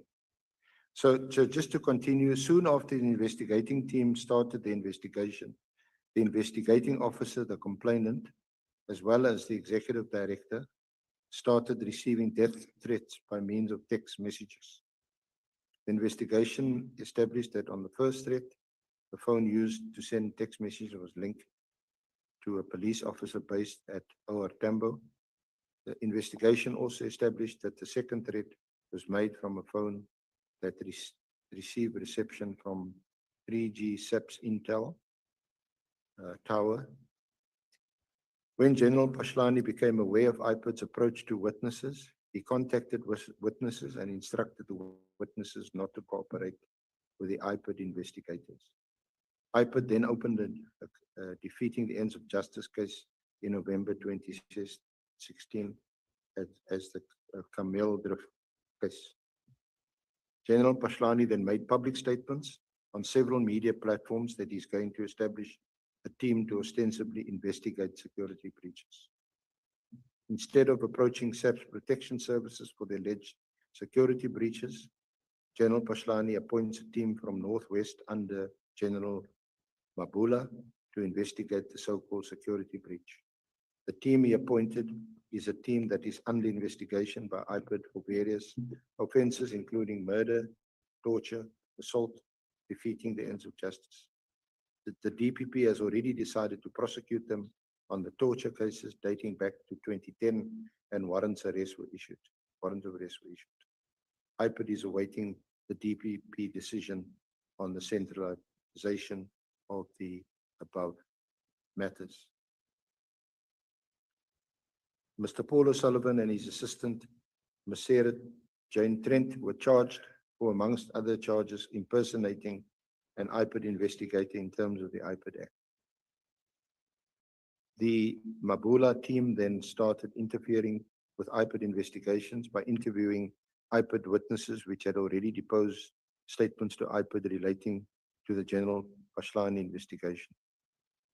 The Mabula team also unlawfully arrested one of the complainants, Mr. Paul O'Sullivan. Advocate Mashuga issued the warrant of arrest. The Mabula team obtained a search warrant against the complainant, Mr. Paul O'Sullivan. The investigating officer, Brigadier Nkube, in the application for the search warrant indicated that the threats from Mr. Paul O'Sullivan started on 12 February 2016. However, the case of intimidation and other charges was only opened in January 17. It would appear that there was never a concern about the threats or the IPID investigation on General Phahlane until the executive director appointed the IPID investigating team and the investigation against General Phahlane started in earnest. General Phahlane instituted civil action against IPID and the magistrate to issue the search warrant, not seizure, to General Phahlane's property. The civil action is at state expense. General Phahlane unlawfully obtained Section 205 applications by IPID from the magistrate's court file, which was not related to the search and to which he was not entitled. It is a shocking abuse of power that General Phahlane now has access to the IPID investigative information and would compromise the investigation, as the details of those subpoenaed in terms of Section 205 of the Criminal Procedure Act is now known to him. It is possible, just as IPID members have received death threats, that these witnesses may be intimidated or have their lives threatened to ensure that they do not cooperate with the IPID investigation. The Mabula team charged IPID investigators, Mr. Mandla Mashlangu and Tamani Binang, on charges related to the investigation of General Phahlane. We have since learned that they have now opened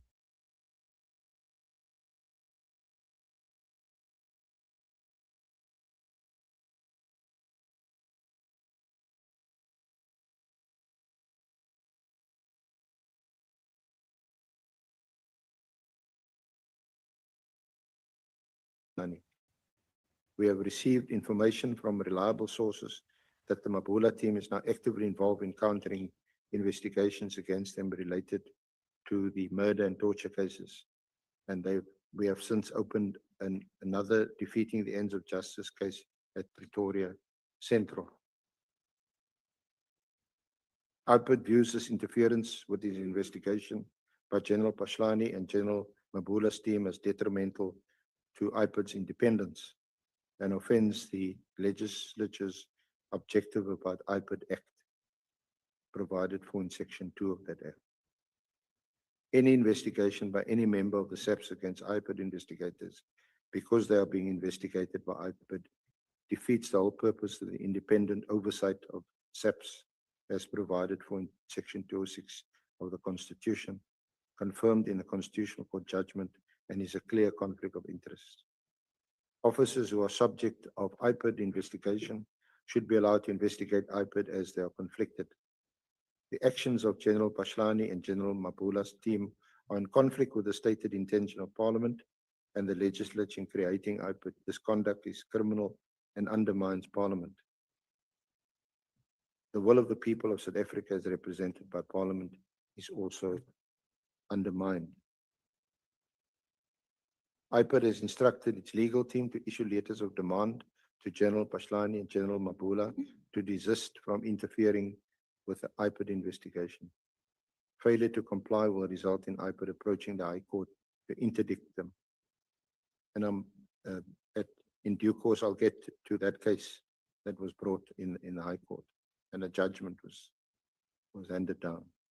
We have written to the NDPP raising concern about the summons against our investigators on charges related to the investigation of General Phahlane and perceived collusion by some prosecutors in assisting the Mabula team to interfere with the IPID investigation. IPID is convinced that it will be in the interest of justice for General Phahlane to be suspended or put on special leave to allow IPID to continue with the investigation without any interference. Amendment to the IPID Act must also address this issue to discourage any future interference. This is the annexure which you fairly, General Phahlane, has attached to your affidavit and your response.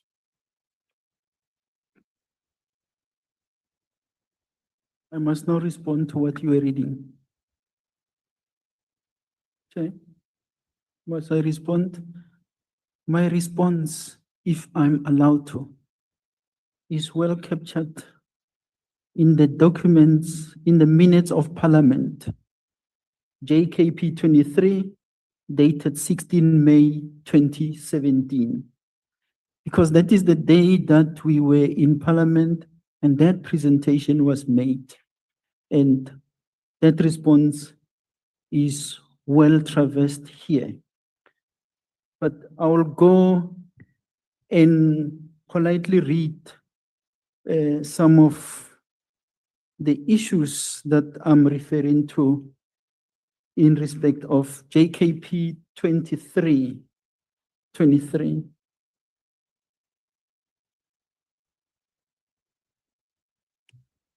And I'm going back, paragraph, page 58,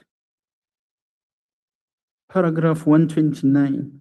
I'm trying to make it easy so that I just capture the facts.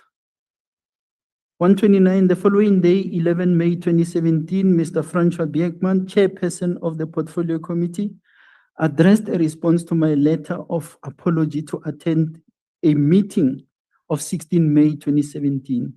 The letter is annexed here to SJKP 21. Upon receipt of the said letter, I rearranged my trip and duly attended. On 16 May 2017, I went to the meeting prepared and armed with a comprehensive presentation that will give a detailed account of the very same allegations presented by McBride. I annexed here to marked JKP 22, a copy of the presentation that was made to the Portfolio Committee in the presence of McBride. My appearance before the Committee on Police was to respond to the same allegations made by Robert McBride during his previous appearance on 4 May 2017, where I was not present. Robert McBride alleged that it was unprecedented for him to have been called to the committee to account on investigations against me in my presence while he was the initiator, the author, and the narrator of the script. I say so in my affidavit. It was during the said meeting that I characterized IPID as a captured state institution by Mr. Paul O'Sullivan.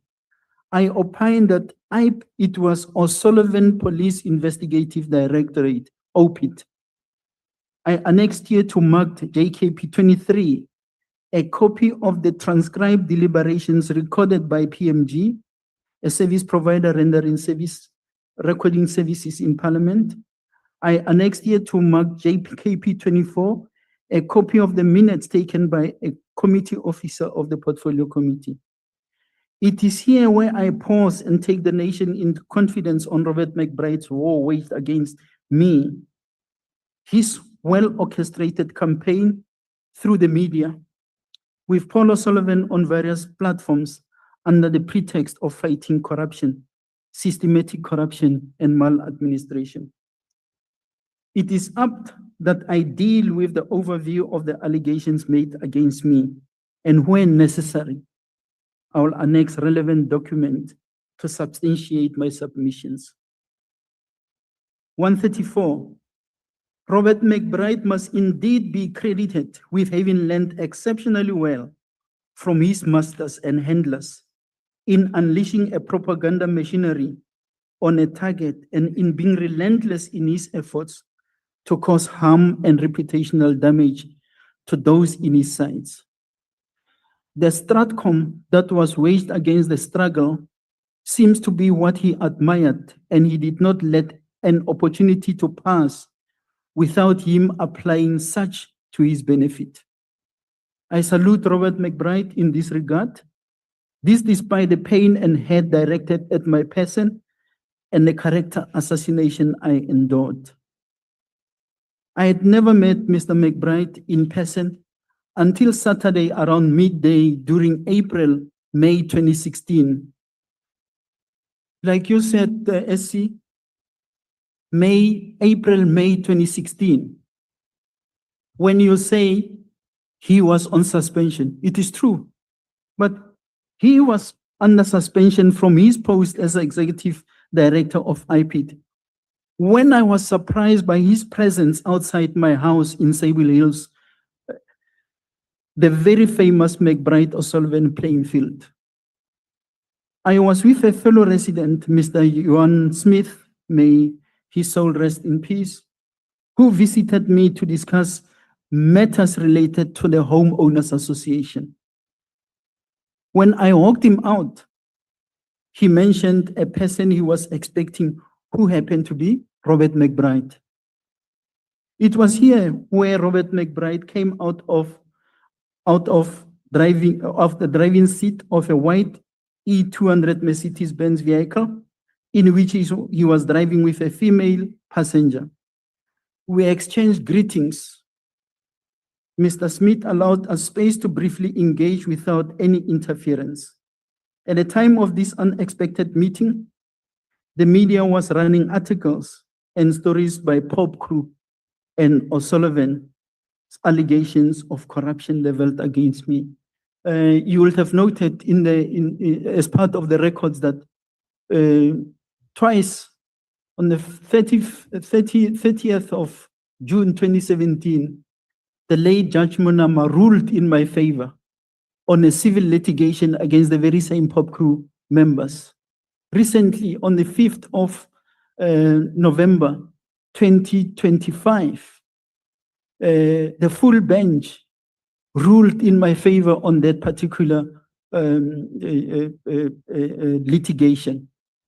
And it was found that the allegations made against me were baseless, and thus they are to pay me costs, and they are to retract the allegations that were being made and tender an apology. So these are the same people that I'm being told they are witnesses in McBride's pursuit against me. Or Sullivan, for that matter. There is not a single case docket. Of all these concocted dockets, there is not a single docket which contains an affidavit by Paul O'Sullivan. Not a single one. Now, we talk here about the period with Khamanyane. when he lodged that complaint. I know it's a thick thing. Those who understand law will realize that this person was just going to town about everything else. If you accuse me, come directly. Let there be the elements of crime in that particular affidavit.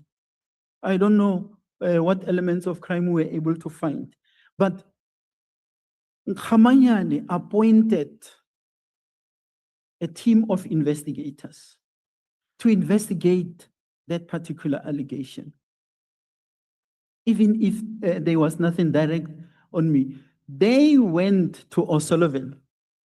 Brigadier Khomo, who came back to the police, was one of the investigating officers. I think there was a Mr. Maema or Marema, but there were 3 people who were investigating. They went to O'Sullivan and say, in view of this newspaper, which you say it's an affidavit that you have, can you depose a sworn affidavit so that we can investigate properly? To date, that was not done. On the day that McBride came back to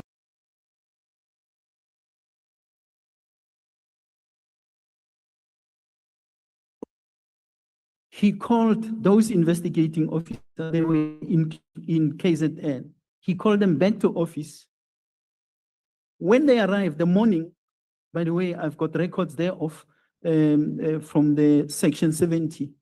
He had received a call and a WhatsApp from Sarah Jane Trent, who is an assistant or whatever of Paul O'Sullivan, who's asking him, McBride, where are you? And he say, I'm on my way to the office.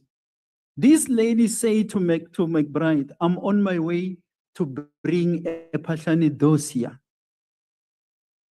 This is McBride, who was on suspension, that came to my office. First day he rocks up in office, he gets from O'Sullivan the so-called dossier. The same afternoon, when those guys came back from Durban, he removed them from the investigation. He took the dockets. That was the birth of the Phahlane task team. So, in paragraph 137, during this brief engagement, Robert McBride told me he was aware I was under attack from people who did not want me to be in the position as I was in and the work I was doing. He mentioned that those people did not want us. Now we now happen to be in the same bracket. They do not want us good people, and they will do everything in their power to fight us. He further mentioned that they were using the media to attack and that we should be careful. McBride said, I should be careful of the Minister of Police, referring to Minister Nathi Nhleko, and the former head of the Hawks, Major General Ntlemeza, who were allegedly behind the attack on us.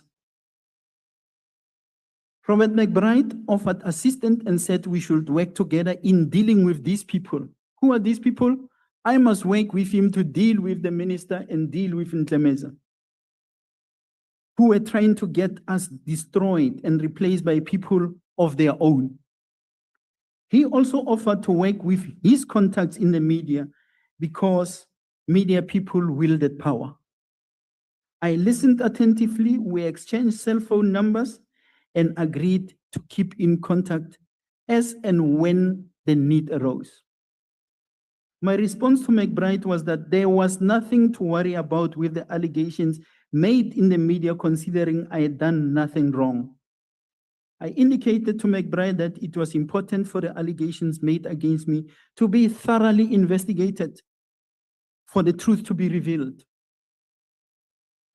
Robert McBride and I parted, and he followed Mr. John Smith to honor their engagement. I was left in disbelief and shock. I have never shared this conversation with anyone other than my wife. That's what happened on that particular day. So, on the 5th of June, my wife and I were attacked by 3 gun-wielding men while at a spa in Duncanville, Johannesburg. I remain grateful to the Almighty that we survived the attack, even though we sustained some injuries during the unfortunate incident. Following the attack on 5th June at about 1934, the first person who called me was Robert McBride.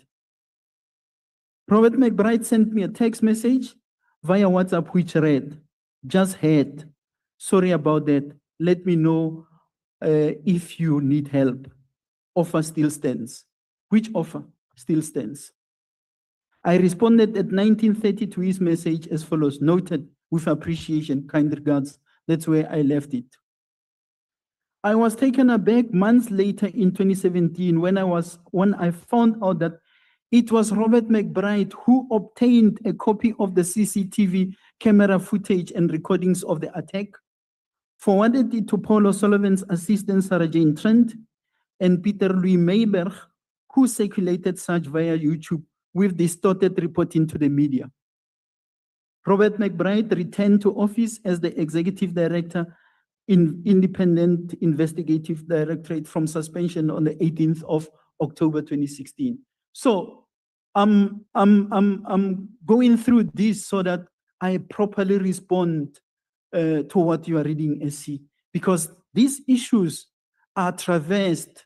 I'm not under trial on what McBride is saying. He must come and say, I am putting my version, which is important that it be communicated and not be brushed aside.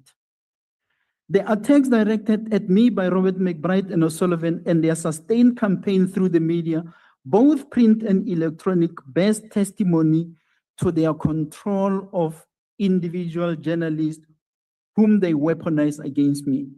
A propaganda machinery unleashed by McBride and O'Sullivan was spearheaded by a select group of journalists whom I know, by the way, and I'll name them here if need be. Marian Tem is one of those people. Who was this? The late Karima Brown? She's one of those people. Abraham Mashiro is one of those people. Barry Bateman is one of those people. There's a whole list of people that in one of the WhatsApps, actually, you have here the WhatsApp exchanges between Sarah Jane Trent and the late Mandla Mahlangu, who was the investigating officer. Even Karen Vaughan is here. So you have got a whole range of people that were working on the Phahlane project.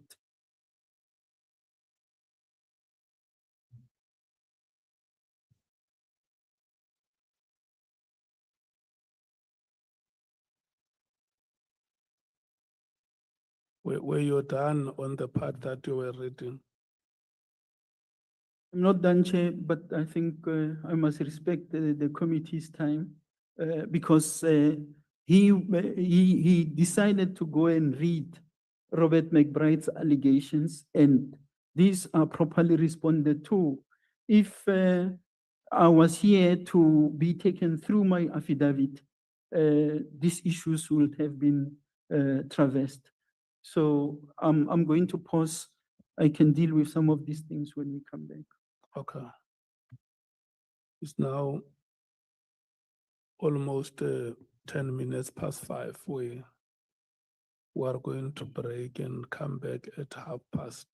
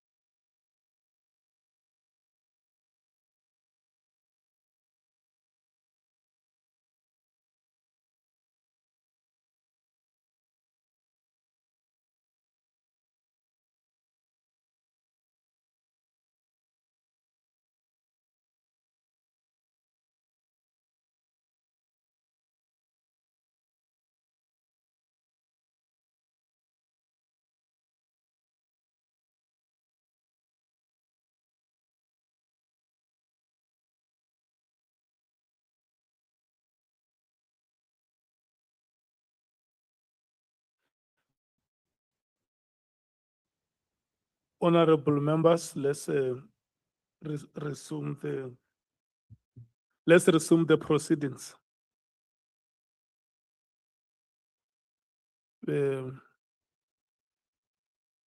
Advocate Arensa and General Phahlane.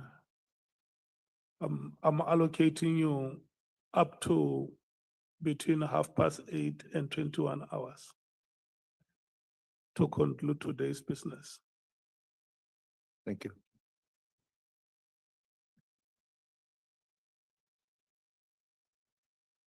He says I'm better be short. I need a chief whip. I need to whip him into line.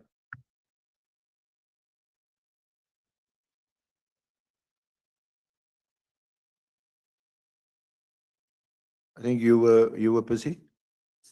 Thanks, Chair. Thanks, SC. I'm going to make it short. It depends on you because I'm just going to focus on providing facts. If we discuss, it's another story. I was on page 62 of my affidavit.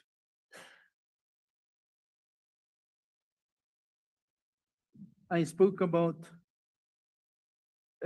Chair, I mentioned some journalists. These are not the only ones. I'll have an opportunity to talk about some of them. I'll check if whether some of those faces are in this room.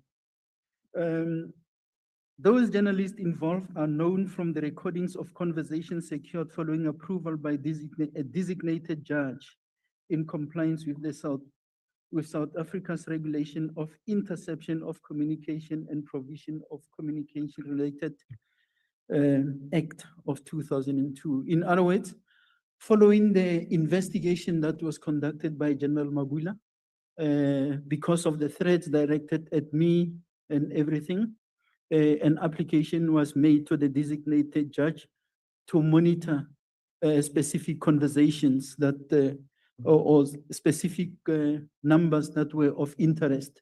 And this is where, unfortunately, where some of these journalists were flying in and out. Graham Hoskins is one of them I know.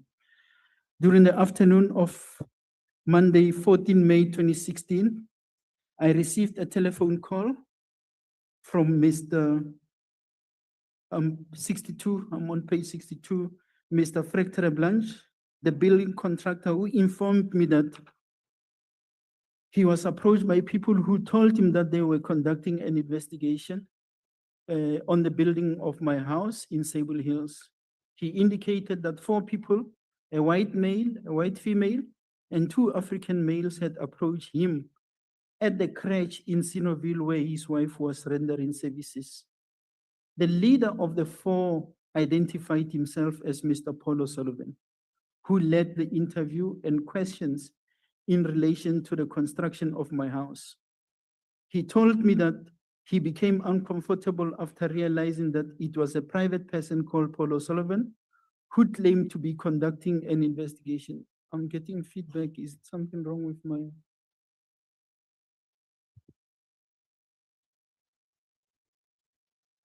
Yeah.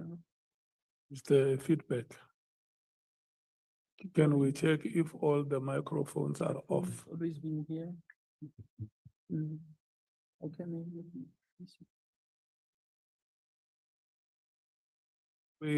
We don't suspect that there could be anybody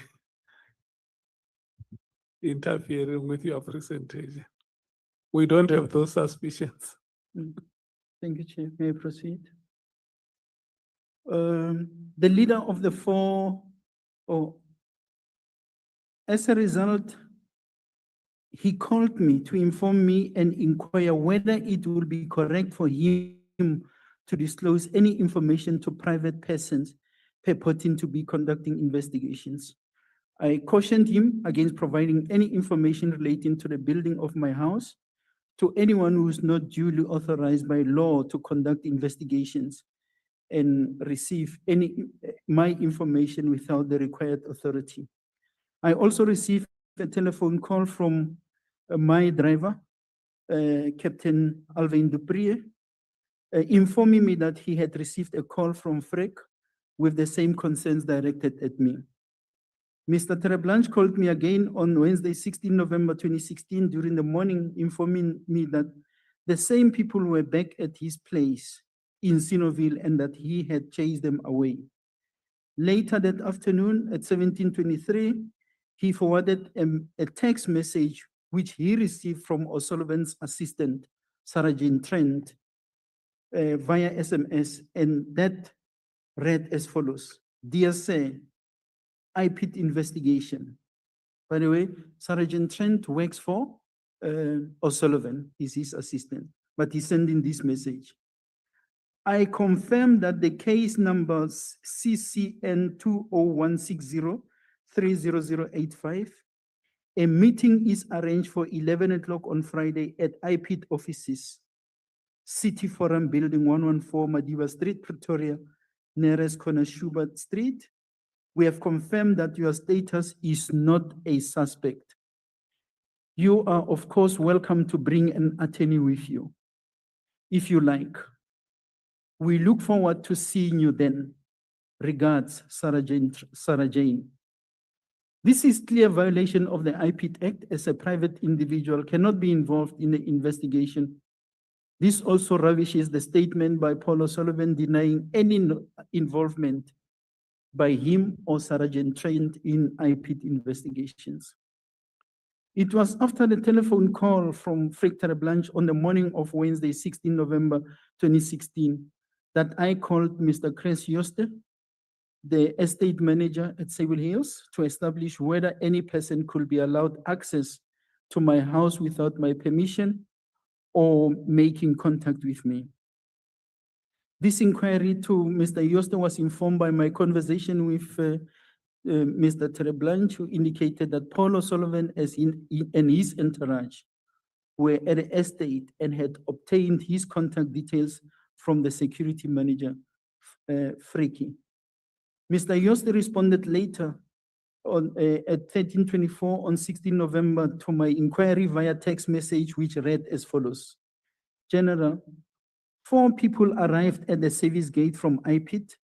He wrote in his IDP, that's why in brackets there I've got IPID, as per business card, and said they were doing an